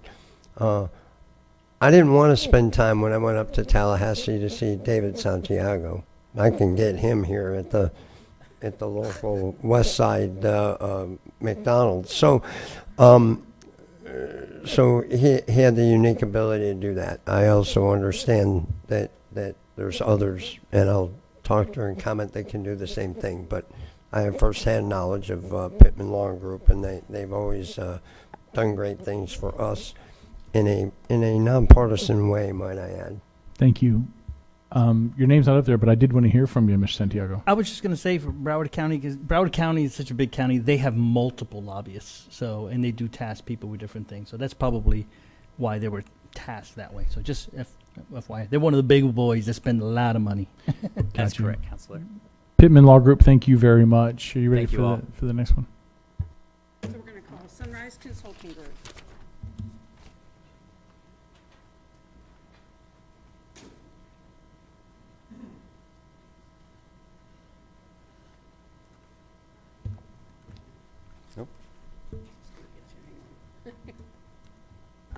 She's getting to you. Just Ours is, goes with the motto KISS, keep it simple, stupid. So we wanted to keep these very, very simple. We know you get a lot of information in your packets. My name is Sean Foster. I'm the president and founder of Sunrise Consulting Group. And first of all, I just want to say we're honored to be here. It was very interesting also to hear some of the same issues that you're dealing with, that we're dealing with over in our side of the state in Pasco County. And our thoughts and prayers are with the families who lost their lives here, not only here, but throughout the state of Florida, and those who lost everything. But I can tell you those hurricanes are going to make this a very interesting session. It's going to be one that you're going to want somebody that's working with you and representing you, and it's going to be fighting for you because there's going to be so many needs throughout the state. And our next slide, it really is just really simple. It says, what makes us different? And I think what makes us different is you're going to hear, you got tremendous organizations here. But you have some who have some very deep relationships and also deep knowledge of the issues that are impacting local governments. Local governments were the first clients that I had when I founded the firm, and I still have some of them now that I had when we started. And second is that you want to have a client-centric approach. And when you're working with these folks, you're making a very personalized service. When we do reports for you, you're not going to get something that's a cookie cutter. You're going to get stuff that's specific to Volusia County and with information about meetings that we did throughout that week in Tallahassee. And last, you want somebody who's going to tackle things for Volusia County and who's going to fight for them. We call that all in. It's our all in motto. All in to us is not just saying something that is flashy or it's an approach that others use. All in is what helps us succeed for our clients. When I say all in, I mean legislation that impacts Volusia County, like the Live Local bill, we're all in. When we talk about fighting for legislation that will meet the needs that you have for the flooding in your streets, we are all in. When you want your fair share of appropriations for the other infrastructure projects that we're talking about, we are all in. And when you want somebody to respond to a text, an email, or a phone call in less than 24 hours, that's our office. That's the service you're going to get, and that's guaranteed. So, folks, I just want to say thank you again for letting me introduce my team next. And one of our guys who I think is an expert matter on Live Local and other issues, Andrew Collell. Mr. Chair, members of the council, thank you so much. My name is Andrew Collell. I have been in and around state government my entire career, which I started when I was 18, so it may sound short, but it's been a while. I'm a government operations, local government kind of policy wonk. When we look at things Volusia County is working on, stormwater, water quality, body cameras on code enforcement officers, that is something that I'm actively working on. I think what I bring to this team and what I bring to this county is the fact that I kind of value myself as a dynamic consultant. I help far past the House, far past the Senate, and I appreciated your comments about trying to get in front of the right people when you mentioned state agency work, and I appreciate, honestly, the previous respondents that brought that up, because I think it's so important to have somebody that can help you pass the legislature, regulatory work, other intergovernmental affairs work. That is pretty much what I wanted to say, and I want to turn it over to George McHugh. Good evening. I think by now most of you know me. I've been in this area for a long time, and it's a real privilege to be before you tonight. I have deep roots in this county, and I think that's what I bring to the table for Sunrise. I live here, I work here, I have an office here, and I have teamed up with them on this work because we want to help Volusia County and have that personal touch. I regularly attend Volusia League of Cities meetings and also the Volusia County Elected Roundtable officials meetings. And my career in government spans over 4 decades. I'm only 13 when I started. I represent several cities in the county. I specialize in appropriations. I have worked hard since 1995, being in government, to really emphasize that relationships are everything. And key staff is also everything. If you get to know the staff because of term limits, you're able to get a lot of stuff done. I want to just tell you that I'm not going to list my accomplishments, but I have helped with appropriations for several cities, including Oak Hill, who has had a terrible time and had no septic to sewer when I started. And I'm glad to be here, and I'm going to turn this back over to Sean. We see the time ending. I'll just say real quick, we led the charge when it came to Senate Bill 328. Don't worry about that time. Finish your presentation. We'll do. And lastly, I'll just say to you real quick, we brought over $500 million in the past 10 years for our clients, and we're very proud of that and seeing the changes they make in our community. But the last thing I'll say, we were very honored to meet with Senator Pasadomo, and it's if you want to ask a question on that, but I know we ran out of time, so I apologize. There is a couple that have queued up on the board to speak. So, Councilmember Johansson. I'm going to let David ask a question too, but for I guess for Georgia, I think she'll probably be the one we see most often. What other cities in Volusia County do you represent? I represent the city of Edgewater, I represent Deltona, and I represent the city of Oak Hill. Got it. All right. Thank you very much.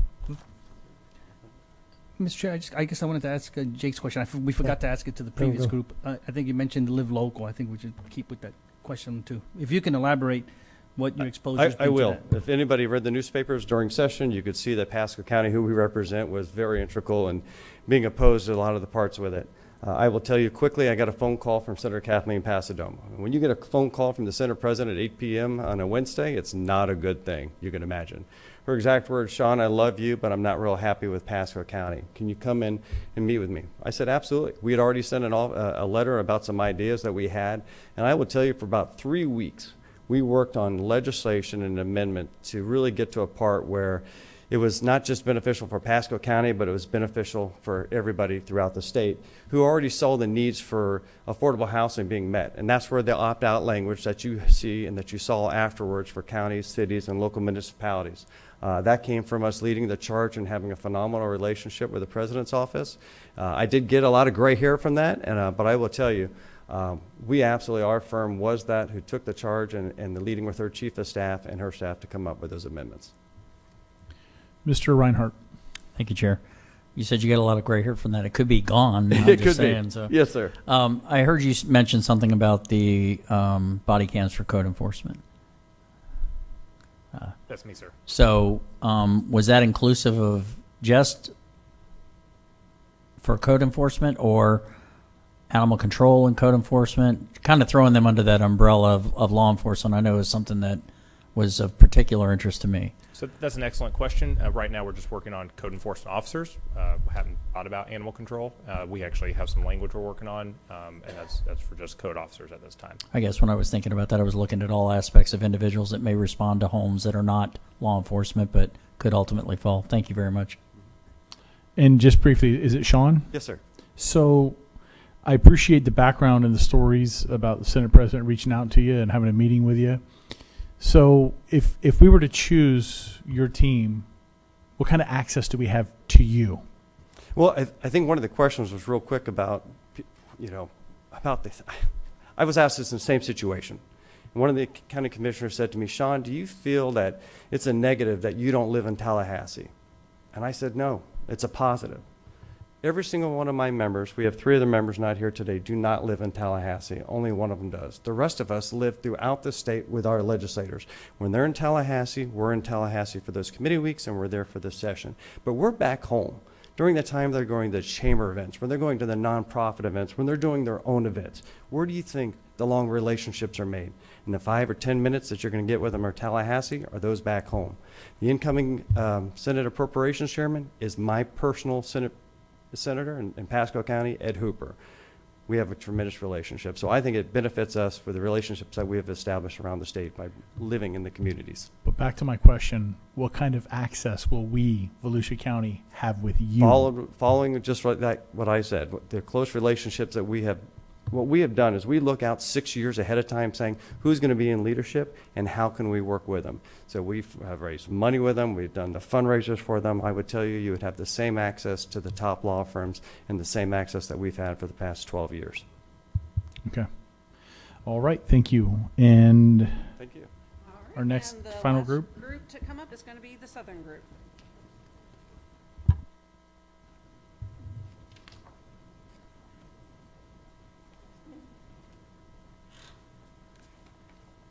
There's the clicker. Right there. I think I know how to use it by now.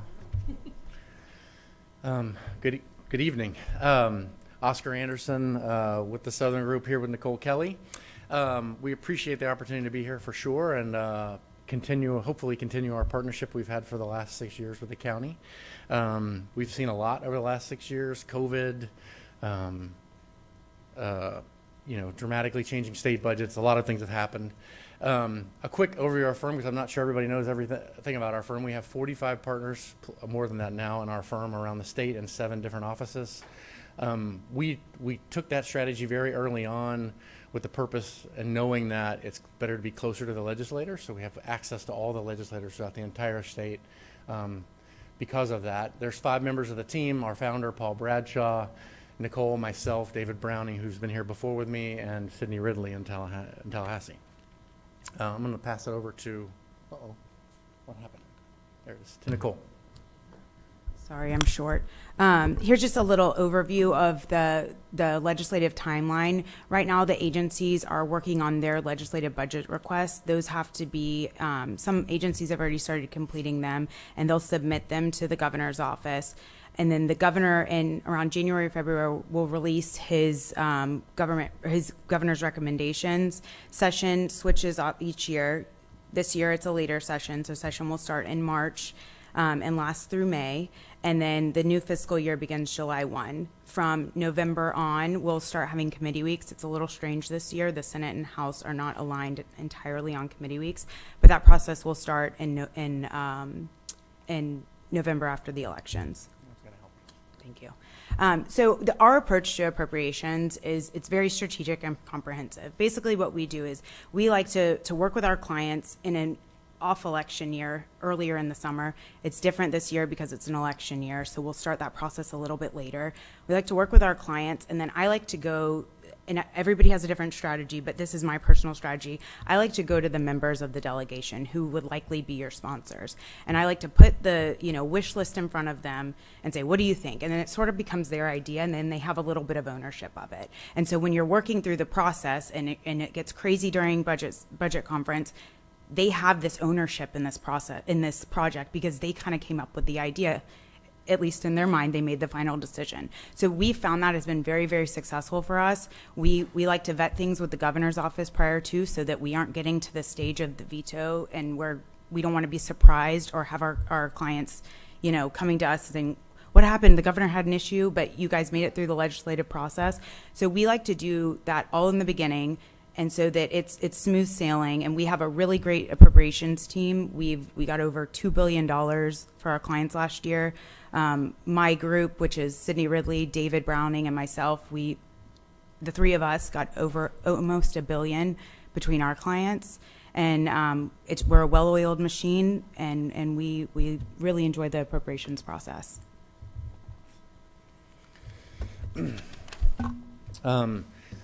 Specific questions about preemptions and home rule. We represent about 40 different local governments around the state.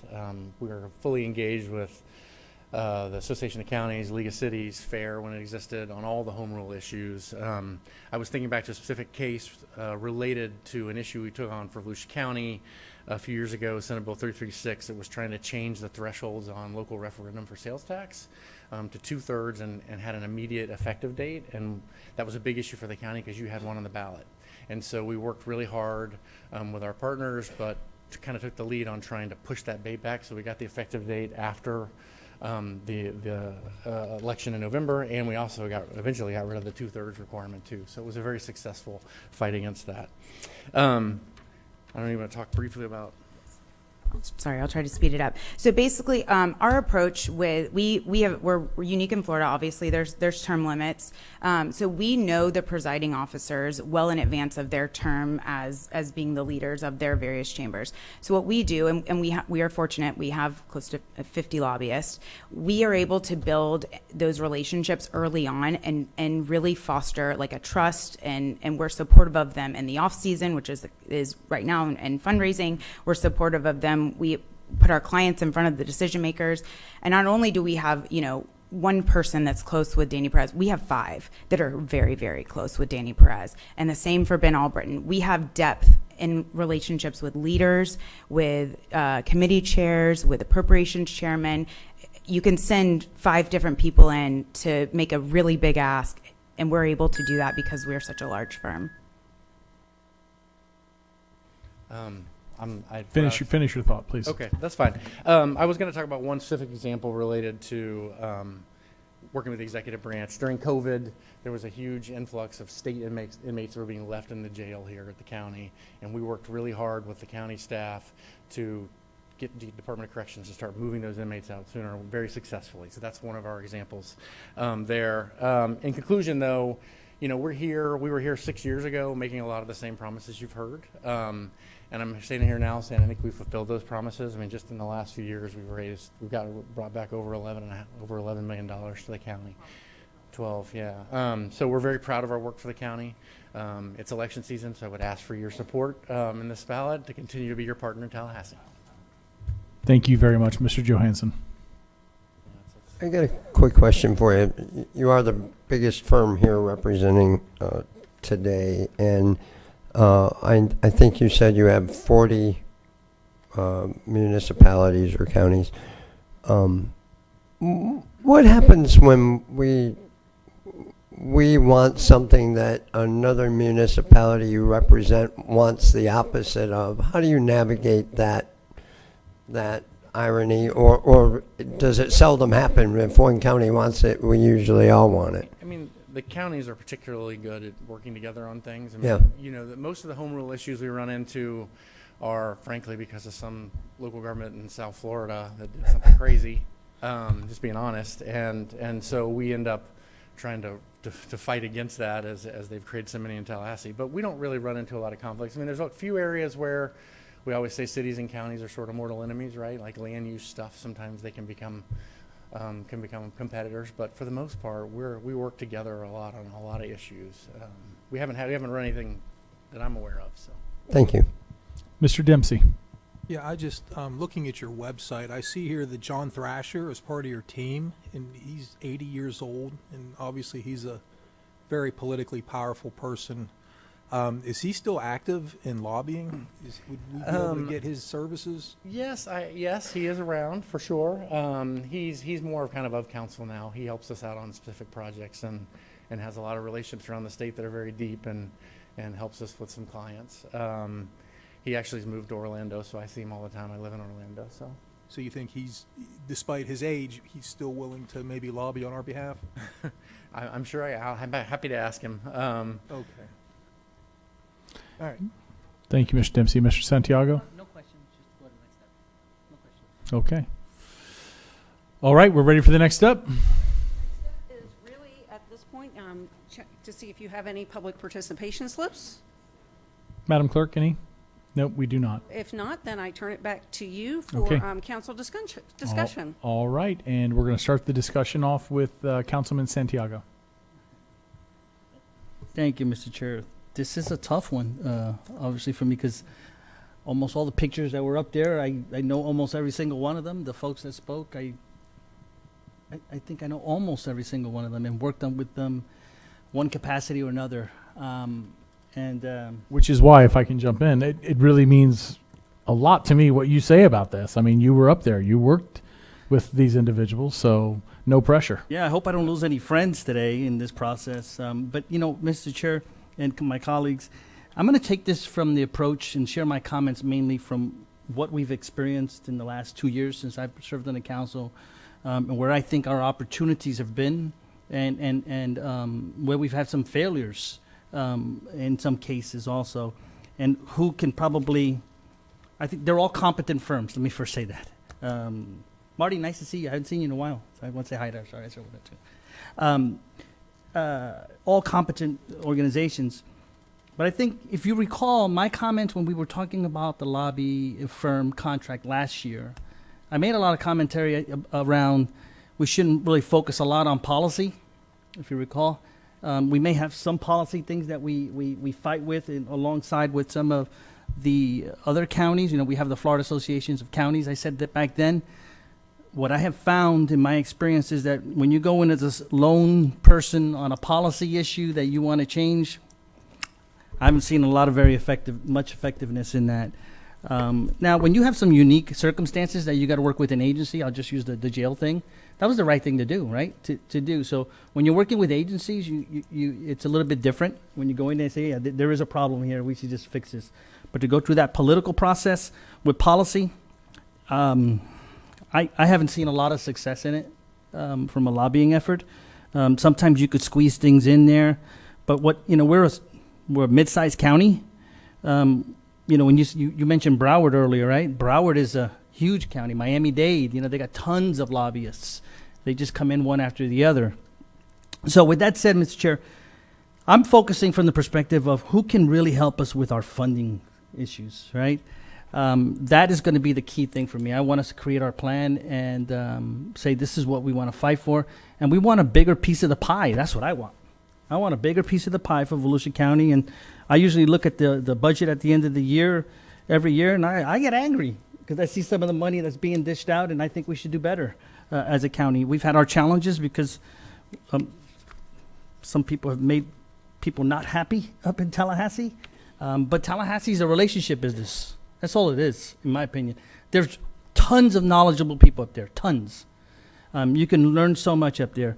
But at the end of the day, in my opinion, 90% of it comes to relationship. I'm going to go to my buddy Troy, my buddy Danny, Don. I'm going to say, hey, I need help with this because this is this and this and that. It's really what it comes down to at the end of the day. So with that, I'll kind of go through. I'll start with our current lobbying firm, Don. And Nicole, nice to see you too. I hadn't seen you in a while. She's back there somewhere. Southern Group is one of the biggest ones in Florida. They're the big boy, and I think for me therein lies the problem. I don't want to say too big to fail because I don't think they're a failure as an organization, but for me, if you recall, we had some policy issues where we had some conflicts because it was who asked the question about conflicts? Jake, you did. I don't want to rehash previous issues, but we had an amendment issue that was rolling around there, and they were conflicted somewhat, though they may have not said they were conflicted, but they were conflicted, and that's a product of their own success because they've been able to grow that firm with excellent people in it. But at the end of the day, who do you serve, right? And the bigger you get, the more conflicts, conflicts in Tallahassee have become a blurred term lately with some of these big firms. And I think that does a disservice at the end of the day, to the client. Very capable firms, but I didn't like the conflicts. And I think we could do better in the appropriation side. The Pittman Group. I've known of the Pittman Group for a long time. And you notice the word I said of. And the reason I say of, because I can share with you that in my 8 years that I served in the legislature, not one time did someone from the Pittman Group come see me. That's a big deal. I'm sorry, that's my opinion. Not once. A member of the Volusia delegation, and you represent people in Volusia. And I've made that verbalized when I was still serving at that time. So I didn't understand that. And I've probably one of the most accessible members while I served up there. If I can go, Mr. Joe? Okay. So there's my... Hold on. Let me just make sure the council's okay with that. Council, you okay with Santiago getting a few more minutes? Yeah. They're good. I'm almost done, Mr. Chair. I know. It's been a long night. But the Pittman Group, their failure with me is that they never came to see me. I don't know how they got that. Well, I have my assumptions, but that's a big deal for me, and I cannot give them my vote of confidence because I don't know how they're going to work with the rest of the delegation. On the other firm, Marty's firm, I'm sorry, I forgot the name. Pinpoint Results.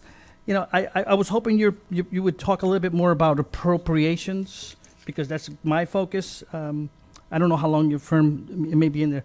It's been in place, so I don't know if the real connections are there. And then I'll end with where I think we should lie is the Sunrise Consulting Group. Reason I say him, his firm, I've worked with this individual as like the others also for almost 10 years. What I liked about Mr. Sean Foster is that this guy works the halls. Oh my gosh. He doesn't just work the friendships, which I said is very key. He used the words all in, but he works the halls in a very personalized, committed level. I've seen the relationships he's developed, and he's a smaller boutique firm, obviously, right? We're not going to get the conflicts that I think we have developed in the past. I've just seen the guy work, and I think if we set him loose with some key appropriations tasks, he's got the right relationships to say, I need this for Volusia, and he'll work it. And I've seen him do policies. He mentioned a little bit about Live Local, Mr. Chair.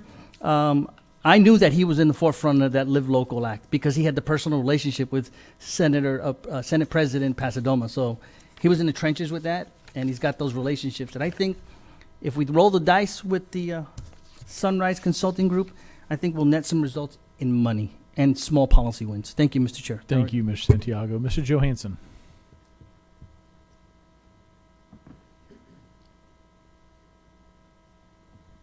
I think I'm good now. Okay. I think David's mentioned most of it. Okay. At this point, are you looking for each of us to give you? You talked about a 1, 2, 3, and 4. Should have a ballot in front of you. Right. So you will fill out under your name. Yep. 1, 2, 3, 4, and then we will tabulate them quickly for you, and Sure. then we'll give you the result. One's first choice, yeah. 1 through 4. One is the first choice. Yes. It's your number one choice. Yes, I'm sorry. You ready to take these? Yes, absolutely. Because I'm ready.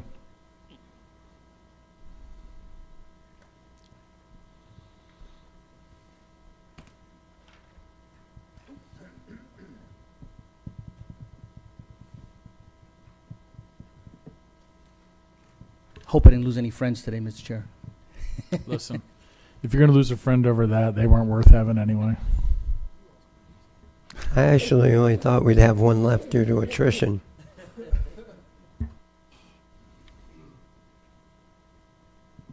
While we're waiting, just to the 4 firms, thank you very much for sticking it out here today. Bring your team down here. Most of you had everything locked up here. You were seamless. I appreciate it. Thank you.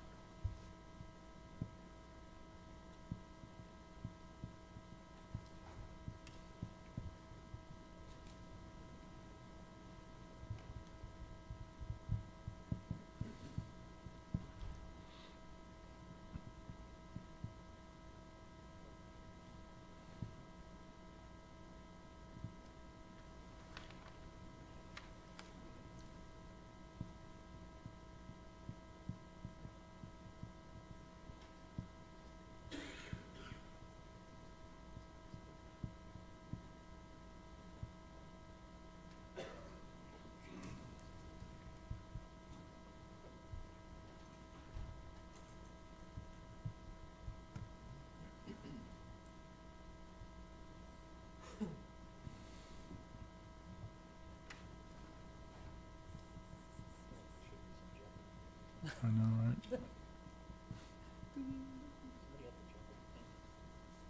You can get it. Hey, Mr. Chairman, you didn't recognize Lisa Lewis over here. Yeah? Oh, she's coming up. I'm waiting. I'm waiting on Miss Lewis. She's before us asking for some big time. You deserve it. You don't want sandbags in front of the building, do you? Okay. We gave out all the sand money.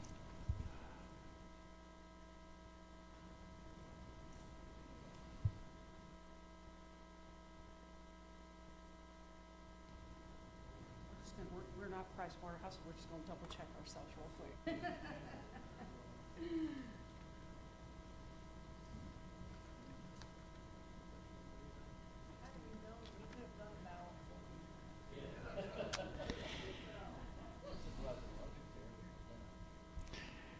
Timing to say that was perfect, Miss Lewis.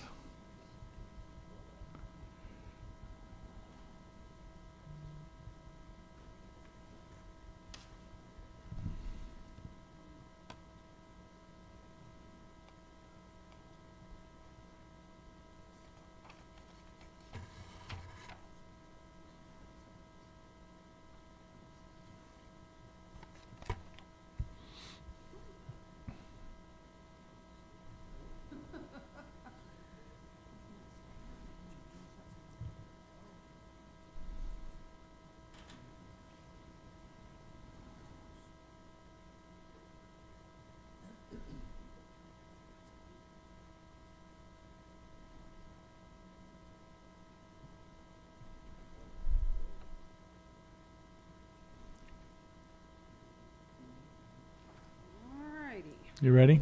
You're ready. All right, tell us the results. Mr. Dyer, I have to read everybody's vote or just the totals?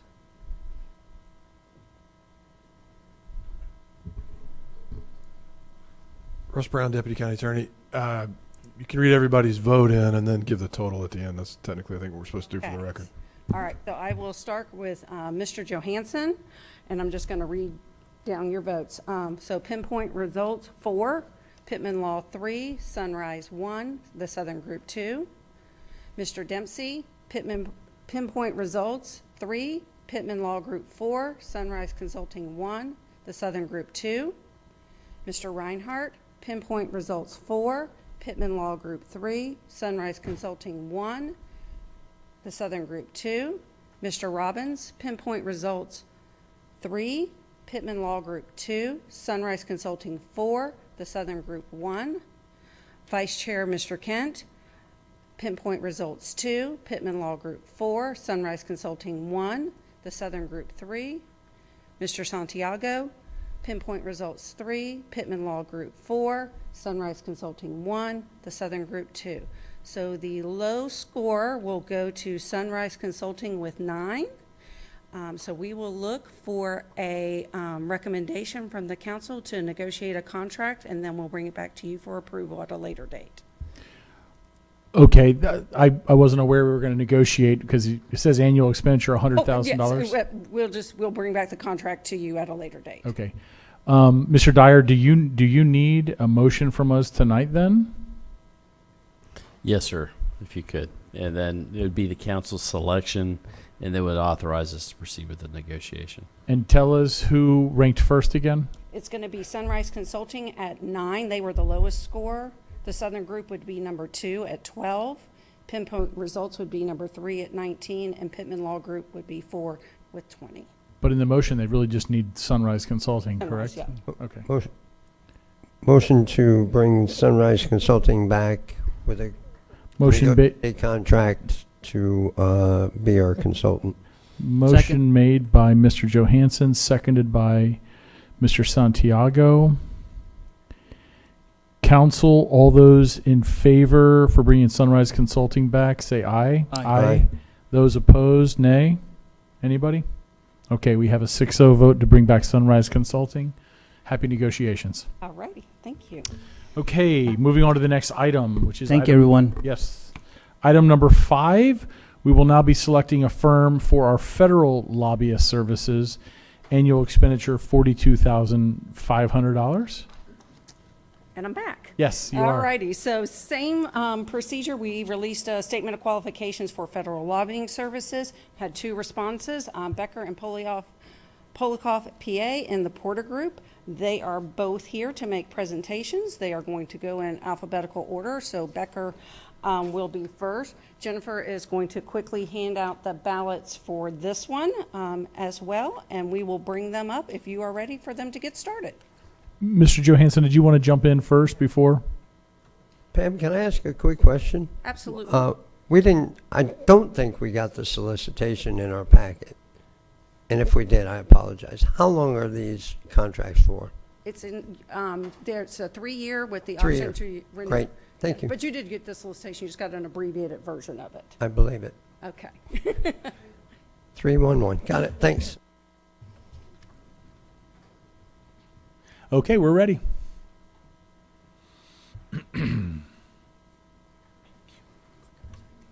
Cool. Well, Mr. Vice Chair, members of the council, Mr. Rechtenwald, and the rest of the team, so glad to be here. I'm Clarence Williams with Becker and Polikoff. Very pleased once again to make my appearance before you. Excuse me. We at Becker and Polikoff are a. Oh, am I up? There we go. Went the wrong way. We are a 50-year-old firm based in Fort Lauderdale with 14 offices around the state of Florida. Our state practice has been around for that entire length of time. Our federal practice is relatively new. We are a bunch of Hill veterans that came to Becker in 2011. Omar Franco, who is our managing director and one of my partners and part of this team, came to me and said, hey, I've talked to Alan Becker at Becker and Polikoff. He would love to have a federal practice, but we can only do this if I have me on the other side. Omar worked for Mario Diaz-Balart. At the time, I worked in the Florida Senate with him. We opened up our shop, just the two of us. That was in 2011. We are now 14 strong, but we still operate in a boutique fashion. That is what we believe is our bread and butter and our strength. We work as one person with 14 different abilities, 14 different Rolodexes, and that is yours. Everything that we do, we apply everybody's strength to it. We are a diverse and bipartisan group. We are purpose-built. Every person that was added for a reason, and not because one was a Republican or one was a Democrat, but because they brought additive nature and value to our group. We consider ourselves leadership proof. It doesn't matter who is in the White House on November 6th. It doesn't matter who's the Speaker of the House. It doesn't matter who's the majority leader in the Senate. We've built ourselves to be able to weather any administration, any group of leaders, in so doing. With this group in particular, as I mentioned, Omar Franco, who is in California today, wished he could be here, but he's out in California on some business. Omar Franco is one of our appropriations folks. Again, he worked for Mario Diaz-Balart, who is the current chairman of Appropriations, State and Foreign Ops. He is the former chairman of the THUD Appropriations, Subcommittee of Appropriations, and is always a friend to us. Amanda Wood. Amanda Wood is the local government queen pin. She came to us from Ferguson Group, which is a well-known local lobbying group, and she was one of their strongest. She has done things with appropriations that folks, really, I'm still figuring out, learning from her after 12 years. I consider her my mentor. And Anthony Bedell. Anthony Bedell is a creature of the executive branch side. He served as the number 2 at the U.S. Department of Transportation under President Trump. Prior to that, he served as the number 2 at the Department of Labor under Elaine Chao. We do a lot on the appropriations side. We consider ourselves local government stalwarts. In fiscal year 23, we did about $75 million in appropriations. Last year, we did closer to $97 million. This year, we're on board to do about $72 million in appropriations. One of the things that I'm most proud about is we're slowly working Representative Waltz into taking on appropriations this year. We got him to do the one appropriation that he did that was non-military in his entire time, and that was to help us with our issues with the Army Corps. He put in $1.5 million for us in appropriations that tied with the language we got in the Word bill, will afford us to get our coastal resilience study done, which is an important thing. There are several other issues that we'll be looking at as I'm watching my time. We're very, very proud to see all the great work that you guys have done in your investments at the airport. They're going to render a great investment overall for the county. The $4 million in investment that we got from the EDA is only but a trickle of what I can expect that we will get in working with the EDA and USDOT to start the processes for the things that you guys are doing. We expect that an exponential amount of investment will come not only from EDA, but from DOT, from the Department of Defense, and others. And so we're looking forward to helping you there. I will just... Go ahead, please continue your thought. Thank you so much. I will just say this, that Volusia County, for me, is a labor of love. I am not myself from Volusia County, but as I've mentioned to you before, the officiants at my wedding, my best man, 2 of my groomsmen, are all Volusia County residents. Right up the way, one in Port Orange, 2 of them live in Daytona, and one actually just moved up to Jacksonville, but that's, we don't talk about her. But so this is, to me, of the clients that we have that we consider marquee clients, you guys are marquee for me. One that I speak about proudly, and everything that you guys do to make this place greater makes me happy because I'm helping people that I know and that I love. With that, I will turn it over for any questions. Thank you very much. I appreciate the background about the people in your wedding party. It's a shame none were from Ormond, but whatever. Oh yeah, I heard Daytona. Two in Daytona. Actually, my best man lives in Ormond. They just got their power back a couple days ago. I was talking to them, I could hear the generator going in the background. Look at that. So the best yes. man. Mr. Santiago, please lead us off. Yeah, a question. Is Congress broken? Yes. Okay, good. Thank you. Yes. Appreciate the honesty. And then I'm going to have questions, Mr. Chair, from John Booker. I just wanted to say that. And if staff, is Cyrus still around? If so, I'd like to ask him a question after both presentations. Thank you very much. Good job. Absolutely.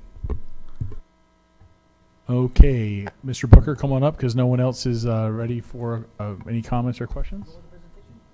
No, there's one more. You're waiting for the other one? Okay. Thank you. We're ready for the second presentation of the Porter Group.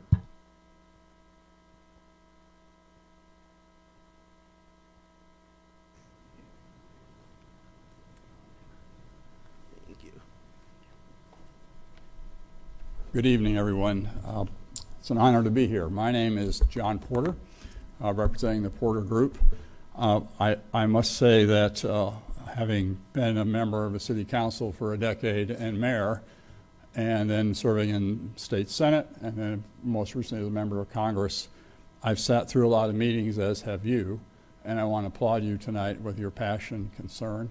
Vice Chairman, appreciate you handling the meeting. Again, sat through hundreds of meetings, and I applaud you and to your team. Thank you again for this opportunity, and as I mentioned, my background is a little unique and different in that as a passion for me was to continue in public service after I left U.S. Congress. And I think you'll find, many of you, once you leave office, you too will find other ways to serve the community. So I decided to put together a team of individuals, of professionals, that I felt would be unique and different. I've been lobbied by the best, and I've been lobbied by the worst in my 25 years in office. And I've tried to take what I've learned and bring together and be entrusted with the clients that we represent. Again, I mentioned we created this team as a passion of mine, but also our members of our team. There's 12 of us. Have extensive experience on Capitol Hill, both in the Senate and in the U.S. House of Representatives. But we don't just lobby. We find there's far more to public service than a widget or funding. And by the way, I think, and Ben will address this, plus $200 million or so just in the last year and a half we've found for our clients. But we try to connect the resources. We want to raise and elevate Volusia County to be a major player in Washington, D.C. And I know based upon size, my experience is such with large to small communities, municipalities, airports, convention authorities, economic development authorities. Our expertise is in emergency management and FEMA. We understand what it takes to operate an airport. I was honored to serve on the Las Vegas Convention Authority, 40-some million visitors a year, so we do have a depth of experience way above and beyond what this contract would call for in helping you, whether it be economic development, whether it be travel and tourism, whether it be finding other opportunities for the community of Volusia. So again, I'm honored that we do things unique. I know what it's like to push a button. I know what it's like to be accountable, to go to the grocery store and spend a couple hours at times. And I know local government is the most difficult in my tenure of 10 years serving the community. So we're unique and different in that we bring the passion, the expertise, the understanding, but also what it means for you to vote tonight or in the future. It's not just showing up to vote. So with that, I'd like to introduce Mr. Ben Rosenbaum, who's with our team as well. Ben. Thank you, Congressman. So again, Ben Rosenbaum. I'm a third-generation Floridian, a graduate of the University of Florida. If you're not a Florida Gator fan, don't hold it against me. And I'm also a 15-year there we go. Also a 15-year veteran of Capitol Hill, as the Congressman mentioned. My wife's from Tennessee, man. Okay, well, it was a rough game, I have to say. But with my limited time, I'll move to brighter stories, I guess. The Porter Group has decades of experience on Capitol Hill, as the Congressman mentioned. We served on a variety of different committees. We are generalists, which sometimes could have a negative connotation, but we believe that we have the understanding, skill sets, and strategies to really bring what your goals and passions are to Washington and be able to deliver. And that's both on the policy side as well as on the funding side. Appropriations is something we take very seriously. We work with a number of municipal clients. We recognize their challenges. We heard about Congressman Waltz and some of his limitations in terms of his community project funding requests. We know the senators themselves do not request funding, but we have found ways to deliver for our clients.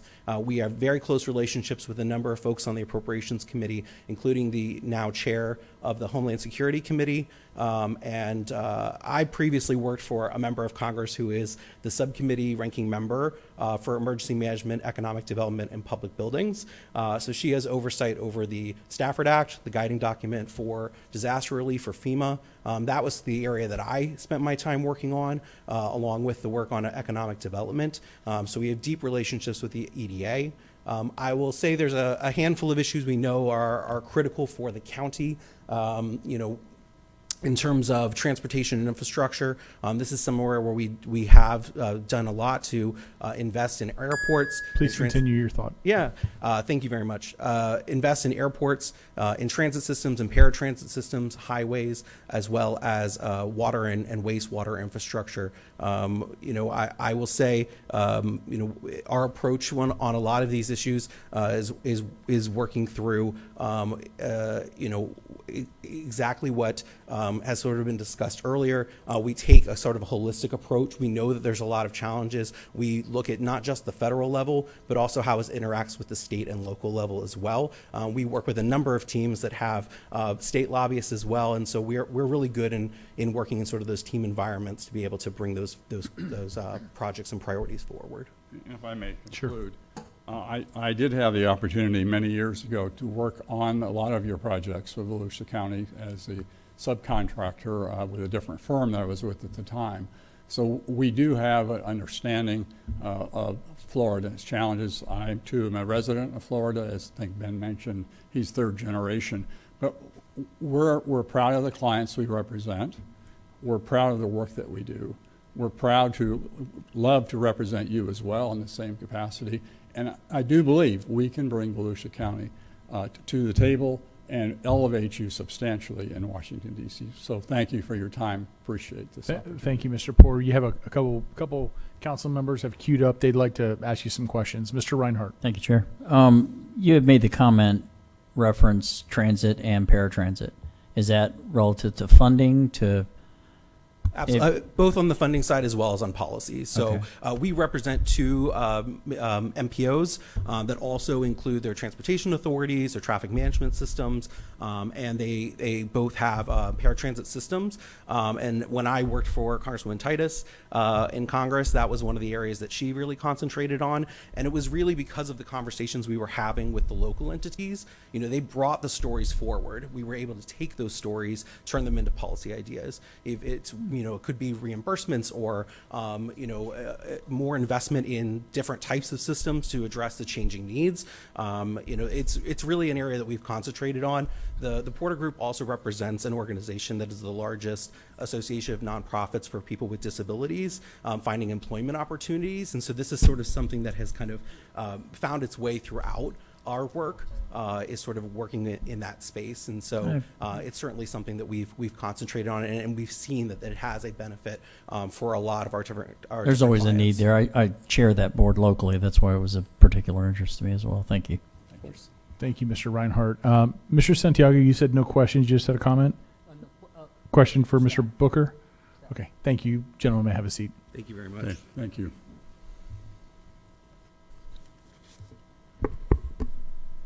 Me? Please, yes. Oh. John Booker, Government Affairs for Volusia County. Thanks, John. Congress broken? Yes. Thank you.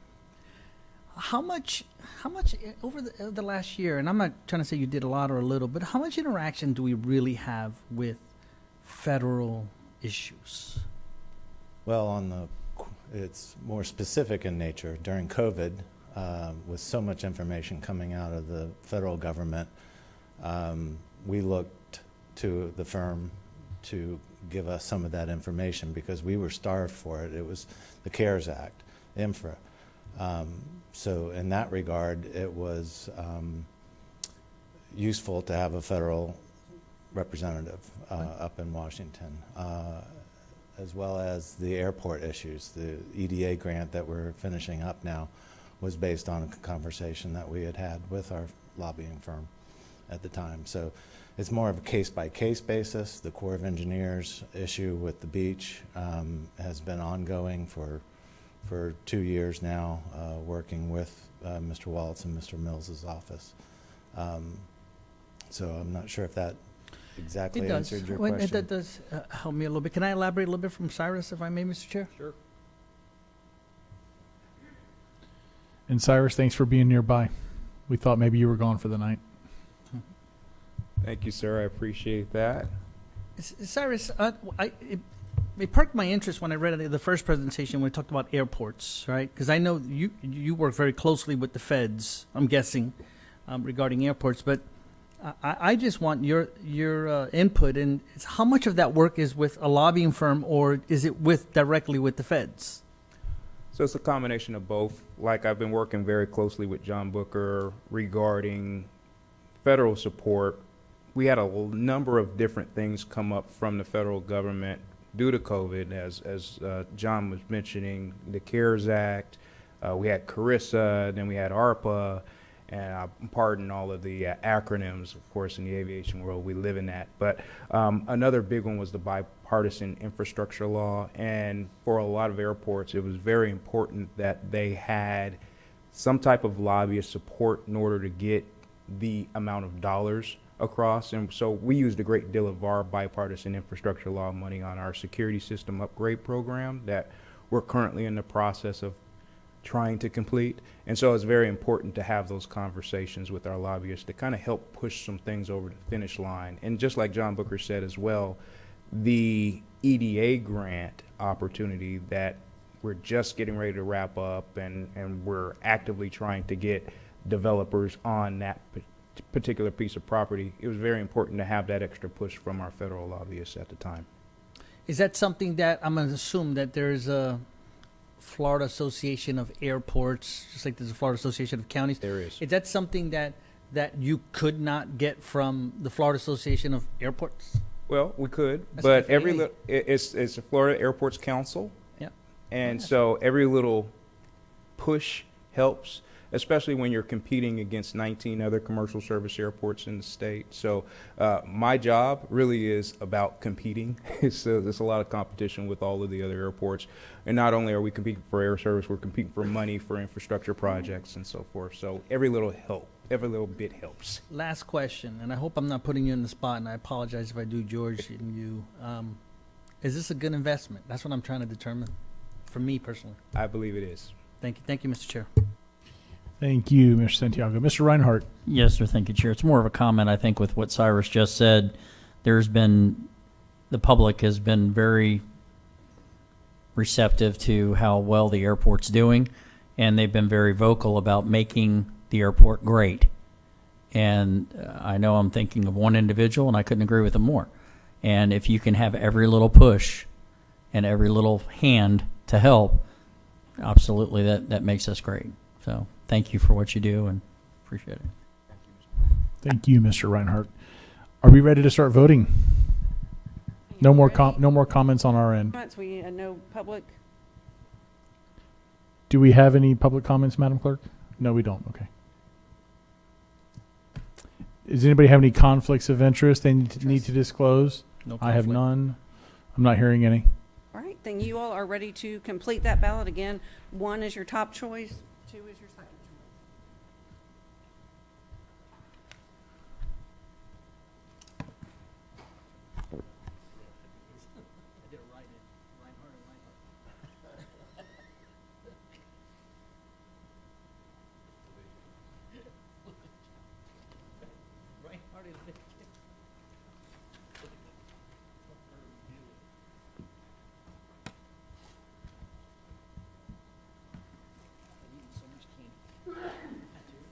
Bless you.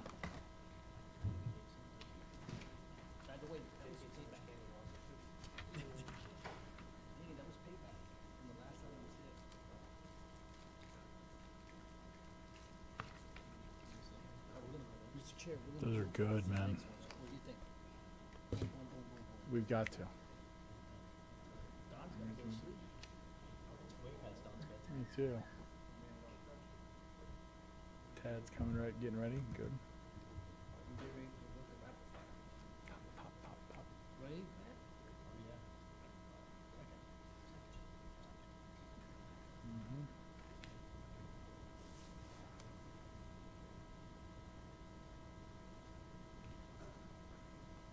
I'm not gonna let her. Okay.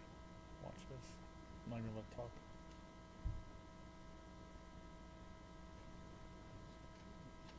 Yes, we have to spend a ton of money for it. Now we're gonna spend a ton more.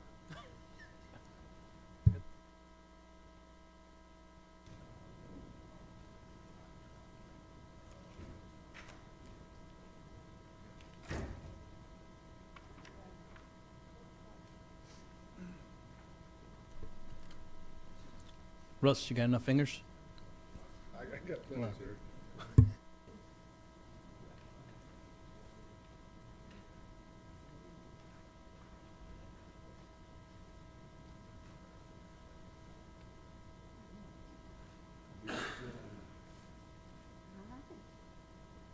Well, we have 6 members and we have a tie. So I just consulted with Mr. Brown. You all can vote again amongst yourselves, or you can continue it until Mr. Brower is back. They will have to come and present again for him, and then we can move forward from there. Let me ask you, why would they have to come and present again? Can't he watch this meeting? I would hate to make them have to travel down He again. could. That is an option. Yes, sir. Okay. That's an option. Okay. Council, I'll leave it up to you. I mean, I'm not keen on changing my vote. Is anybody keen on changing their vote? I think Matt should change his. So I don't know who he's voting for, but I think we should pick Matt. can we get a motion to continue this to our next meeting? Motion to continue to next meeting. Second, Johansson. Okay. Motion made to continue by Mr. Santiago, seconded by Mr. Johansson. Council, all those in favor say aye. Aye. Those opposed with a nay? Okay, next meeting. We'll let Mr. Brower make the final decision. All righty, thank you. Thank you. I think so. Are you going to read out the votes at the next meeting? I can Yes, read. we'll wait till the next meeting to read Yeah. those out. Okay. And tap. Yes, sir. Well, can I ask for clarification on that? I mean, we're going to be doing a new vote, or we're going to be accepting his vote? No, we would. So you could read them now for the 6 of you if you want to individually, then do the accumulation, and then you could just add his into the record, and then she would update the accumulation. I personally don't want to sway his vote by knowing what our votes are right now. Correct. Good point. Good point. Concerned with, So we just have to make sure before, when he makes his vote, she will then read them all individually into the record like she did for item 4, and then we'll do the final tally and then make the announcement. Perfect. Okay. Thank you. And David, did you make that motion to continue? I did. And who seconded that, just so I know? Johansson. Thank you. Let me just make sure I get that right. Okay, we are moving on to item 6, selection and award of contract with A.M. Weigel Construction Incorporated for the Supervisor of Elections Building. Expenditure not to exceed $4,397,306. Move to approve. Okay, we have a motion to approve Second, by Mr. Johansson. Santiago, seconded by Johansson. And this might be the quickest one we have. Do we have any public comment on this? I just Okay. have one comment. Okay. Mr. Santiago? Okay. Mr. Reinhardt? Just one comment with respect to who was chosen with AM Weigel. Couldn't have picked a better company. They did the work out there at the jail. They're phenomenal. So Thank you. Great And- job. And our Supervisor of Elections, Lisa Lewis, is in the building. Thank you for being here. You don't have to say anything. I just wanted to recognize you for being here. Thank you very much, but I do want to correct Mr. Santiago that we are a large county. We haven't voted on this yet. But I also did hear that the locks are not working good at the jail. So is you sure about this company? We are about to crack the top 10 county in Florida. And just so, I just want everyone to know, because we have this group called Ulcers, which is the top 16 counties in the state of Florida, that we meet once a quarter. Urban Large County Election Registrar and Supervisor is what it stands for. And we send some people, I send some people that meet to have roll aids to help with the ulcers. But they have made me the unofficial chair when Supervisor Cowles retired from Orange County, who was my mentor. So we are growing, hence why we do need more space. Want to withdraw my motion? I'm No. joking. I'm joking. Thank, I'm joking. thank you, Nope, stay there, Supervisor. Okay, Council, all those in favor of item 6, say aye. Aye. Those opposed, say nay. You have a 6-0 vote. Congratulations. There you go. Thank you. Moving on to item number 7. This is a public hearing. Is Tad Casbier here? Good. Okay, he is. Proposed vacation of a portion of Vestal Park, map book 9, Osteen area. Please make it as quick or as long as you think you need it. Yes, sir. Good evening. Tad Casbier, County Engineer. This vacation is a request to vacate a portion of Eaton and Wall Streets within the plat, surrounded by property owned by the petitioner, approximately half an acre, unimproved. We have no use for it, and we recommend the vacation. Move to approve, Mr. Chair. Okay. Motion made by Mr. Santiago. Was that Mr. Robbins? See. All right. Motion and a second. Council, all those in favor say aye. Aye. Aye. Those opposed, nay. The ayes have it 6-0. And stay right there, because item number 8, you're going to talk to us as well. When you're done with item number 8, talk to what's going on with the beard. What's happening here? Looks great, by the way. How do you know my wife is out of town without me telling you? Nice. I guess that's I thought it was a bad weed whacker accident in So the storm or something. Item 8, proposed vacation of a portion of Lower St. Johns River in the Atlantic Coast talk map about that later. book 21. Mr. Casbier. Yes, sir. Again, another vacation with their request to vacate Jackson Street, in this case, a 60-foot right-of-way and an unnamed 16-foot alleyway. Property owner owns the properties adjacent. It's unimproved, and we recommend approval. Move to approve. Thank you. Motion made by Mr. Santiago. Second by Mr. Reinhardt. And I apologize, item number 7, I did not publicly close that public hearing, but I'm closing that public hearing now. Sorry about that, legal. Any comments, cards? Anybody want to speak on that? Okay. Council, we have a motion and a second. All those in favor of item 8, say aye. Aye. Those opposed with a nay. It's a 6-0 vote. We're on to item number 9, nominations and appointments. Yes, sir. That's clever. Okay, at-large East Side appointment to the Volusia Forever Advisory Committee. Chairman, I'd like to make a motion to reappoint John Macaluso. He got dropped due to some personal issues. He has resolved those issues. We've chatted once or twice, and he is motivated to get back on the committee and do great work. He did great work for us previously before his personal issues came up, and he's ready and willing to do it some more. I'll note that John worked with me in Port Orange on the Environmental Advisory Committee, and he and I often don't agree, but that's why I want him on the board. I don't want a bunch of the same thinking people, so he's my pick. Okay, at-large member Johansson it's his appointment. John Macalusa, I think is how you say it, by Johansson. Is there a second? Okay, I'm going to give it to Reinhardt. I heard him first. And Mr. Johansson, I'll just say, one of my appointments was someone that was not a supporter of me, was, I think, brutal towards me, but I liked that it was somebody that didn't think the way I did, so I can adhere to that way of thinking. So thanks for sharing that.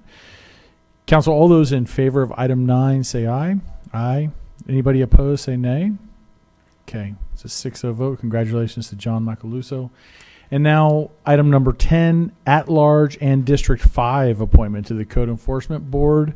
And Mr. Johansson, you want to go first? Sure, I'd like to nominate Andrew Hall. Say that name again. Andrew Hall. Okay. Reappoint. Andrew Hall. That's And correct. I'll nominate Chad T. Lingenfelter. Chad Lingenfelter. Okay. Can one of you gentlemen, just so this is all cleaned up, make the motion for both of those individuals and someone second? Yes, I'd like to make a motion to approve Andrew Ryan Hall and Chad T. Lingenfelter. Second. Perfect. Motion made by Mr. Johansson, seconded by Mr. Go. Council, all those in favor say aye. Aye. Anybody opposed with a nay? The ayes have it, 6-0. And that is how we round out a meeting, gentlemen. Okay, closing comments. We have a couple. We have 2. So number 1 is John Nicholson. Thanks for hanging around this late, Mr. Nicholson.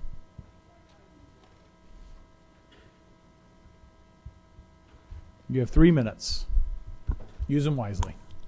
John Nicholson, Beachside. I often hang around late.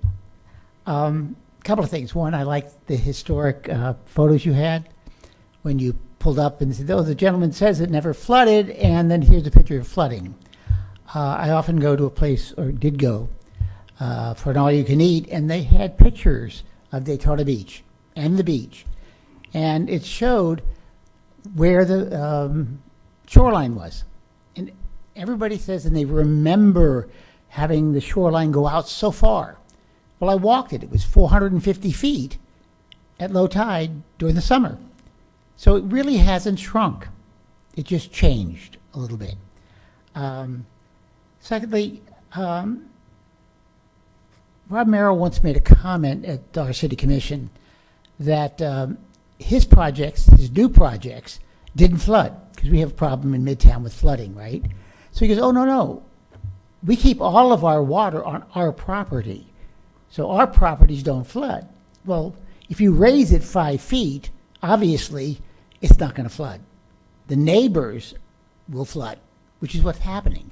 So we, as a county and city, changed the rules back maybe 40 years ago to raise the properties so they wouldn't flood.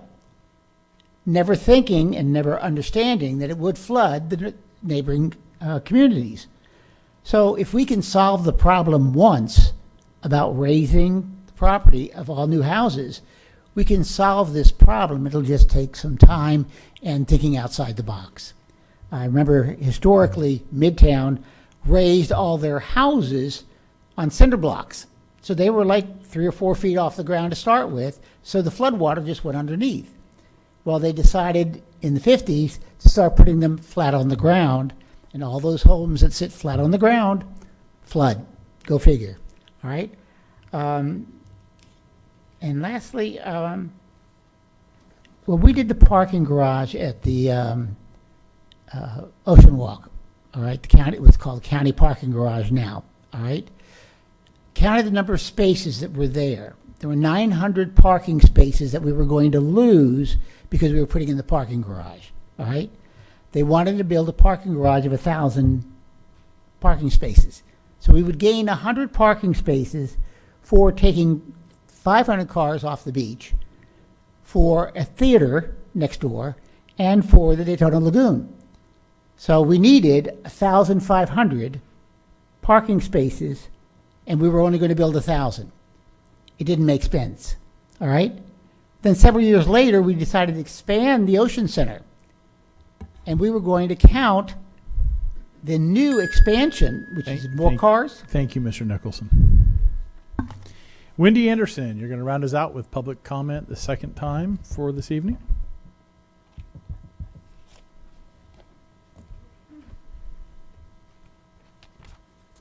Thank you. Yes, I did stick around. I did have a few things to say in response to the flooding remarks at the beginning of the meeting, but I needed to ponder them for a little while and kind of let you all do the rest of your meeting. I just wanted to start by saying that I lived in the neighborhood that took a lot of heat tonight. I lived there for 6 years in Victoria Park. I was on the HOA board. I was also on the Master Association board before I stepped off of it after 1 month because I just couldn't stomach it anymore. And in August, I moved out of the neighborhood because I couldn't be a part of the problem anymore. I lived right across the street where I had to look at JC's property every day. I watched that water rise. I moved in there just as Sawyer's Landing was built, which is the neighborhood inside the neighborhood that's not the neighborhood. And that's supposed to make you chuckle, but it's true. There's another neighborhood in there that's not us. And these neighborhoods, Victoria Trails and Sawyer's Landing, have flooded that property. Yes, there might have been standing water on there in 2004 after 3 hurricanes in that photo that you showed, Mr. Santiago. But now it is a lake 365 days a year, every year for 6 years. It's different now. And those neighborhoods did that. I watched it happen. Okay, that's all I'm going to say. So even though JC and others, have been pretty aggressive in their communication strategy about it and poked a lot of bears about it, he's right. It's true. Okay, we are looking at recurrent events. We use this language of 500-year storms, or this is a historic occasion or whatever, but we just did this 2 years ago. This is our new normal. I won't say the C word because I know you all don't like to hear about that. This is our new normal, whatever you call it. And we need to start planning and designing policies that address our new normal. We can't keep doing what we're doing. NRAC is doing good work, but we're being actually very conservative in our work because we know that we have this council to present to that is going to be very cautious about making change. But I'm telling you, it is time for some aggressive change. And I hope that our new lobbyists that are going to represent the county in Tallahassee will help us get support from our representatives in Tallahassee to have the freedom, the home rule, the right to make the changes in policy that help protect our residents in this county. That's really all I wanted to say. I really appreciate the conversations you all have had tonight, and look forward to working with you in the future. Thank you. Thank you, Ms. Anderson. Closing comments, and Russ Brown, you never get a chance, and I never knew why they never gave you or Suzanne a chance, so you both are getting a chance tonight. Any closing comments? Thank you, sir. No comment. That's a perfect comment. Thank you. Michael Dyer, closing comments. No, sir. Thank you. Suzanne Conchin, closing comments. Okay. Mr. Rechtenwald, closing comments. A few announcements. I just encourage everyone and the public, if they need assistance, to go to our website and go to our Milton section on the website. There's FEMA assistance. You can get your way to that. We also have Volusia County residents that will be eligible for the Army Corps' Blue Roof program. We also will be talking about SHIP funding that will be available for qualified residents who need repairs. And then I'd like to also say, this weekend, Volusia County is organizing a community volunteer event to connect residents, businesses, and organizations and churches with local recovery efforts following Milton. The event will pair volunteers with residents who need assistance with debris cleanup, tree trim removal, the mucking out of flooded areas, and other tasks. We ask the volunteers arrive at 9 a.m. on Saturday, October 19th at the Volusia County Ag Center out at 3100 East New York Avenue in DeLand. Upon arrival, participants will check in, complete necessary paperwork, receive safety briefing, and be matched with opportunities based on their skills and the community's needs. Also, just want to point out, we have another event coming at the Ocean Center October 15th. Actually, it's October 25 on Friday. 6:30, Bethune-Cookman University will celebrate its 120th anniversary at the Ocean Center with a homecoming pep rally concert featuring Big Boy, Muni Long, and Young Jock. Tickets are $25 and available at Ticketmaster.com. And I think, Suzanne, you... I just wanted to add one point, and this is for council members who may hear from residents who need help. They can call the CIC and indicate they need help with tree trimming, mucking, whatever they are. We're looking for those missions because we're going to assign them out to volunteers on Saturdays. So if you know of any residents who need volunteer help, it's important that they call in and get their name on that list by Saturday. There probably will be help after that, but I know that's our first effort and wanted to make that plug. All right. Is that all, George? That's it. All right. Thank you very much. Tonight we start with Councilmember Johansson. And Jake, before you start, I just want to publicly just say thank you.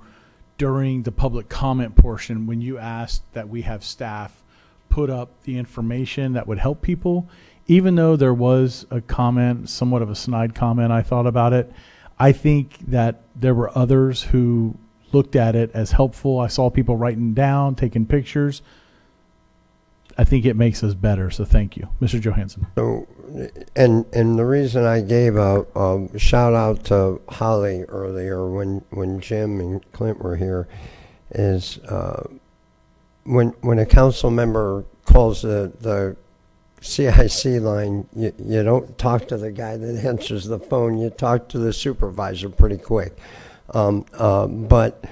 But the phone was answered on the first ring, and whoever answered the phone before they asked me what my name was willing to help me get whatever services I needed. I'm a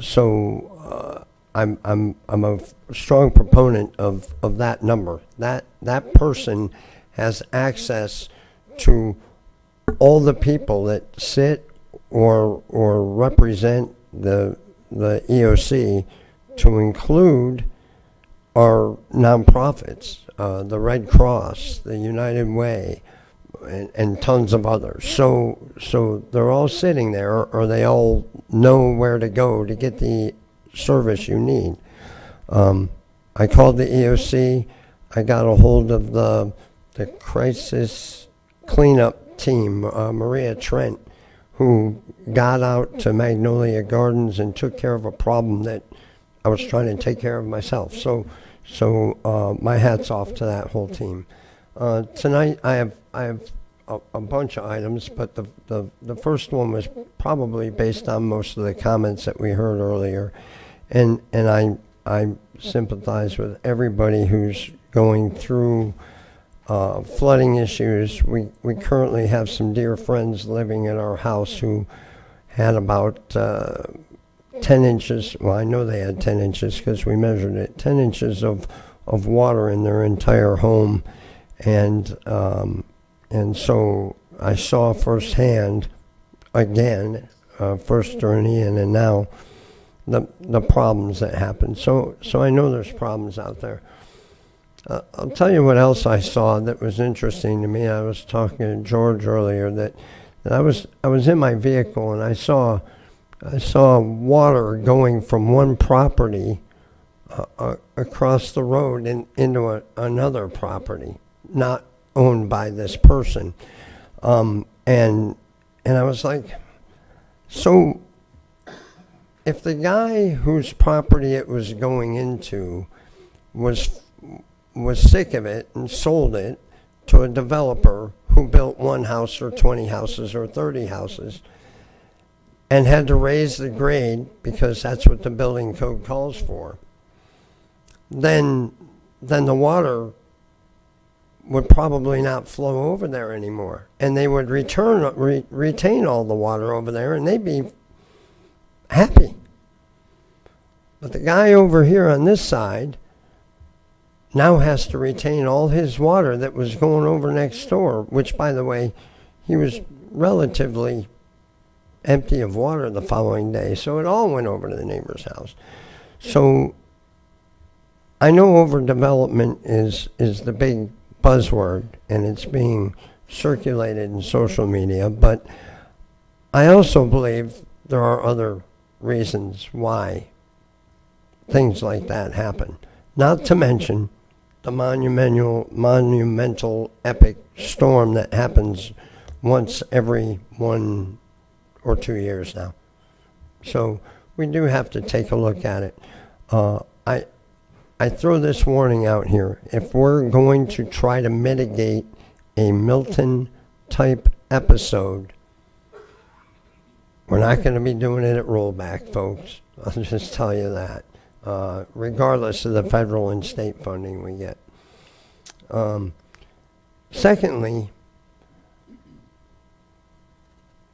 somebody from the public looked at a certain group of us with their steely eyes and talked about 4-3 votes for zoning and rezoning. It wasn't you, John. So I went through and did some light math while we were talking about some items. Rezoning, special exceptions, and variances. As quick as I could tell, there were 52 of those that have been looked at during this council's time sitting up here. Of those, and I may be 1 or 2 off, 41 have been either a 7-0 or a 6-0 vote. 41 of 52. 4 of them were 6-1. 3 of them were 5-2. And 4 of them were that dreaded 4-3 vote. So when you say most of them were 4-3 votes, and you look at the 3 people or the 4 people who voted for them, not the case. Most of them were 7-0. So when you look at us with steely eye, and Vice Chairman, Acting Chairman Kent mentioned it today, you're talking to us as a council. When we're sitting up here voting, we are one person, one body. So just, and I may be 1 or 2 off. So when somebody comes back and says, you're wrong, it was 40. So that's how I see it. Lastly, something completely off topic. A couple weeks ago, but I think it was between Helene and Milton, which is how my timeline works these days, we got an email or a official letter from Rob Merrill at Cobb Cole asking us to entertain a request for amendment to Land Development Code for billboard expansion at Lamar Advertising. I've briefly talked to George about this. He said that it's something we can look at. We've looked at it before, and I'd like to ask that we entertain putting that on a council meeting in the near future where it fits, where we can have a proper discussion about whether we want any advertising company to do billboard expansion. It'll give us a little bit of revenue, but I'm not sure whether we want to do it or not, but I would like to have that discussion. You want to make a motion? I would like to make a want- motion to bring back a request for amendment for land development code for billboard expansion. What kind of timeline? You want it in 2 months, 3 months? George, what would work for you? Probably January, given where we're at. in the No, year. no later than the end of February then, because stuff happens. Gotcha. Motion and no later than the end of February, George. Do we have a second? Second by Mr. Robbins. Yeah, Mr. Santiago. I know it's to bring it back, Jake. I'm a strong no on it. The Mhm. idea, I see it as eye pollution. I've been this. Many of us have probably been in cities where they're everywhere. It's disgusting. That's just my opinion. So I'll be voting no. Not because you're right there. I just don't. No, that's fine, and that's the way it may go. I just want to bring it back and have a healthy discussion. Thanks. And that's what I like about this, and I've been quoted about it, but if it's important to you, it's important to me, so we can have the conversation. So I want to be clear. I'm not sure it's important to me. I want to have staff look at it and have that discussion. Gotcha. And Troy, it's important to me not to bring. I'm kidding. I don't believe it. Thank you. So we have a motion and a second to bring the Lamar advertising back before February. All those in favor say aye. Aye. Any opposed, nay? Nay. Okay, it's 5-1 to bring it back. So it's coming back for us. Next, we have Mr. Reinhardt. Thank you, Chair. First off, everybody giving thanks out today, and I wanted to do the same to George, Suzanne. Thank you very much for what your staff provided during that event. You heard a lot of public come up and make the same comments about our fire services and law enforcement and whatnot. I personally want to thank Michael Ryan. You are a resource for me to call, and I appreciate that, as well as Clint. Is he still here now?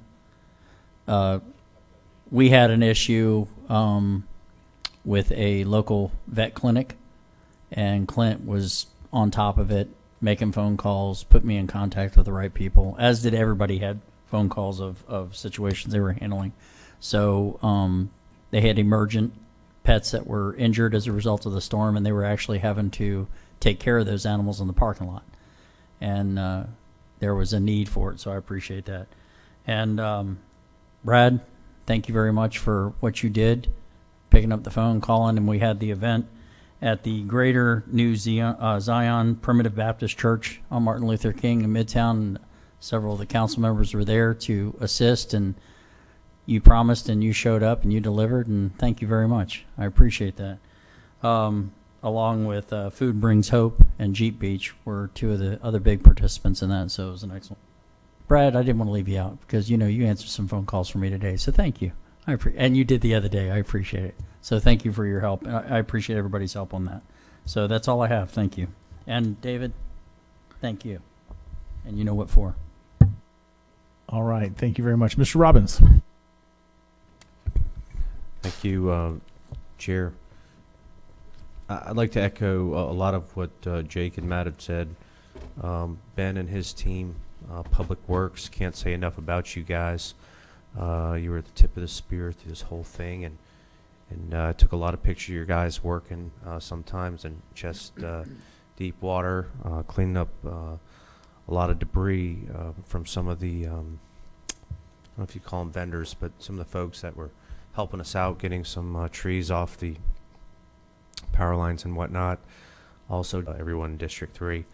I'm going to be sending out an email to staff after hearing a lot today and kind of pandering over some things that have developed in Edgewater and Southeast Volusia.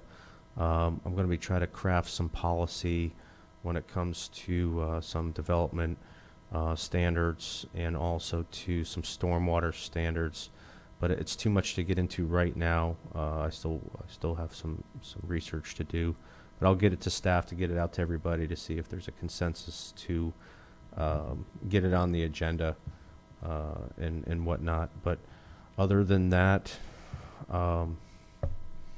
thank you all, for volunteering and getting out there in the community. I saw just about everybody out there working for the people, and people notice that stuff. So thank you guys. It's a team effort. Thanks. Thank you, Mr. Santiago. Yeah, I just want everybody to know that I'm starting a GoFundMe account for Tad to get him a new weed whacker. I'll start taking donations today. But I just wanted to comment. Wendy, thank you for your closing comments today at the end. I really appreciated them. And then I just wanted to add commentary to your commentary, if that makes sense. That the first, let me go back to the digress for the property that was shown was made because person came on aggressive, made personal attacks, but didn't provide the facts, and that's why I went there. And I knew those facts for months, but I decided to share that with the public because what we need are facts, right? We need accurate information. It's clear we need to do something. The state needs to do something. This isn't just a Volusia County issue, right? And the approach that I like to take is factual approach because I'm not an engineer. A lot of people become engineers when things happen, but we can't do that. I won't do that. I have to go at this from scientific information so that we make the best decision. Maybe what we're calling the 1 in 100 and the 1 in 500 aren't those anymore. Maybe they're the 1 in 25s or the 1 in 10s. We have to figure out what that standard is and change our development patterns to adjust to that. And I'm open to that.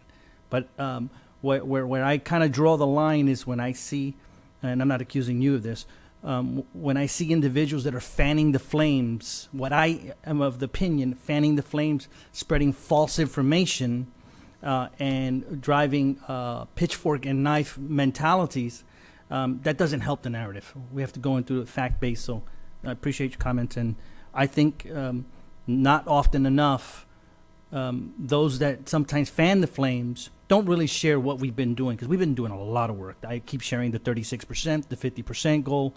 That's not shared with those individuals that are rallied to come here, which I appreciate their information, but we have to give people factual information and then let them share it from there. So this council, I think, is committed to it from a factual approach and a reasonable approach to make sure that we do it right. So thank you. Thank you, Mr. Chair. I'm done.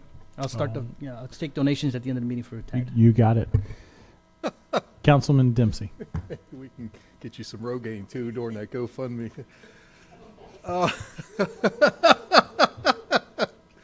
Matt, we want Matt too. No, I just wanted to. I know I told Ben earlier, but I was really impressed. I went down through Taylor Road before Milton even came, and I noticed the county already had the pumps going. They were already pre-draining everything. I mean, you guys really were proactive in this, and I think that's commendable. I mean, it was a big pump too. I mean, that thing was really throwing out the water in the, doing its job, and so that was great. And Dr. Anderson, I appreciate you being here. I really appreciate NRAC and what you guys do. I mean, you're all highly skilled professionals giving us invaluable advice, which I think is very commendable.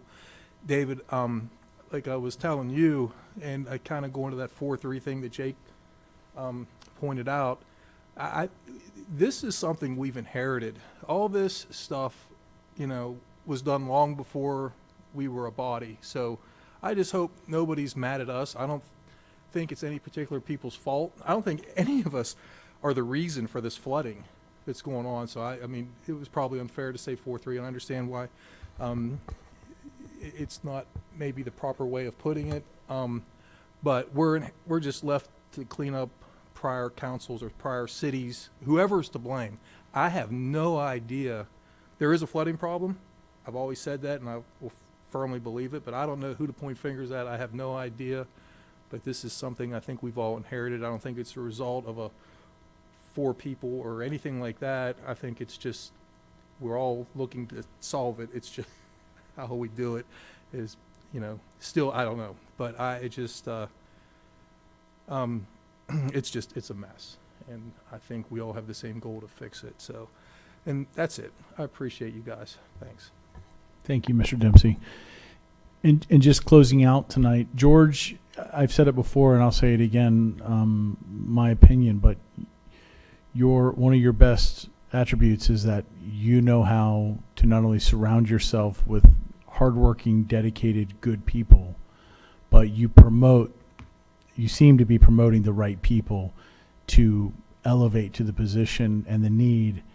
And this storm just showcased it yet again from a perspective of Volusia County, even with the epic failures of flooding, which, Don, I couldn't agree with you more, which if you're going to blame people, I don't think you can blame this elected body.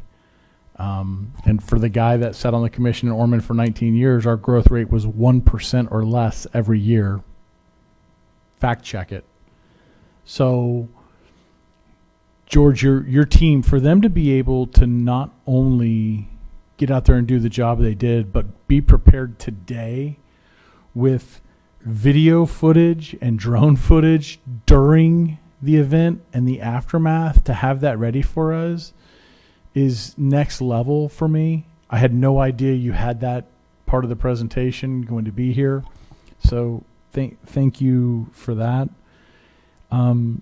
Sheldon Gardner, the News Journal, I know it's your job to write about what's going on in local government, but I see a lot of reporters like every now and then, because they can watch it online and they can go and type it all up tomorrow. But you show up and you sit here, and I'm appreciative of that effort that you do. And last but not least, I really think that we as an elected body need to talk about a multi-pronged approach to address the flooding that's happening in Volusia County. And David, you're right. This is not just a Volusia County issue. This is a cities in Volusia County issue. This is a state issue. And I believe we can get some help from the feds, because not only do we need to make sure that the ditches are cleaned and we're pumping the water levels down before these storms, but that those low-lying areas that flood whenever you spit on the ground, that there's a plan to purchase those homes and turn that into some type of retention. So it's a multi-pronged approach, but if we don't do it, then who will? And thank you all for being kind to me today for running this meeting. I got the phone call around 11 a.m.